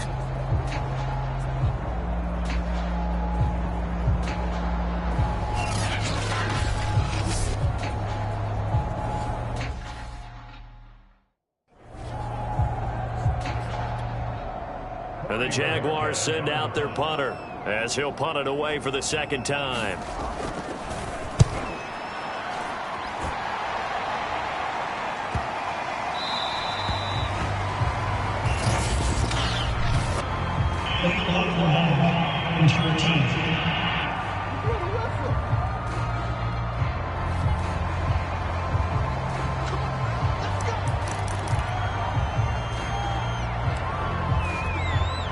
So the special teams penalty cost some yardage there as they come out on 1st and 10. Off play action. Willis. Quick completion to Henry. So the completion good for 7 there. And it'll bring up a 2nd down. Off the play fake. Willis. He's going to air it out deep for Green. A leap and he's got it. He got it. So that changes things in a big way. Now from all the way down inside the 30, here's 1st and 10. And his throw here is going to be incomplete. Tight end has become a bigger and bigger part of the passing game in the NFL, but if you drop the football, that position could get swapped out with a wide receiver in that spot, a running back in that spot. There are other ways they can go if you're not going to catch the ball. And that's not just his first drop, his 2nd drop of the game. Escaping the pressure right. They do get a couple, but they'll be left staring at a 3rd and 8 coming up. Looking to speed things up here, going with some tempo. Off play action. Willis steps away. And he will slide to a stop. He does have the first down. So the ball down to the 16 here for 1st and 10. Inside the red zone here. They'll look to throw. He'll be hit and taken down at the 21. And that is Allen still down following the play. Appears to be shaken up. We'll check on his status when we get back. Coming up now on a 2nd and 15 following that sack. Now a pass here caught by Hunter Henry. They get 11 back on that one. It leads to 3rd down. Here's the 7th play of this drive. This is 3rd and 4. And he won't be close to a first down as he runs into a wall right around the line of scrimmage. No move to get the offense off the field. They're going on 4th and he'll take it into the end zone for a touchdown. Kyle Juszczyk, his 2nd touchdown on the season. And the Antlers are an extra point away now from moving out in front. And when they called that play, I'm not sure they expected it to go all the way to the end zone. Nice little reward, though. Without a doubt, and sometimes I think the offensive line gets a little bit more inspiration when they know that guy's going to get the ball because he doesn't touch it very often. They want to reward him for all that good blocking he does as well. Could have been up 1 with a point after, but they go for 2. It worked. It almost seems like they're trying to set an identity, doesn't it? We're going to be one of those teams that every time we get a chance to put extra points on the board, we will, because really it's minimal in difference, right? Whether you have 1 or 2, the field goal can still get you. Jacksonville back on offense and ready to take over.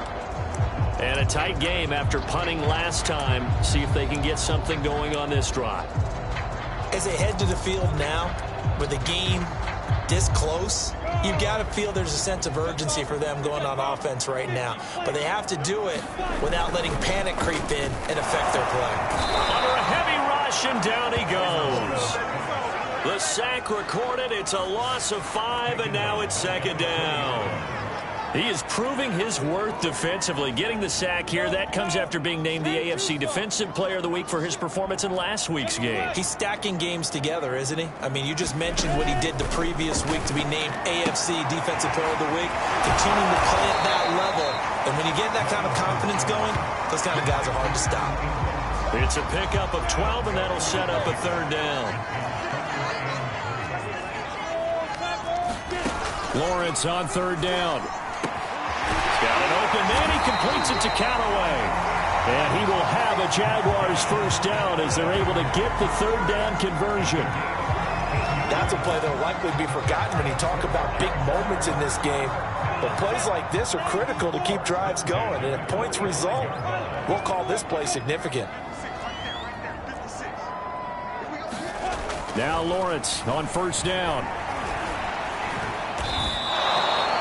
A full 5-yard loss that time. It's going to make 2nd down pretty tough.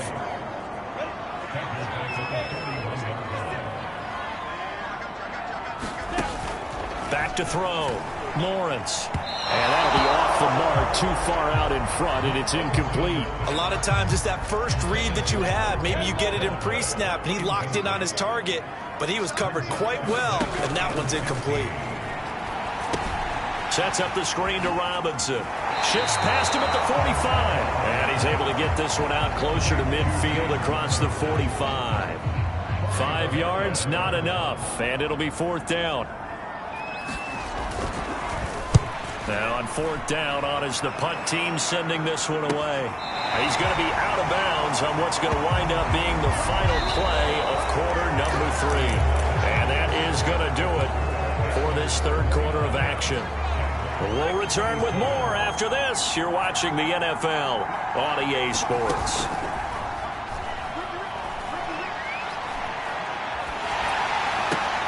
And look at this. They get the turnover they needed. It's intercepted.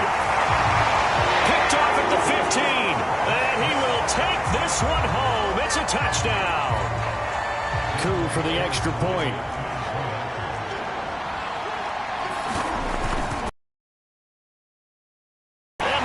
Up to 5. So the defense creating some points, not only getting the interception, but then returning it to the end zone for the pick 6.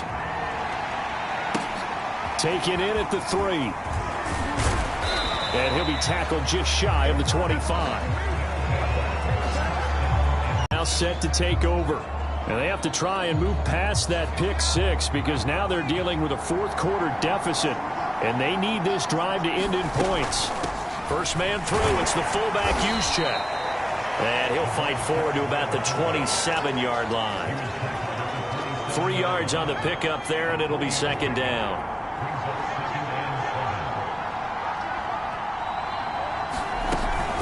Right back to Juszczyk again. And not a whole lot doing there as he'll get it up to about the 28-yard line.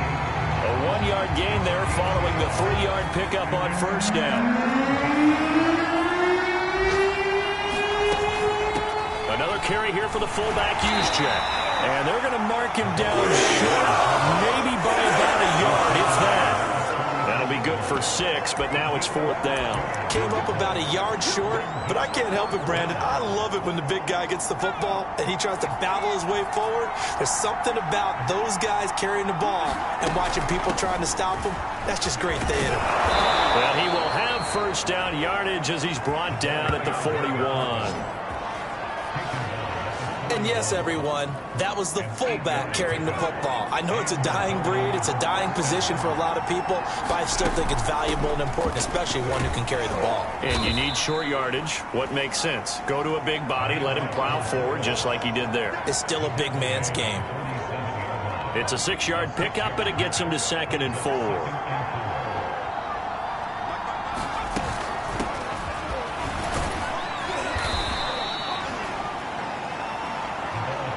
Decided to hand it off that time on the run-pass option. Appeared to be an easy decision. Just gave it inside. Nice steady gain. Well, they've gone to their fullback quite a bit. He'll get it again. Give him 3 on first down. It'll set up a 2nd and 7. A good solid game there on first down, but the defense has to be happy they didn't let it pop for anything bigger.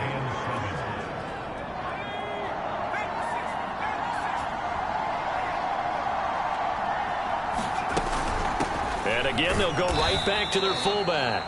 And some good tackling there as he stopped up at about the 41. 3 yards on the pickup. That's going to set up an interesting 3rd and about 4 to go. And that was a good collision right there. And I know this as a former defender.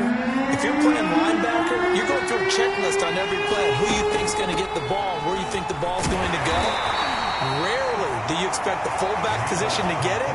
And on that play he did. So you got to steel yourself at that point because the contact is going to be strong. It's amazing how much advice defensive players get on 3rd down. You hear the bench screaming out, watch the draw, watch the screen, watch the pass here. Very rarely do they reference watching the fullback, and he slipped through and picked up a first down. And he'll slice his way down to the 30 with a pickup of 7. This has been an up and down, back and forth type of a game, hasn't it? Maybe this long drive, take a little bit of the wind out of their sails, kind of settle things down a little bit. And he will cross the 30 down to the 29-yard line. This is how offensive coordinators earn their money. He thought he was ahead of the curve after first down. Got 7 yards first down play, but then you get stuffed there on 2nd down, maybe just a yard out of it. Now your advantage is evaporated. And he's going to get the first down here as he's taken down at the 22. Football's such a game of tendencies, down and distance, and on 3rd and inches, 3rd and 1, you're thinking, yeah, the fullback's probably going to get the ball, but when you get to 3rd and 2, most of the time that's either the running back or a pass play. So that's a nice tendency breaker by the offensive team there. Hand it to their big guy to pick up a first down. A solid run on first down, gain of 7, leaves him with a 2nd and 3.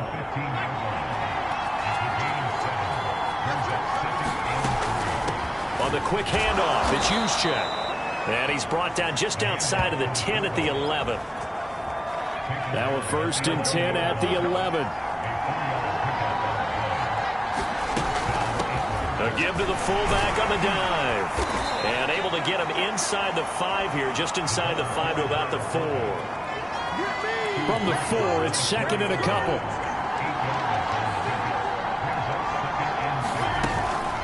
From the gun, they'll try to run it. And he will take this one in for a touchdown. A great effort there. His first touchdown on the year. And the Antlers are once again back in front. I know the play ends up in the end zone with one person carrying the ball, but how about that big mass of humanity that guided him to that spot? Yeah, they got there, but I love the dive. Always a fan of the dive. Here we go now as we get set for a big two-point conversion. They're going to try and run. And he'll get into the end zone. So now a field goal would only tie as they've upped their lead to 3. So that effort gives them a 3-point cushion and guarantees that a field goal going forward won't beat them. Yeah, that's really good strategy because that's all you care about. Not getting beat at this stage. At least give your team a fighting chance. And he'll decide to not bring this one out as their drive will begin at the 25. Trevor Lawrence and the Jacksonville offense ready to go back to work. And the passing game, I mean, look at the numbers. It's fallen off. When a team is struggling, sometimes you look at the quarterback. When the quarterback starts to struggle, who goes over and picks him up? Yeah, that's always a big one, isn't it? Usually, there's a quarterback whisperer somewhere. And what I mean by that is whether it's an assistant coach, whether it's one of his best friends on the team, someone that can get in his ear, get with him, and say, all right, well, man, what do you need? What's going on here? So he's one person he can lean on. He's going to have to lean on that guy right now. And they get him down, but not before he takes it across the 40-yard line. And here we are in the fourth quarter, partner, and watch them drive for what would be a go-ahead touchdown. And you and I both know this is where you need a quarterback who can keep his cool back there. Not just for himself, but to keep the rest of the team relaxed, too. And they'll throw on first down with Lawrence. Flush to his right. And hit behind the line. He lost the football. It's loose. But fortunately, nowhere to go here. He lost the football.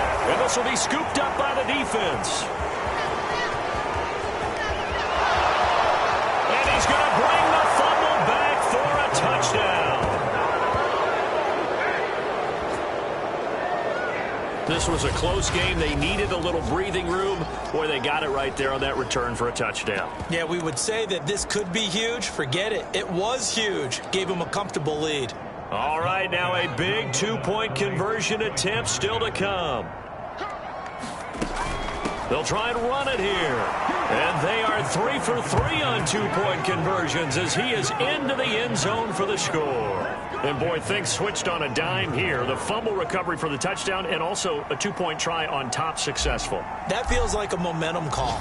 Pick it up on a fumble return, take it the other way for a touchdown. That's demoralizing for a team to have it happen against them. So the offense just says, you know something? Let's add to it. Pile on top, go for 2 now while their heads are down.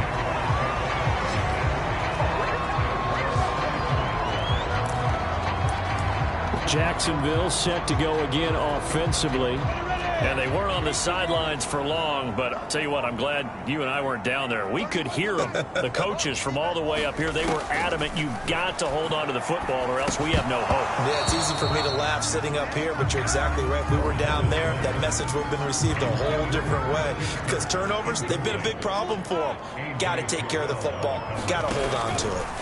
To throw once more on 2nd and 10. Lawrence, that's taken in by Callaway. And he gets this one just shy of the 40. They'll mark him down at the 39. This possession means so much for them. They've got to focus on this drive and find a way to make this a one-possession game. Yes. Got to get a score. Yeah, so good with a field goal. Don't necessarily need a touchdown.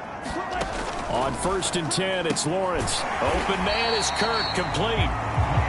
A gain of 6 there on 1st. Those short little routes probably going to be open. The defense, they'll let those happen, especially when they can make an inbounds tackle. Yeah, where's Coach Madden when you need it? He always talked about taking what the defense gives you, but sometimes you have to know when you have to take. And he's going to lose a yard or 2, taken down behind the line. It was the safety blitz that ultimately did the job, and they're going to credit him with a sack.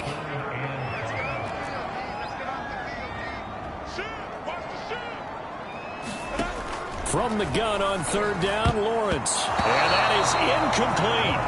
Quarterbacks work all the time on manipulating a defense with their eyes and their head movement. In this case, he just stared the receiver down. That allowed for excellent coverage, able to knock that one away.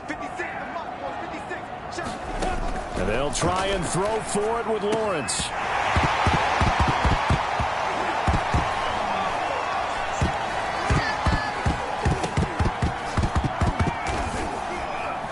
And taking it across midfield and inside the 45. The time to pull out the stops is now, and they convert there on 4th down. So it goes as a fumble, but the key thing, not a fumble loss. Yeah, that stat's big, isn't it? I mean, I remember watching teams play. The ball might be on the ground a number of times during the game, but the other team doesn't get it. That's a huge difference in the ball game. And in this case, they were able to retain possession. And he'll slide to a halt here, still a little shy of the first down marker.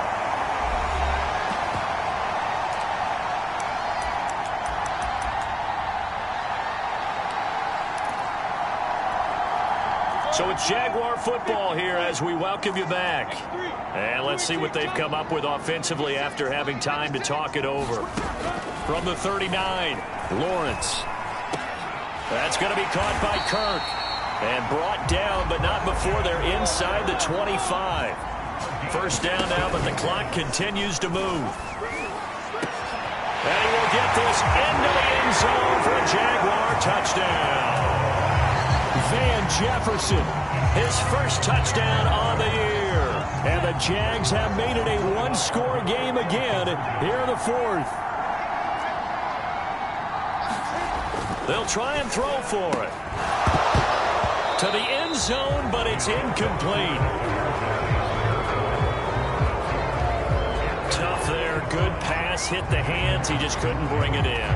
And every receiver's coach everywhere. Seeing that play, focus, focus, focus. Watch it all the way in and tuck it away. And he brings us out past the 20 to the 24. Dublin's offense now set to take over. And this game not quite over yet. And we'll likely see them take all 3 timeouts defensively, so they can't just kneel this one out. They're going to have to try to run a few plays. You're exactly right. They've got to get a first down and make them use up all their timeouts in order to feel like they have this one in hand. And that's going to wind up incomplete. However, we do have a flag down. Let's check in with our referee. So pass interference the call, and that does not look to be going over too well on the defensive side. Or on their sideline, because I believe their head coach is saying right now, hey, you got to call that both ways. The Jaguars going to go ahead and use their first timeout as they'll talk things over prior to this upcoming second down play.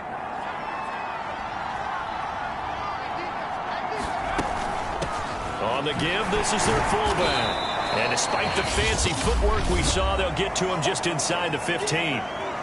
Now the Jags will use the second of their timeouts as they'll head to the sideline and talk over what to do next.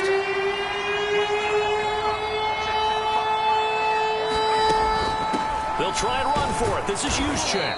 But he will have the first down before he's tackled at the 12. The Jaguars now will use the last of their timeouts. And they'll be disappointed to have to burn one there after giving up the first down. Now the fullback, Juszczyk, down to the 6-yard line on a pickup of 6 as he gets halfway to the goal line. So they come up on second down, and they can get another run like we just saw. Would likely put an end to this thing. Now look at this. They get the turnover they needed. It's intercepted. Picked off on a safety, Jack Risky target. And the Jags are right back in this football.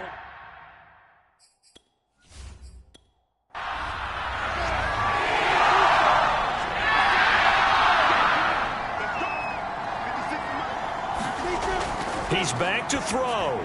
Completes this to Jefferson. And he'll go down at the 26 following a gain of 6.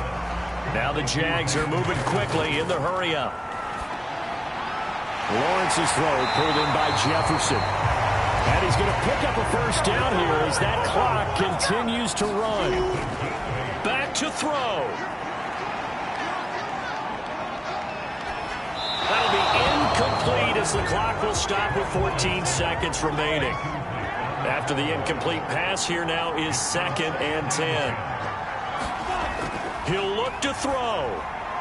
Into the hands of Ingram. And he's going to be taken down here. That's short of a first down as he gets about 10. Well, going into the final play of this game, they knew that they needed some type of a miracle there at the very end, but they couldn't get it done. However, we were treated to really a spectacular affair. Even though they didn't finish it off, You're exactly right. They took us down to the last play. You're wondering, could it happen? Possibly, even though we both knew it was a long shot. So for our visitors, their strong September has carried over to October as they move to 5-0. And they'll get another road date next week as their opponents will be the Pittsburgh Steelers.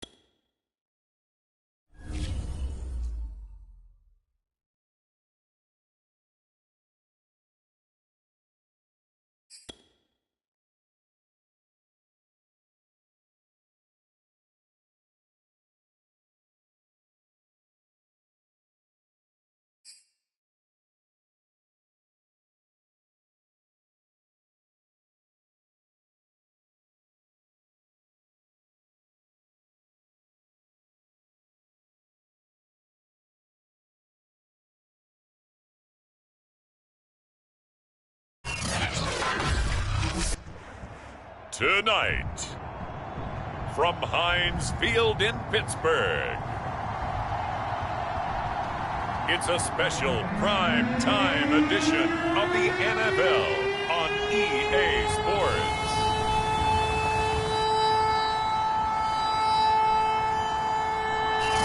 Right at the convergence of the Three Rivers on Art Rooney Drive, we welcome you to Heinz Field.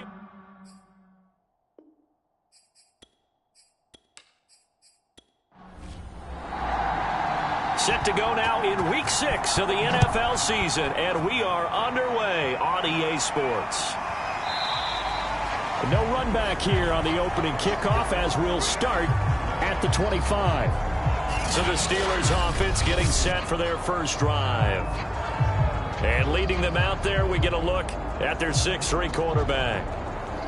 What I enjoyed this week is that you asked to talk to his offensive center before the game and find out a little bit more about him and what the relationship is. And that was a pretty positive story, wasn't it? Yeah, and really what I took away from that is just how it has permeated throughout the entire offensive line, the relationship they've had. It's really a group that's in sync. They care about him. That's the thing. They really care. And when you care that much, you're going to play that much harder for him and give him a better chance to lead the team to wins. To throw on second down. Pickett, and his throw's going to be incomplete. Well, this defense, Charles, really played well in that win a week ago. And every defensive team that we talk to, they spend a lot of time talking about creating turnovers. And anytime you get 2 or more in a game, you've had a really good performance. They exceeded that number in a huge way. They got the football back 4 times in the win. From the gun on third down. Pickett. The throw for Claypool is intercepted. Picked off by A.J. Terrell. And he will return this one to the 30-yard line. So now you've got their offense coming out for the first time with great initial field position. And they'll be led out by the guy under center, Charles, their quarterback. And he's been playing at an elite level here in this early half of the season. Tops in the league in touchdown passes at this point. This is definitely a wide-open offense, and we'll see if he can keep his string of good games going right here. On the ground, this is Derrick Henry. And inside the 20 before he's brought down. He was solid last week, over 100 yards in their victory on the ground. They want to get that going again. Absolutely. What they also understand is that from week to week, it's not necessarily the same, but they want it to be, right? What they saw last week on the ground, they want to see in this game as well. Our game not even 2 minutes old, but a quick red zone opportunity. They have a 1st and 10 at the 18. And he's got it. Got his man on the end round. Complete. Ahead of the chains now, 2nd and 2.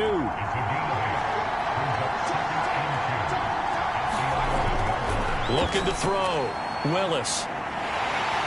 And he'll go down. Brought down at the 20-yard line. Stephon Tuitt able to shake free and get home for the sack. They were able to win last week despite him being sacked 4 times. They might need to tighten the reins a little bit, or this one may not end in another victory. You're right about that. They can't count on just winning the game no matter what happens. They can't let the accumulation of hits and harassment in the pocket get to their quarterback. Got to stop that, give him clean lanes to throw the football in order to have a better chance to win again this week.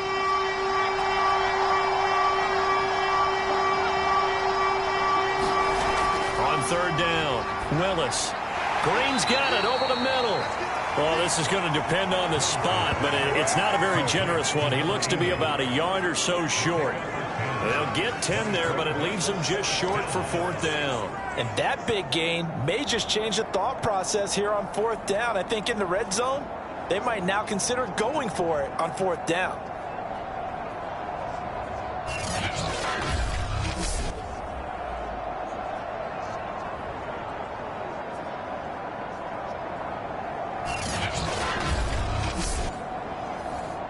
On 4th down, Mike Vrabel says, let's get 3 out of this. He sends on the field goal unit. From the left hash, a chip shot here. And this one is right through. And that'll make it 3-0 here in the first.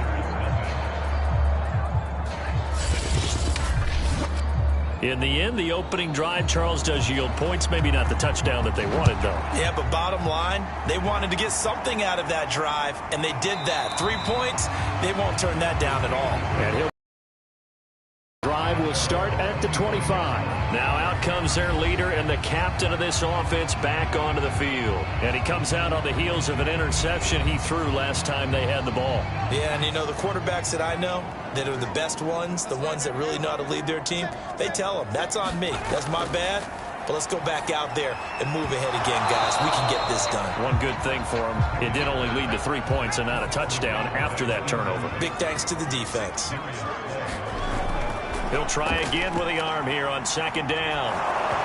Hit as he throws there, incomplete. So back-to-back incompletions, and that has him staring at a 3rd and 10. Back to throw. Pickett. And that's going to be incomplete. The contact there enough to jar that ball free, and it brings up 4th down. On is the punt team now as this one's sent away. And it's fielded at the 34. So a change of possession here on the punt. And the offense will take over with a new set of downs. Back onto the field comes this offense, ready for their second drive. They've got a 3-0 lead and the football as they start 1st and 10.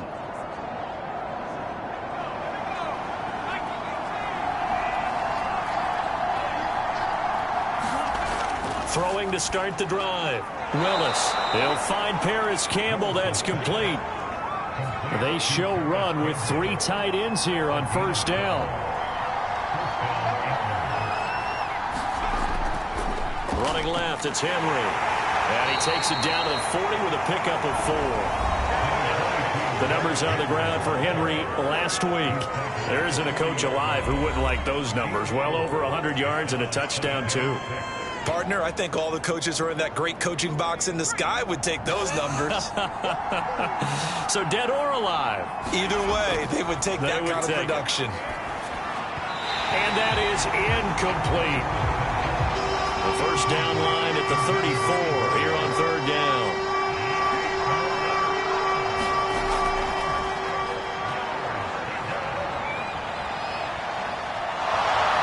And all the way in for the touchdown.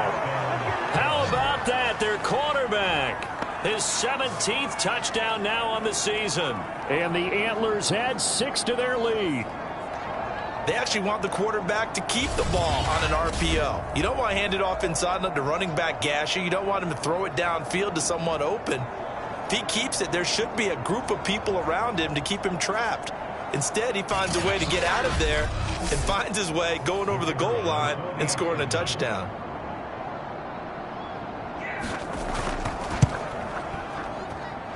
The extra point splits the uprights, and the lead grows to 10-0. So that drive, 4 plays. And the finishing touch was that nice long run into the end zone. So an early 10-0 lead for them now as they kick it away. And this will not be returned. It'll come out to the 25. Pittsburgh set to take over again on offense. They've shown precious little here offensively thus far as they try again with a 1st down now.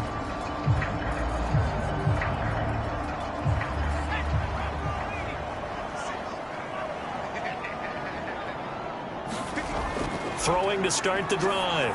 Pickett. This is Chase Claypool on the receiving end. And he's taken down but able to slip across the 35. Throwing on 1st down. Pickett. Can't get away and he's taken down. Jeffrey Simmons make that now 8 sacks for him on the season. It seemed like he kept going through those progressions, and I thought he might dump that underneath, but he couldn't get rid of the football in time.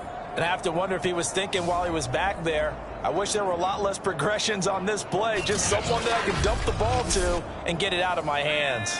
Work to be done here on 2nd and 16 after the sack. Operating from the gun. Pickett. And that'll be incomplete. We do have a penalty flag down, however. Let's see what that's about. Don't do us like that. The hit comes late. We saw it. There's your flag. And we know that there's a guideline, right? Ball's gone. You get 1 step. If you're within 1 step of the quarterback, you can... Oh, that's into double coverage and intercepted. Picked up by Amani Hooker. And his guys are going to take over at the 34-yard line. So more problems here in this first quarter. Already 2 scores down, and here they give away the football. And if I'm the head coach, I think it's time to start lighting a fire under some of these guys. Now, you have to do it within your personality. They can't perceive it as fake. But I'd go get after some guys because they don't look ready to play to me. They look flat, uninspired. It's time to get moving. Derrick Henry trots back out there and gets ready to go. And we check the rushing numbers so far here into Week 6, and the returns have been really good. Now, you're starting to hit that stride middle of the season toward the end. They're certainly hoping they can keep up this production. They are, because one of the adages in the NFL is that defense travels and defense endures even in bad weather, right? You know what else does? A good running game. And people want that, especially as you head down the stretch. You may play outdoors in some nasty stuff. You're trying to get to the playoffs. This is the time to get it going. And individually, I don't think you should just think about 1,000 yards either. The bar has to be set higher with this beginning. Now after the running play, we've got a man down on the field. While the trainers take a look, we'll step aside.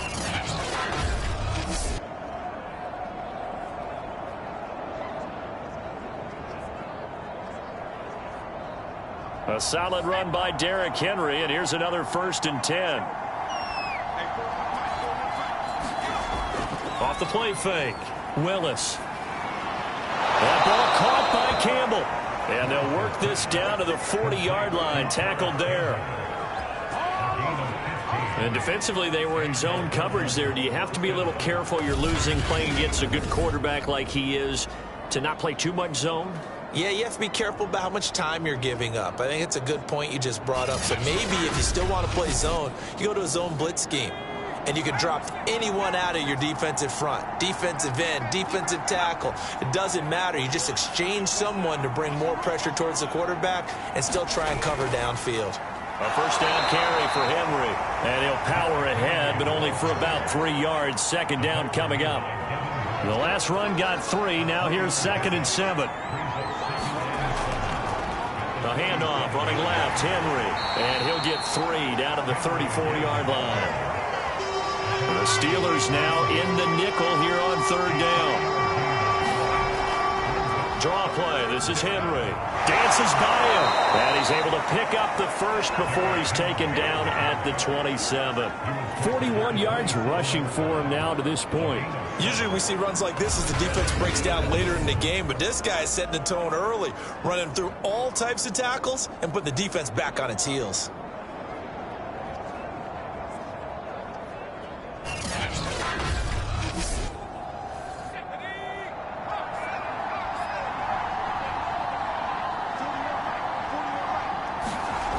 On 1st down, Willis.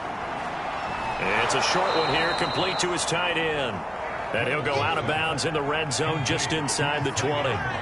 Give him 9 there on the 1st down completion. Looking to throw on 2nd down, Willis.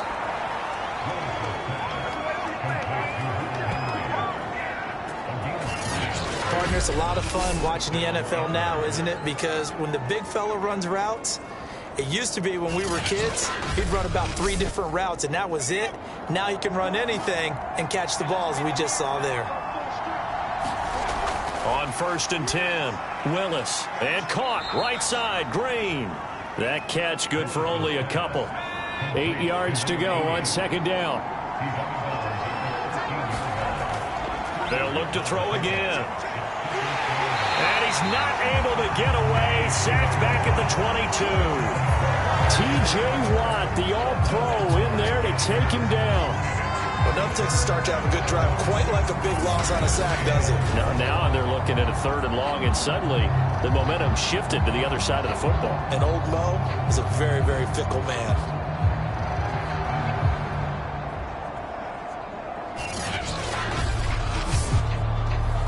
So it's 3rd and long, and defensively not a real surprise there in the dime. From the gun, Willis on the right side, caught by Green.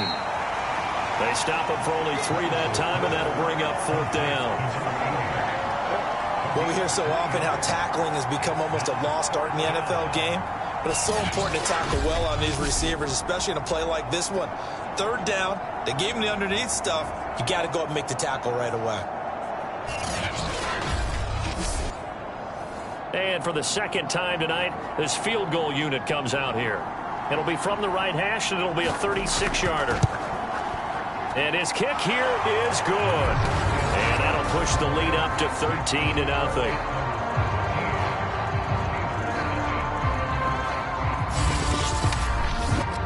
So the turnover leads to points as they add 3 there. Yeah, what a sequence there, and a nice one for them. They force the interception, put together a little drive, and then come away with 3 points. Nothing to it, partner. Just do it. Out comes this field general once more, leading his offense back onto the field. Interesting stat line right now. Technically, he's completed 4 passes, 2 to his team and then 2 to the wrong team. It makes you wonder what he's seeing downfield, because he has completed 2 passes to his own team, but the interceptions are troubling. Is he going through the wrong reads, the wrong progressions? Is he getting fooled by defenses? They've got to figure that out over on the sidelines, working on that Surface Pro to see what they see. A look at the numbers for Harris in last week's game. 2 trips to the end zone and well past 100 yards. And going back and watching the film, we saw every kind of run from him, didn't we? We saw some power, we saw finesse, we saw speed, and what I love the most, he finished each and every run. And he's taken down, but able to slip across the 35. So here's a 1st and 10 at the 38. Now a toss play, it's Harris. And shutting him off, now open field. And he'll go down, but not before getting this inside the 30. A big pickup there on the run. Thought they were going to have him down a lot earlier, but he was able to shed that tackle. Shows the value of the weight room, doesn't it? Shows the value of the attitude when you run the football.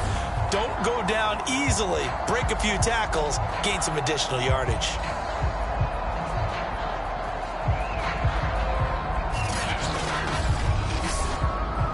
So now then, the big play has him all the way inside the 30 now, 1st and 10. This is Harris. And not a whole lot of room to operate there on the 1st down run. He gets maybe 3. Ball at the 26, 2nd and 7.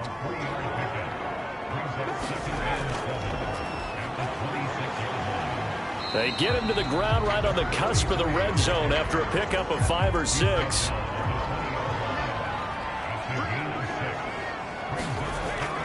On 3rd down, Buckley, and he'll have the 1st down, getting this one to the 14-yard line. Well, that was big right there, because they're in the bottom 5 in the league and converting on 3rd down. They needed that pickup in a big way. There were 2 things they said they wanted to win in this game. One, the turnover battle, and the second, 3rd down conversions. So they got one there.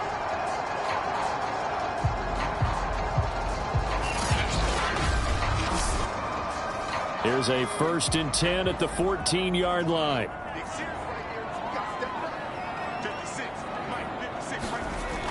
Operating from the gun, Pickett. And he's got his man on the out route.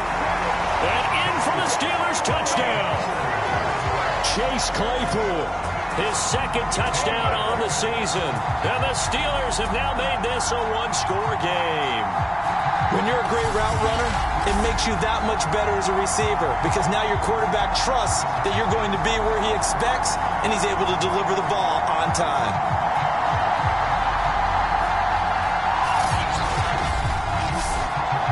Now the try here for the extra point.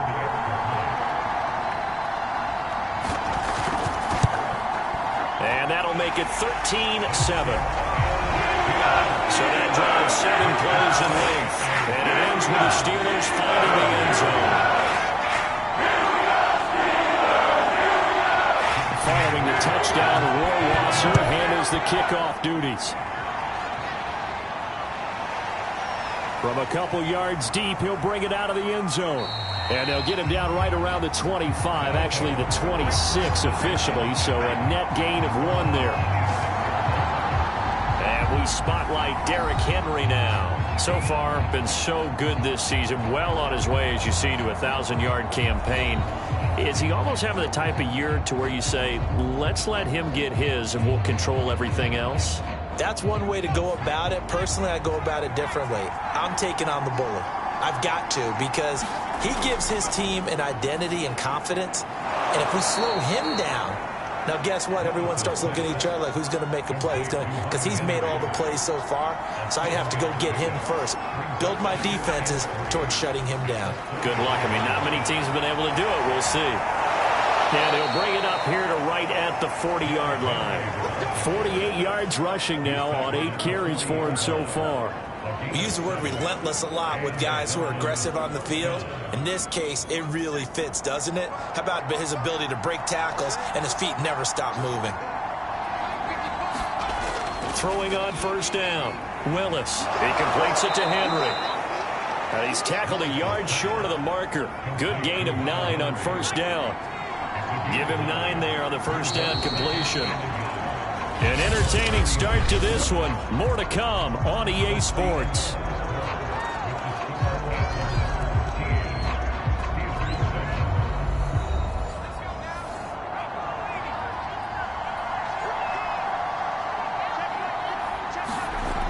On second down, here's Henry. And this time he's able to take it down to the 42.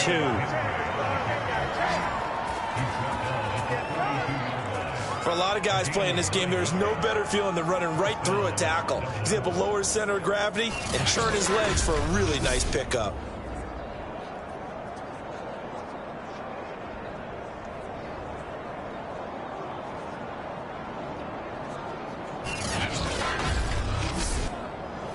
Operating out of Steeler territory now. Here's 1st and 10 at the 42-yard line.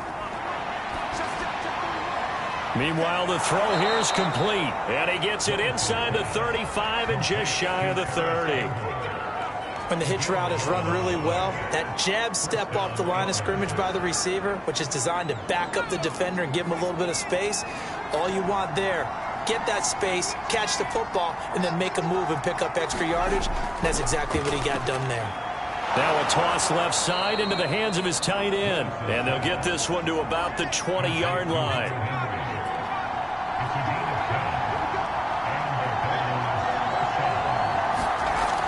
Off the option, here's Henry.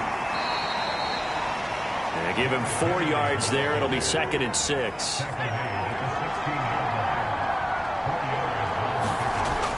From the gun, Willis gets this to Campbell out on the right side. And they corral him just a couple yards shy of the end zone.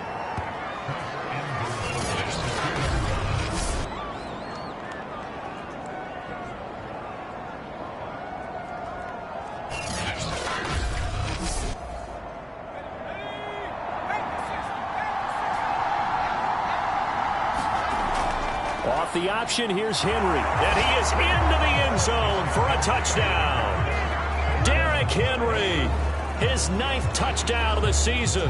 And the Antlers are able to add on to that lead. That almost looked too easy, and I think thanks goes to the offensive line for making it look easy. Yeah, I agree with you totally on that one. I'm not sure how much everyone understands the preparations that go into a game for an offensive line, because there's a reason that running backs and quarterbacks give them big gifts at the end of the season after a big year. The consistency and the continuity it takes to know each other and execute their blocks is pretty impressive. Extra point right down the middle, and the lead now stands at 13. Out is the kickoff unit as they run up and send this one away. Taken at the goal line. And he won't quite make it to the 25.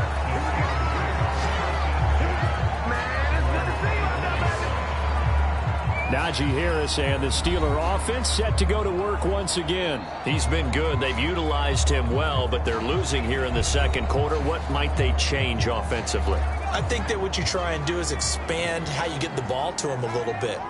Get him out in open space, maybe swing the ball to him. What's that they used to call in the West Coast offense, the long handoff? Yeah. Serve as your running play that way, as well as continue to feed him the football. Some of these runs now may pop bigger later in the game because of the effects of running it. Sometimes people, after a while, they don't want to tackle him anymore, or they get tired, or they get out of position, or he runs through tackles. Continue to feed him the ball. He's having that kind of game. Yeah, might they get him the ball in some space in some different ways here.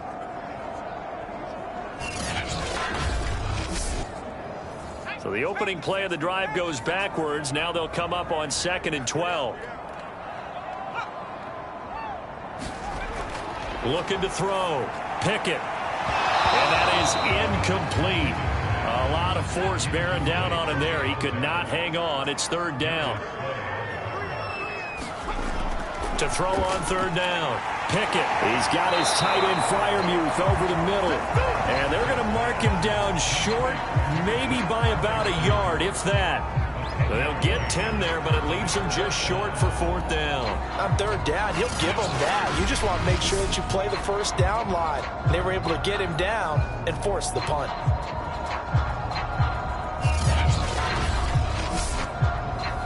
The Steelers send out their punter now, as he'll come on to kick this one away.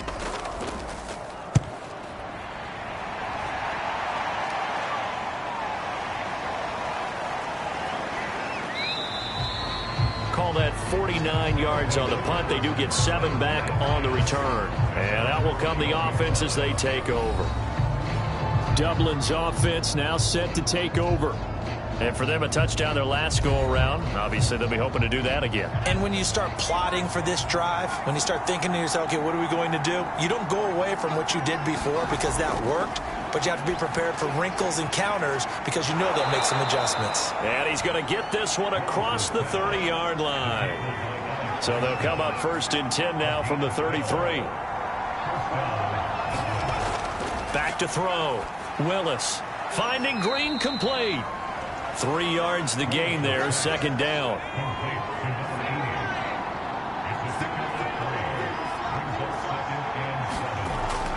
Looking to throw.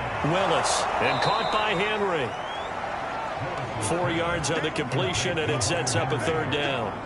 So, Charles, you look at this offense, what a start to the season. 5 wins without a loss. When do you think that you start believing that maybe you're in the midst of something special? Well, you and I both know every head coach never wants that thought to creep into a locker room.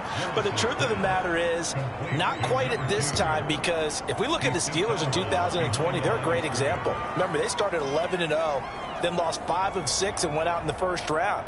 But I think if you get toward mid-November, the Thanksgiving time frame, and you're still doing this, that's when things start to get real for a ball club. And the punt team on now as this one's sent away.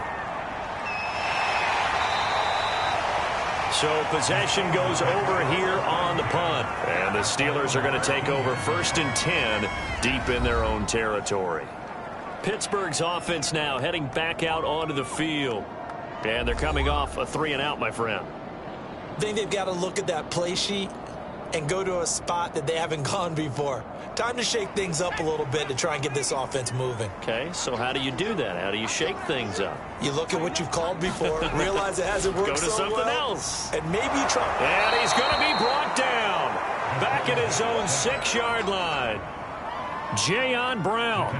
It'll go as a loss of about 8 as he gets in there to drop him. This offense continues to shoot themselves in the foot. And here, another sack. All game long, we've seen missed assignments, which have led to turnovers, sacks. This group has not played well at all here in the 1st half.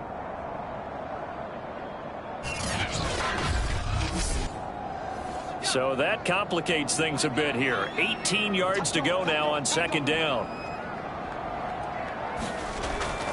A run with Harris out of the shotgun. And he will take this up to about the 8-yard line. They get 2 yards back, but they're going to need a lot more than that here on 3rd down. I do know from experience that when you slow down someone's running game, you're now doing the dictating on defense. And guess what? Now you're getting ready to tee off on their quarterback because they have to throw it all the time. But you still have to be alert for the draws and other plays of that nature to make sure you don't get hurt. And they snap him short of the 1st as he can only get to the 20. It'll be a gain of 12, but it will also lead to 4th down. I think that we all figured when he caught it that short of the marker that the defense almost relaxed and said, we got this covered. And then all of a sudden, space to run after the catch. And now they're screaming, somebody get him down. Fortunately, they got to him and forced the 4th down. The Steelers send out their punter now as he's on to kick it away. He's been a busy man here in this 1st half as he gets it away. Taken at the 37.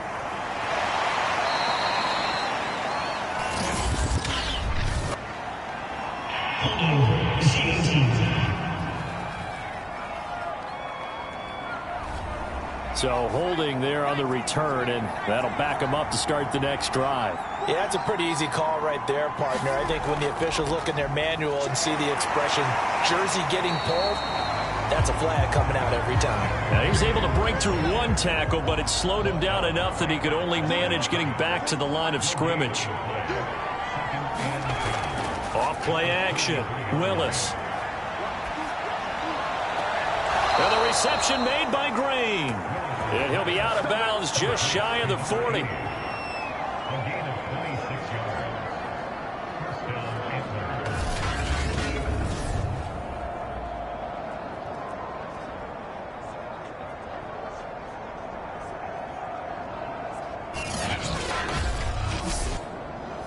Operating out of Steeler territory now. Here's 1st and 10 at the 41.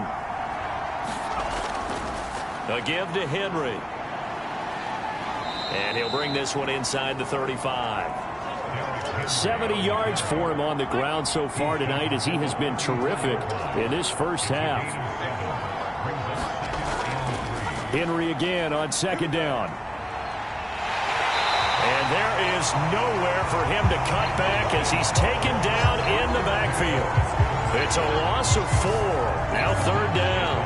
We knew both of these safeties were good in run support, but how about the play we just saw there? How about that closing speed? Able to get to the outside part of the field and turn that play into a loss.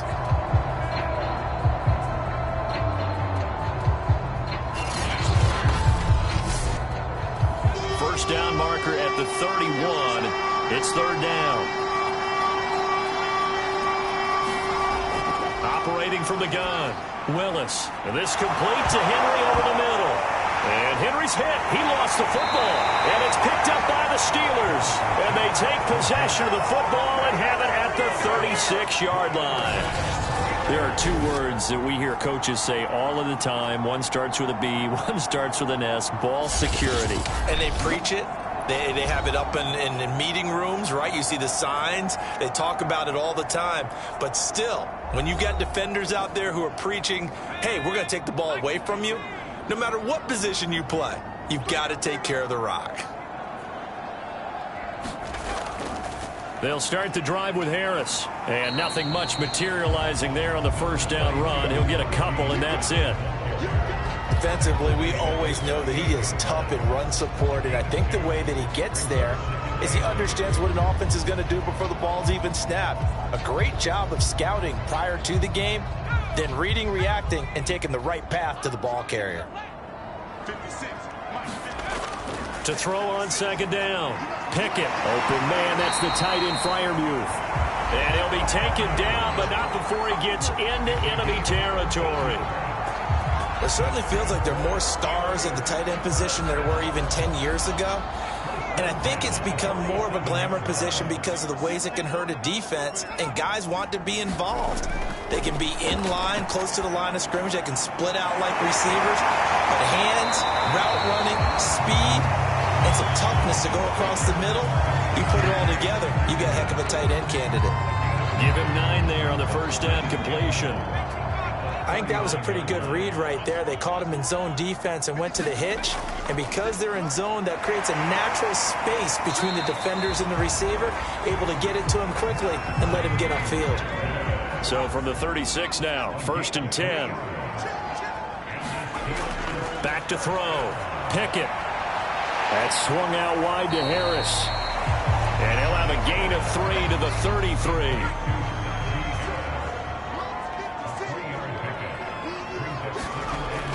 On 2nd down, this is Harris.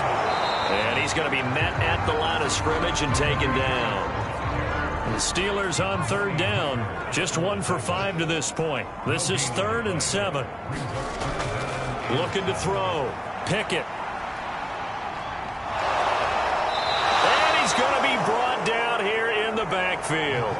The defense rising to the challenge and setting them back on the sack. Well, you're already up a couple of scores here in the first half defensively, and Charles, they just seem to be playing really free on that side of the football. I love the observation because with that type of a lead, they feel like they can take a few more chances and be even more aggressive, and it's been paying off for them so far this game.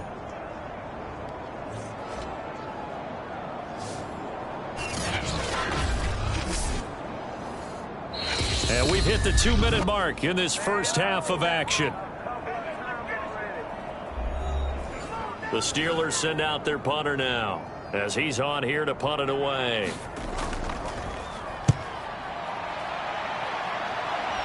And now where will the side judge stop his walk? That's the question. He says it crossed out of bounds at about the 17-yard line.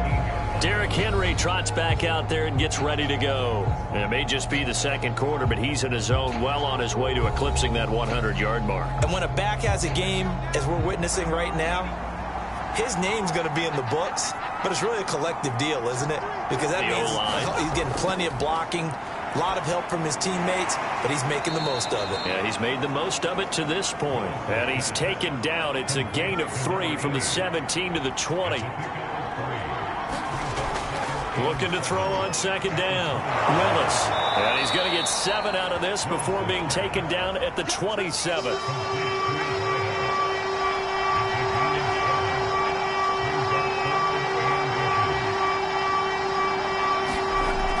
From the gun on third down. Willis. Complete. It's Henry. And down he goes. Up to the 40. Now the offense going to use the first of their timeouts, as the stoppage will come with a little under a minute to go in this first half. Again, he'll drop to throw. And he slings one that's incomplete. Certainly appeared to take away his first read, and by the time he tried to look elsewhere and find an open target, the coverage was too good. That one falls incomplete.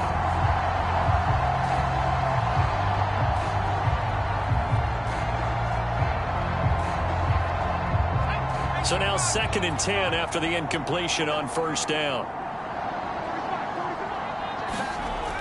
They'll stick with the passing game as he looks to throw. And he'll be taken down, but not before he works it past the 50. And with that completion, he's now north of 200 yards here in the first half. Boy, a tough start for the secondary defensively. It is, and it's got to put a dent in their confidence. And, you know, you always want to keep that up and feel like you can always bounce back after plays. But with the kind of numbers he's putting up here, it's starting to wear on them a little bit, I think. So they're looking at each other and trying to figure out what defense will work and how can they play better without getting beat deep for big passes.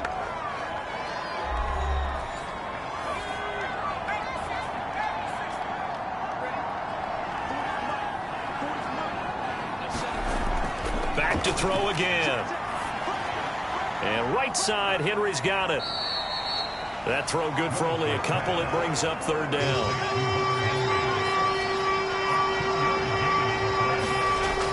Back to throw. Willis. Catch made here by Campbell. Oh, this is going to depend on the spot, but it's not a very generous one. He looks to be about a yard or so short. Now whistles and a timeout with 3 seconds left in the first half. So 3 seconds here remain in the half. On is the field goal unit to see about getting 3 points. This will be from 56 yards out. And his kick is good. He got every bit of that one as it's good from 56 yards out.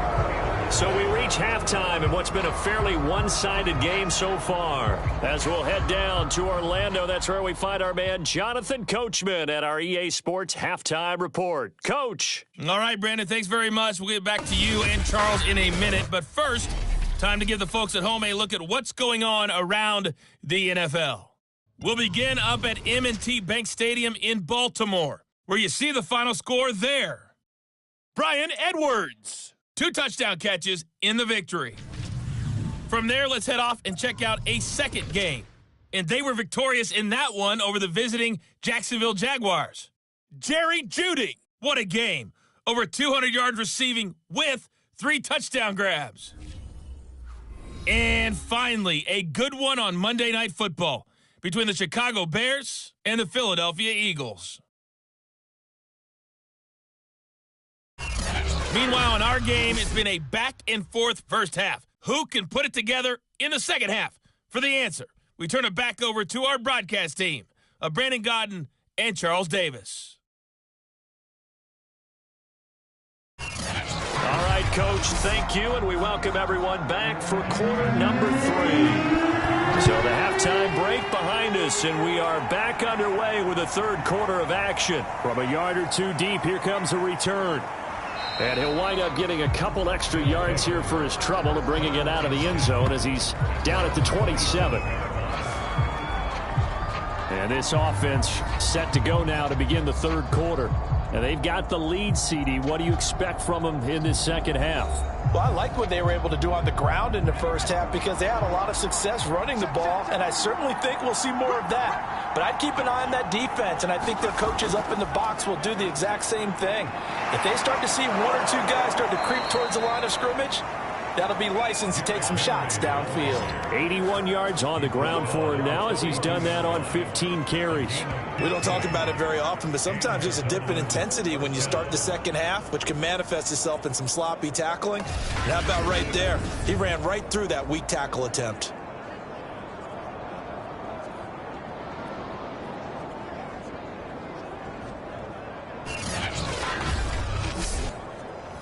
One play has him up past the 40 already, and another 1st and 10. Off the play fake, Willis. Looking left side, and he's got a man. That's Campbell. And he's going to be out of bounds, but not before he takes it inside the 40. And now we get into the psychology of the whole thing because a lot of teams with a 2-score lead in the third quarter, they almost become defensive with their offense, just playing not to lose. I think with this team, you got to figure at this point, this is a great spot for them to go into attack mode, really try and put the hammer down and finish this one off. Back-to-back good plays have him on the move on first down. And the busy night for Henry continues. And he'll snag about 5 yards down to the 32. After the pickup of 5, here's 2nd and 5. They'll run it again with Henry. He's going to go out of bounds, but he takes this one down just shy of the 20. They're making it look easy out there. Another first down. So far on this drive, let me do this little bit of math here. 4 plays, 3 first downs. That's a pretty good recipe for success.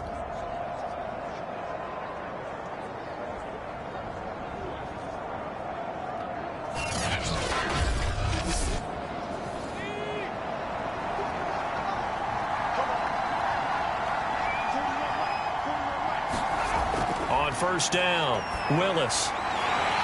And that's going to be incomplete. Too tough to hold on to that one. It's 2nd down. So after the incompletion on first, now 2nd and 10. Looking to throw. Willis throwing the out route, incomplete. That's Campbell.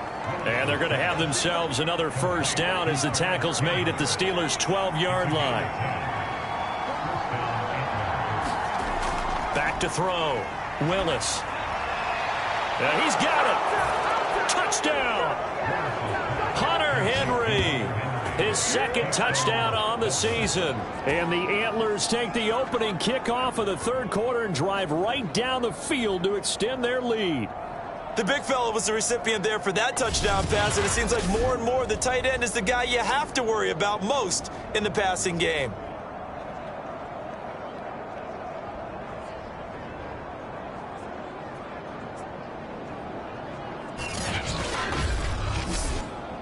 Extra point forthcoming.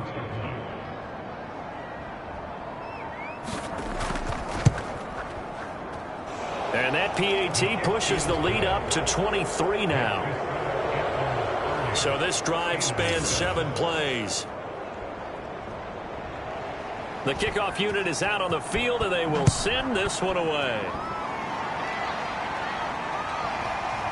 And here comes a return from just beyond the goal line. And ultimately cannot get this out to the 25-yard line as he's dropped it to 23. Time for the Steelers offense now to get set for their first possession of half number 2. And right now these guys, they're shuffling a little bit, maybe doubting, because 3 straight drives have ended with them punting the football away. Yeah, so you start pointing fingers at each other a little bit, asking a lot of questions. What are you seeing? What are you getting? Maybe trying to narrow down your playbook a little bit and maybe get simpler rather than more complex in order to try and fashion together a drive.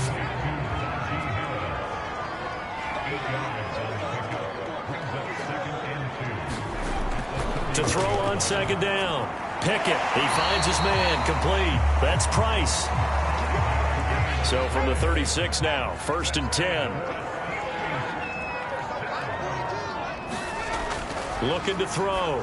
Pickett fights through him. Quick completion here to Johnson. And he slips up past the 45 before being tackled. Some think that teams really won't throw a slant route unless you have a receiver that has a lot of stature to him. But sometimes the little guys, they get lost in there. People can't really locate them, and they run that quick cut on the slant, and oftentimes they can turn it into big plays. The last run got a couple. Here's 2nd and 8. From the gun, Pickett. That's complete to his tight end, Freiermuth. No gain that time on the completion, and it'll be 3rd down. That was impressive to me because while it was a pass play, they still rallied to the football like they were filling running lanes, and they were able to put the receiver on the ground. On 3rd down, Pickett. Under pressure, and down he goes. Looks like a 9-yard loss, and it also brings up 4th. Looks like another empty possession here, partner, and I don't think with 3 scores down in the 3rd quarter, they can truly afford any more the rest of the way. No, especially the way their offense is sputtering. I think you're exactly right. They got to find some answers quickly.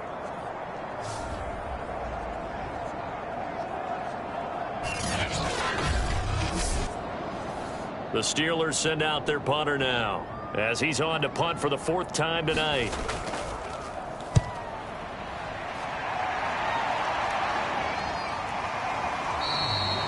It'll be a net of 39, 41-yard punt, 2 on the return. And possession will switch hands, 1st and 10. And we spotlight Derrick Henry now. He's had a good performance, moved the ball effectively on the ground. Of course, he has the 1 touchdown. And when you're able to move it as effectively as you've described, that leads to finding a way into the end zone, and now he's just trying to do it for a 2nd time. And, of course, with that comes additional yardage. Yeah, looking for additional yardage, and again, that 2nd score here in the 3rd quarter. 2nd and 8 coming from the 19. Again, it's Henry. 1st down and much more for Henry, and he'll be out right at the 35. Well, that last run makes this a 100-yard night. I've loved the way he's hit the holes. He's been quick, he's been decisive, and he's been a whole lot of fun to watch.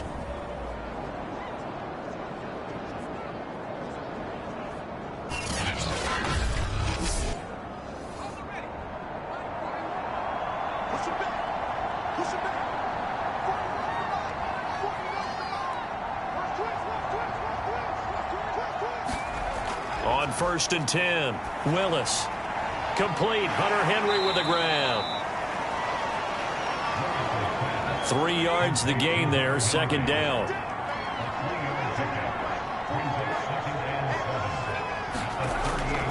A 20th carry now for Derrick Henry. And getting this just shy of midfield. They'll spot it at the 49.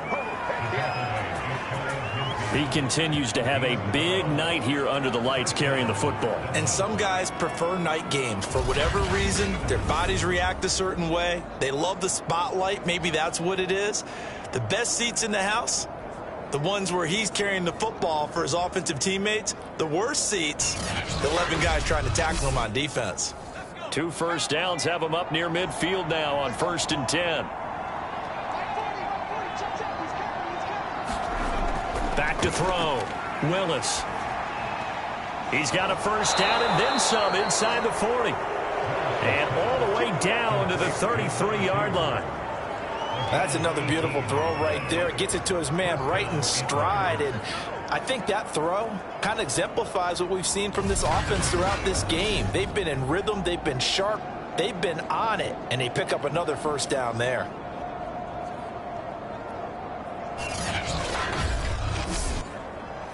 So 1st and 10, and if they score on this drive, might have to start digging in our second half blowout material. And nothing doing. He's immediately taken down at the line of scrimmage. Officially no gain on the play, and it's 2nd down. As usual, the hallmark of a good run defense, linebackers making plays near the line of scrimmage. Absolutely nowhere to run there. So after the run for no gain, here's 2nd and 10. They keep it on the ground. This time it's Henry. And he'll get this pretty close to a first down as he's tackled at the Steelers' 25. That'll leave them with a 3rd and 2 coming up. They got 8 yards there. And that looked like some pretty easy yardage there right up the gut. And he's a guy that has some height to him. So when you don't have to drop a shoulder or create or get through contact or trash, makes it a lot easier to stay upright, see the field, and make a run as we just saw there. This offense, #1 in the NFL and picking up first downs, and their run game got him another one there. A really good stat to lead the league in, isn't it? Because if you keep picking up first downs, sustaining drives, that means you're controlling the football, controlling the clock, and letting your defense rest on the sidelines.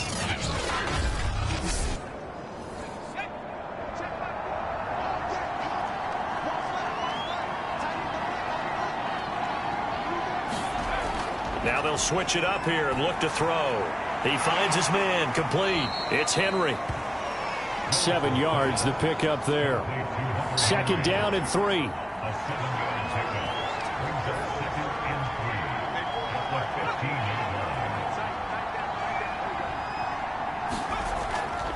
Now a handoff to Henry. And he'll take this into the end zone. Now hold on here. We do have a flag down. So let's see what this is about.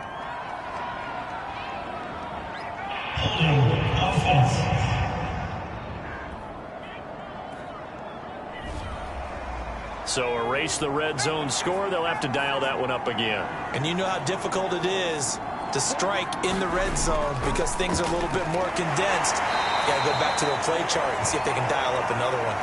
Now after the running play, we've got a man down on the field. While the training staff takes a peek, we'll take a break.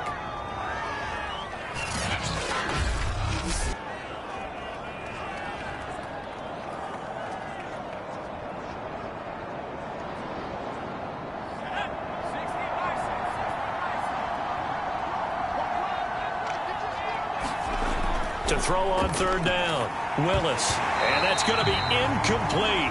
The coverage too good there. The contact popped the ball free, and it's 4th down.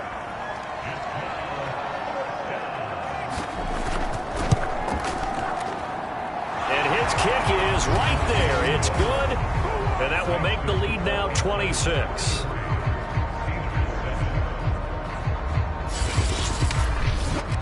So this one, Charles, it's only the 3rd quarter, but they appear to be well on their way to victory. I would say so because a 1-score lead you don't even count, but a 2-score lead you know it can evaporate in an instant. 3 scores, feeling good, but you know it's not over yet. But now they've got a 4-score cushion. I think you can feel pretty confident in the fact this is going to go your way.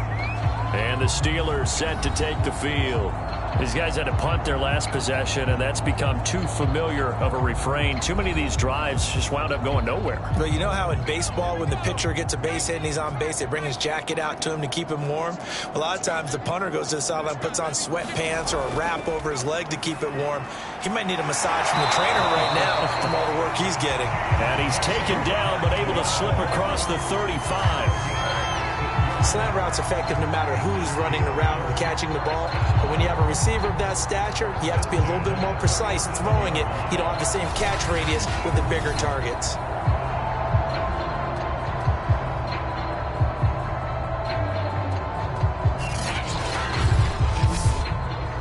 One play has him to the 37 here for 1st and 10. 56. Looking to throw. Pickett. Again, it's Johnson. And he'll be taken down, but not before he gets into enemy territory. I think it all came together there. An in-breaking route. Drove it with excellent pace. Money throw right there to move the sticks.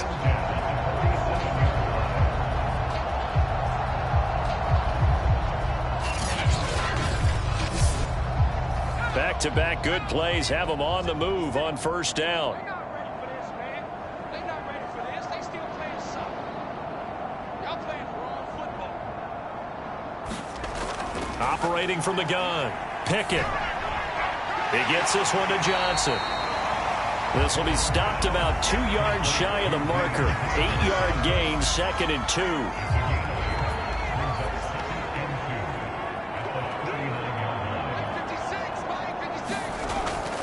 Looking to throw on 2nd down. Pickett, throw left side, taken in by Claypool.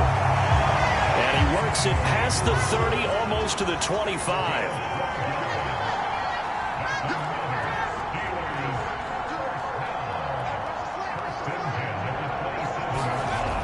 Throwing on first down. Pickett, he finds his man, complete. That's Price. So from the 17 now, here's a 1st and 10. From the red zone now, they'll look to throw. And that one drops down, incomplete. Good coverage there, forced the ball free, and it's 2nd down.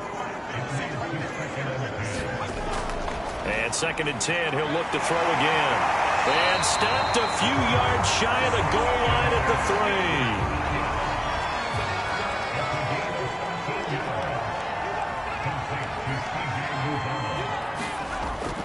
They'll try to run with Harris.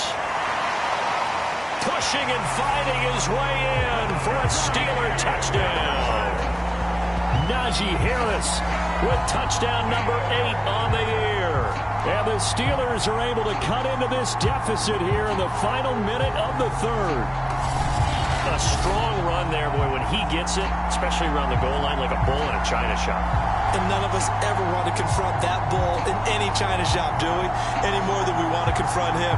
Got behind his pads, ran with power, and got into the end zone. What an asset around the goal line, a guy like that. It's almost like a safety blanket, isn't it? When all else fails, hand it to this big back and let him power his way forward. Point after, right down the middle. And that'll make this a 19-point ball game. So that drive takes him down the field in 8 plays. And it was Najee Harris who finished it off with a touchdown run. Following the touchdown, Rohrwasser handles the kickoff duties. And this will be a touchback, so they'll bring it out to the 25. Derrick Henry trots back out there and gets ready to go. He's up over 100 yards, and he'll be looking to get in the end zone again. Has a tremendous nose for it, doesn't he? The ability to pile up yardage and find the end zone, that's the combination you want in your runner. That's a combination any coach wants, and we'll see if he can find that end zone once more. And a dangerous throw there as that's knocked down and incomplete. A 2nd and 10 forthcoming here. 3rd quarter action in the Steel City of Pittsburgh, PA. Now a pass here caught by Hunter Henry. And up to the 35 before they're able to knock him down. Ball up to the 35 now as they come up on 1st and 10. Back to throw. Willis. He finds his man, complete. It's Bird. And he'll be taken down, but not before he works it past the 50.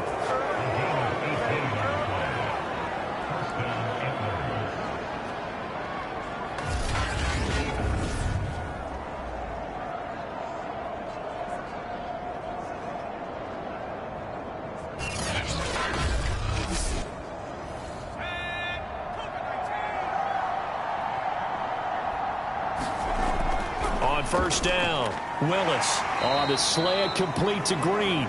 And he'll go down, and that will do it for the 3rd quarter of action. 1 quarter remains here on a Sunday night. You're watching the NFL on EA Sports.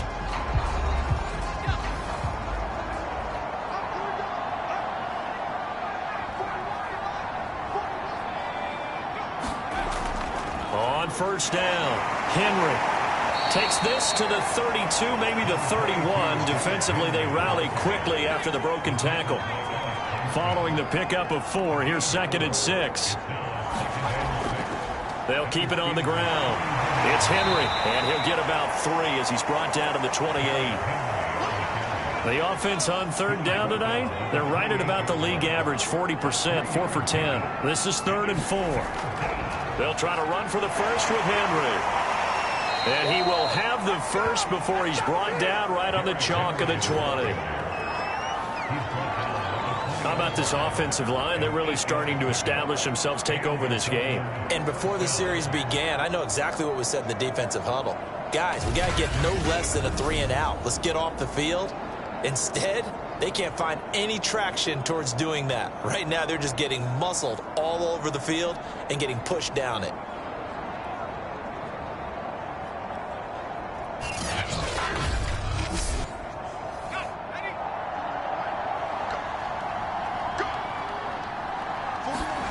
From the red zone now, they'll look to throw. Gets this one to use check. Call it a gain of 6 on the play, and it'll make it a 2nd down. Well, this has certainly been a nice drive with the way they've spread the football around. Here, they even get the fullback involved in the passing game. That's got to cause a lot of consternation on the defensive side. You've got to cover him, too. That makes things really difficult.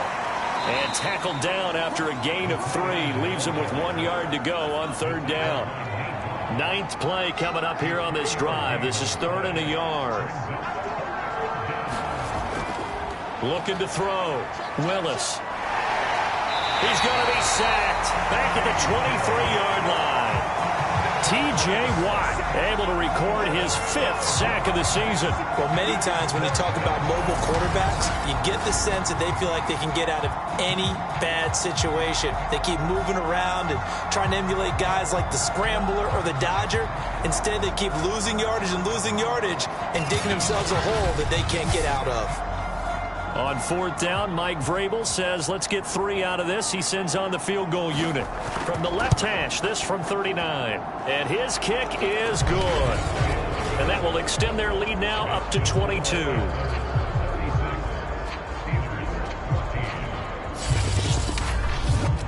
So yet another field goal to end a drive. That has been a very common theme. He's now hit 5 of them in this game. Yeah, Brandon, as an offense, you hate that you've had to call on your kicker so often, but you have to love the fact that time and time again, he's come through. And he'll be tackled just shy of the 25. Pittsburgh offense making their way back out.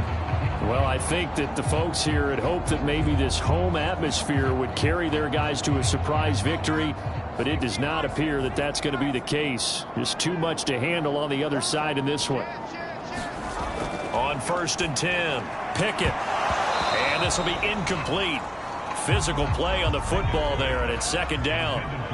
An incomplete pass on 1st down. That leads to a 2nd and 10. To throw again, Pickett. He gets it complete to Harris. And he'll get this up past the 25 before he's out of bounds. 4 yards the gain, and it'll bring up a 3rd down. From the gun, Pickett. And that is incomplete. Oh, he had a defender right there with him to force that to the ground. And 4th down now coming up. As expected, they're going for it to keep the drive alive. And it's incomplete. They cannot convert, and they turn it over. Boy, it looked like he had it and dropped it. And the ball will go over on downs on the short side of the field. Well, at this stage of the game in the 2nd half, down 3 scores, I guess they felt like they needed to push. And let's face it, with this deficit, if they give up another score here after they didn't get it, does it really matter? Right. It really doesn't. They had to go and try and make something happen if they had any chance of winning this game. And he'll fight forward on the straight-ahead running for just a couple of yards, 2nd down. Well, any lane that might have been open there was closed pretty quickly, and that was because the defensive front, they won that battle at the point of attack at the line of scrimmage. They used great leverage, held their spot, and stacked him up. And inside the 20 before he's brought down. Brendan, every great running backs coach I've talked with has always talked about when you have great vision, you're not consciously thinking about your cuts and your moves. You're just doing them. And I think that's what we're seeing tonight. He's about run them into submission. You took the words right out of my mouth. I was just going to use that phrase. He has run them into submission. Wave the white flag. Throwing on 1st down. Willis over the middle, complete. That's Green. And able to get him down, but he does reach the 5.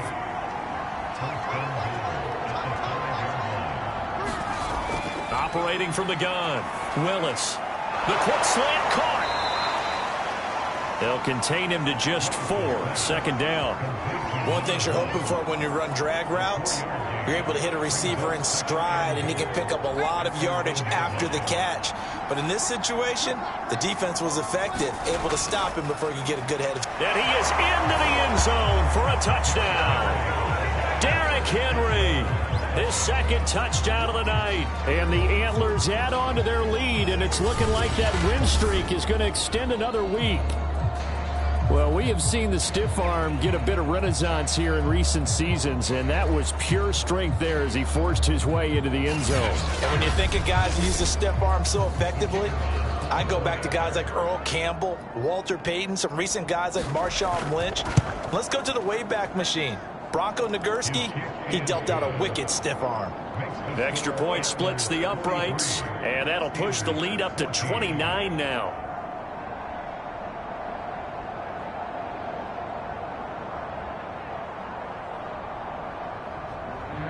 Set now to kick this one away, and off it goes.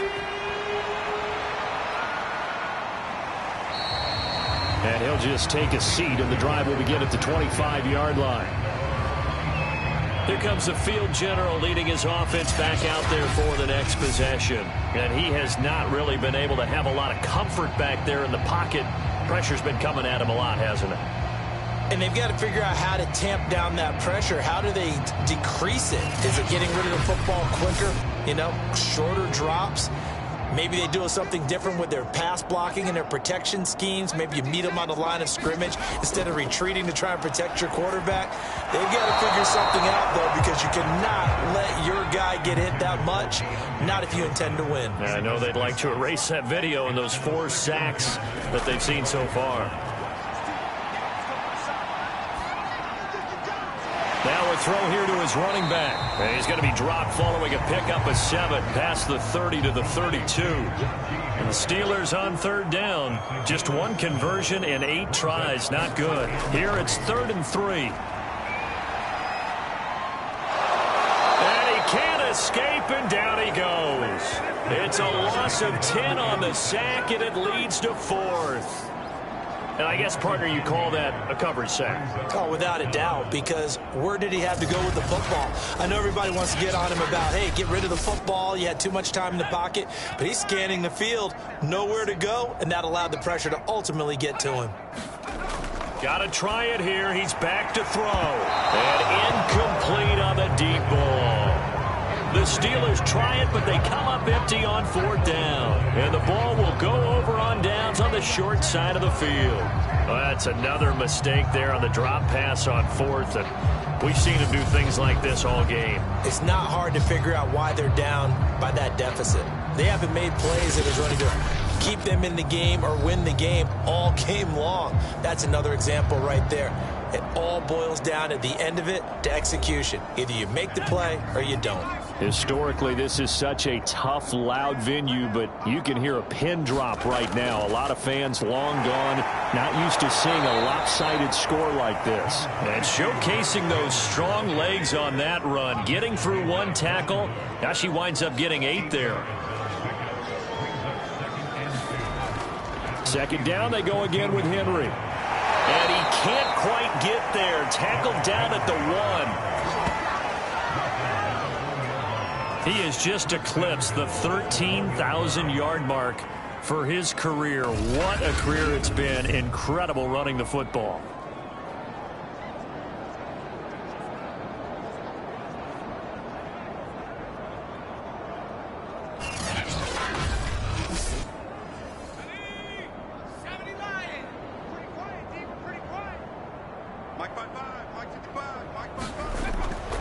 Henry, and he'll take it into the end zone for a touchdown. Derrick Henry, his 3rd touchdown of the game, number 11 on the year. And the Antlers look like they're going to be moving to 6-0 as they extend that lead even further. I'm not sure what other ground there is to cover here. I mean, this offense has been amazing. Just total domination, Charles. They've clicked so well, and if you really focus in on the offensive line, They've protected well when they wanted to throw the ball. They've moved people off the line of scrimmage when they wanted to run it. Smiles all the way around. This offense has been really good in this one.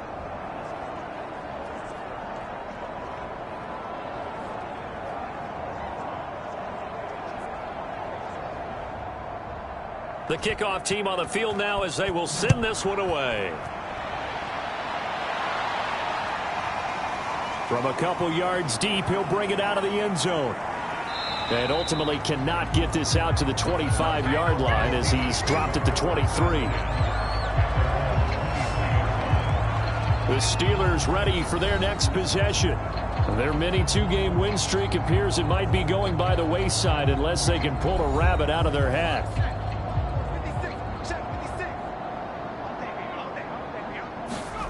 On first down, Pickett. He's got his tight end Freiermuth right side.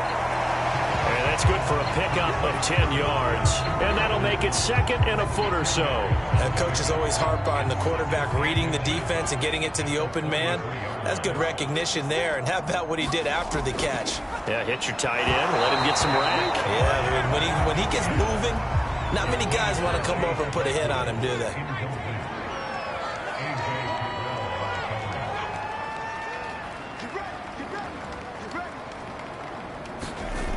From the gun on third down, Pickett. And he'll be brought down, but a tip of the cap on the spin move as that gives him a first down. Going old reliable there to the slot on third down. And the slot position has become the bane of just about every defense's existence because how do you cover? Do you go with a bigger guy to try and use size? Can I go with a quicker guy and sometimes even get out quick there? Very difficult to match up with that slot receiver. That's why they keep going back to him. And he's had the hot hand.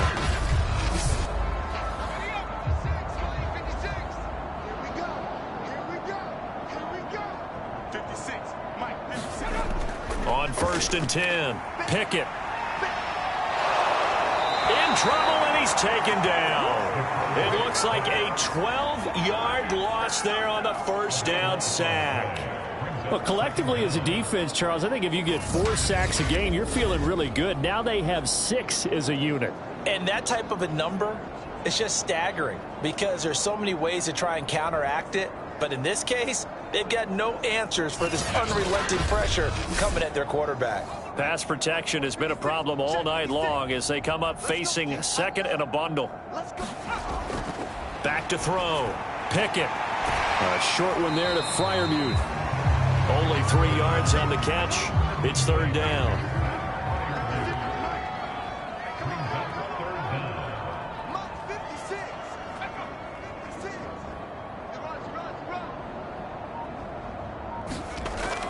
Looking to throw. Pickett. And for a third time tonight, he's intercepted. Picked off near the 32. CD, this defense, at this rate, they're just having fun out there right now. And normally with this type of a lead, if you're a starter on defense, you're saying, hey, let the other guys play. But with this going on, no one wants to come out of the game. They all want their shot at picking off a pass. Dublin's offense now set to take over.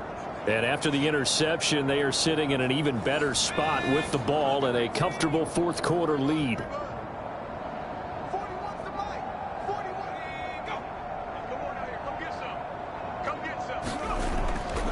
They'll run on first down. Henry. It's a 7-yard carry to set them up with a 2nd and 3.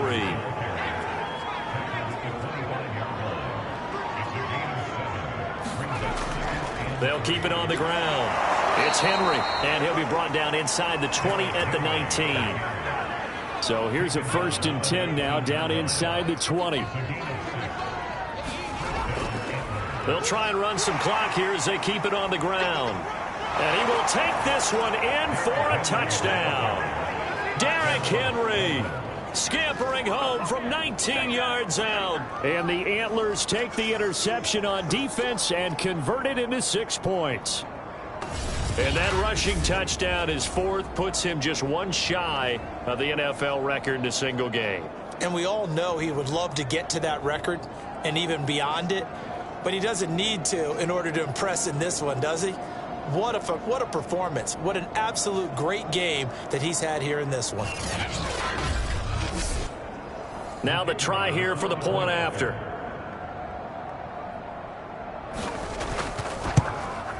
And this one was over a while ago as they just add on to their big lead. Scoring summary, 3-play drive. And Derrick Henry able to finish it off with a touchdown run.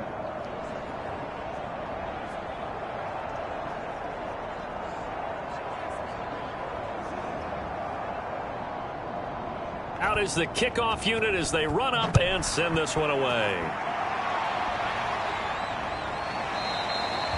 And this will not be brought out. It's a touchback. And Pittsburgh getting set to take the field. We certainly had a sense coming in here that these guys were in for a tough one on the road. That has been how this ball game has played out. They trail big as we continue on now here in this fourth quarter. 56, Mike, 56, right there. Try to shake off the interception. He'll look to throw. A short one there to Freiermuth. And he's upended after a gain of 2 out to the 27. Well, they were unable to make anything really big out of that, but it's not a bad idea to find your tight end and give him an easy completion and keep moving things forward. Almost his bread and butter. It's a good running back dive play. Now this one to his tight end out on the right side. That throw good for only a couple. It brings up third down. Just 2 minutes remaining here in the fourth quarter of what has been a one-sided affair. So the Steelers with the football as we get you reset. They face a third down now as they try to find a late score.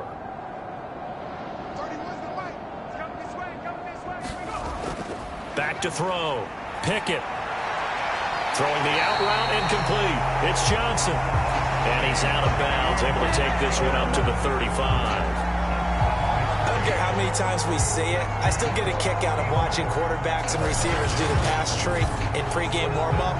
But I always remember that when we go to practices, we see that after practices as well. They really tune it up, don't they? They tune it up. They know why they do it for these situations. First down. And they build that trust, and that's why they're able to find him in this type of a situation.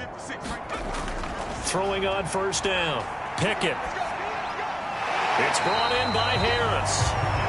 3 yards the gain there, second down. Looking to throw. Pickett. Open man is Uzomah. And he'll be brought down. Oh, that's a face mask. Certainly looked like it indeed. Here come the flags.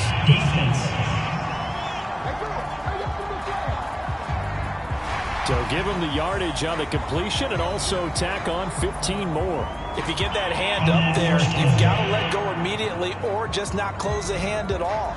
He didn't, gave it a tug, and that was easy for the officials to see. On first down, Pickett firing quickly here, and that's complete. Takes this to the 32, maybe the 31, and then the defense rallying quickly after that broken tackle. 7 yards, the pickup there. Here's Freiermuth again. They're going to need to get up and set in a hurry. Inside the red zone here, they'll look to throw. He finds his man, complete. It's Harris. And they've got it inside the 10 at the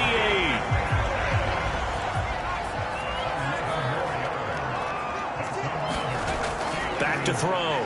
Pickett. And for the 4th time tonight, it's an interception. Picked off inside the 10. And a big turnover there as his guys will get the football back. Yet another mistake after the interception there. And, gosh, you look up at the scoreboard. They just got to be thinking this one cannot get over fast enough. It certainly can't.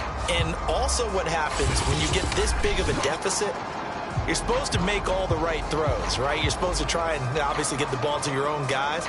But being down this big, you also take even more chances. And in this situation, that hasn't paid off for them at all. On the other sideline, jubilation and laughter.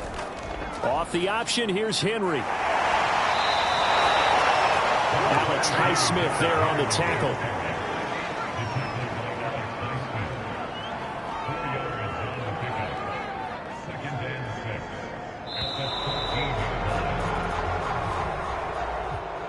Charles, it's one thing to win. It's another thing to win and put up the amount of points that they did. Boy, were they clicking on offense. They can't help but feel great about themselves, can they? I mean, what a game to put up that number of points, continually feel like they're moving the ball and things are working and clicking. They think that they can bottle this and carry it with them. And as an offensive coordinator, you just don't think you can do anything wrong. Whatever you call, run, pass, it's all going to work. That's called being in the zone. So for our visitors, they remain as hot as anyone, 6-0 now through the first month and a half. And they'll have another road date next week with the Indianapolis Colts. Meanwhile, for the Steelers, they can't quite seem to turn things around as they fall into 2-4 now on the year. And they'll try to rebound next week on the road in Washington. So for our entire crew, alongside Charles Davis, I'm Brandon Gaudin. Thanks for watching, everybody. We'll see you next time.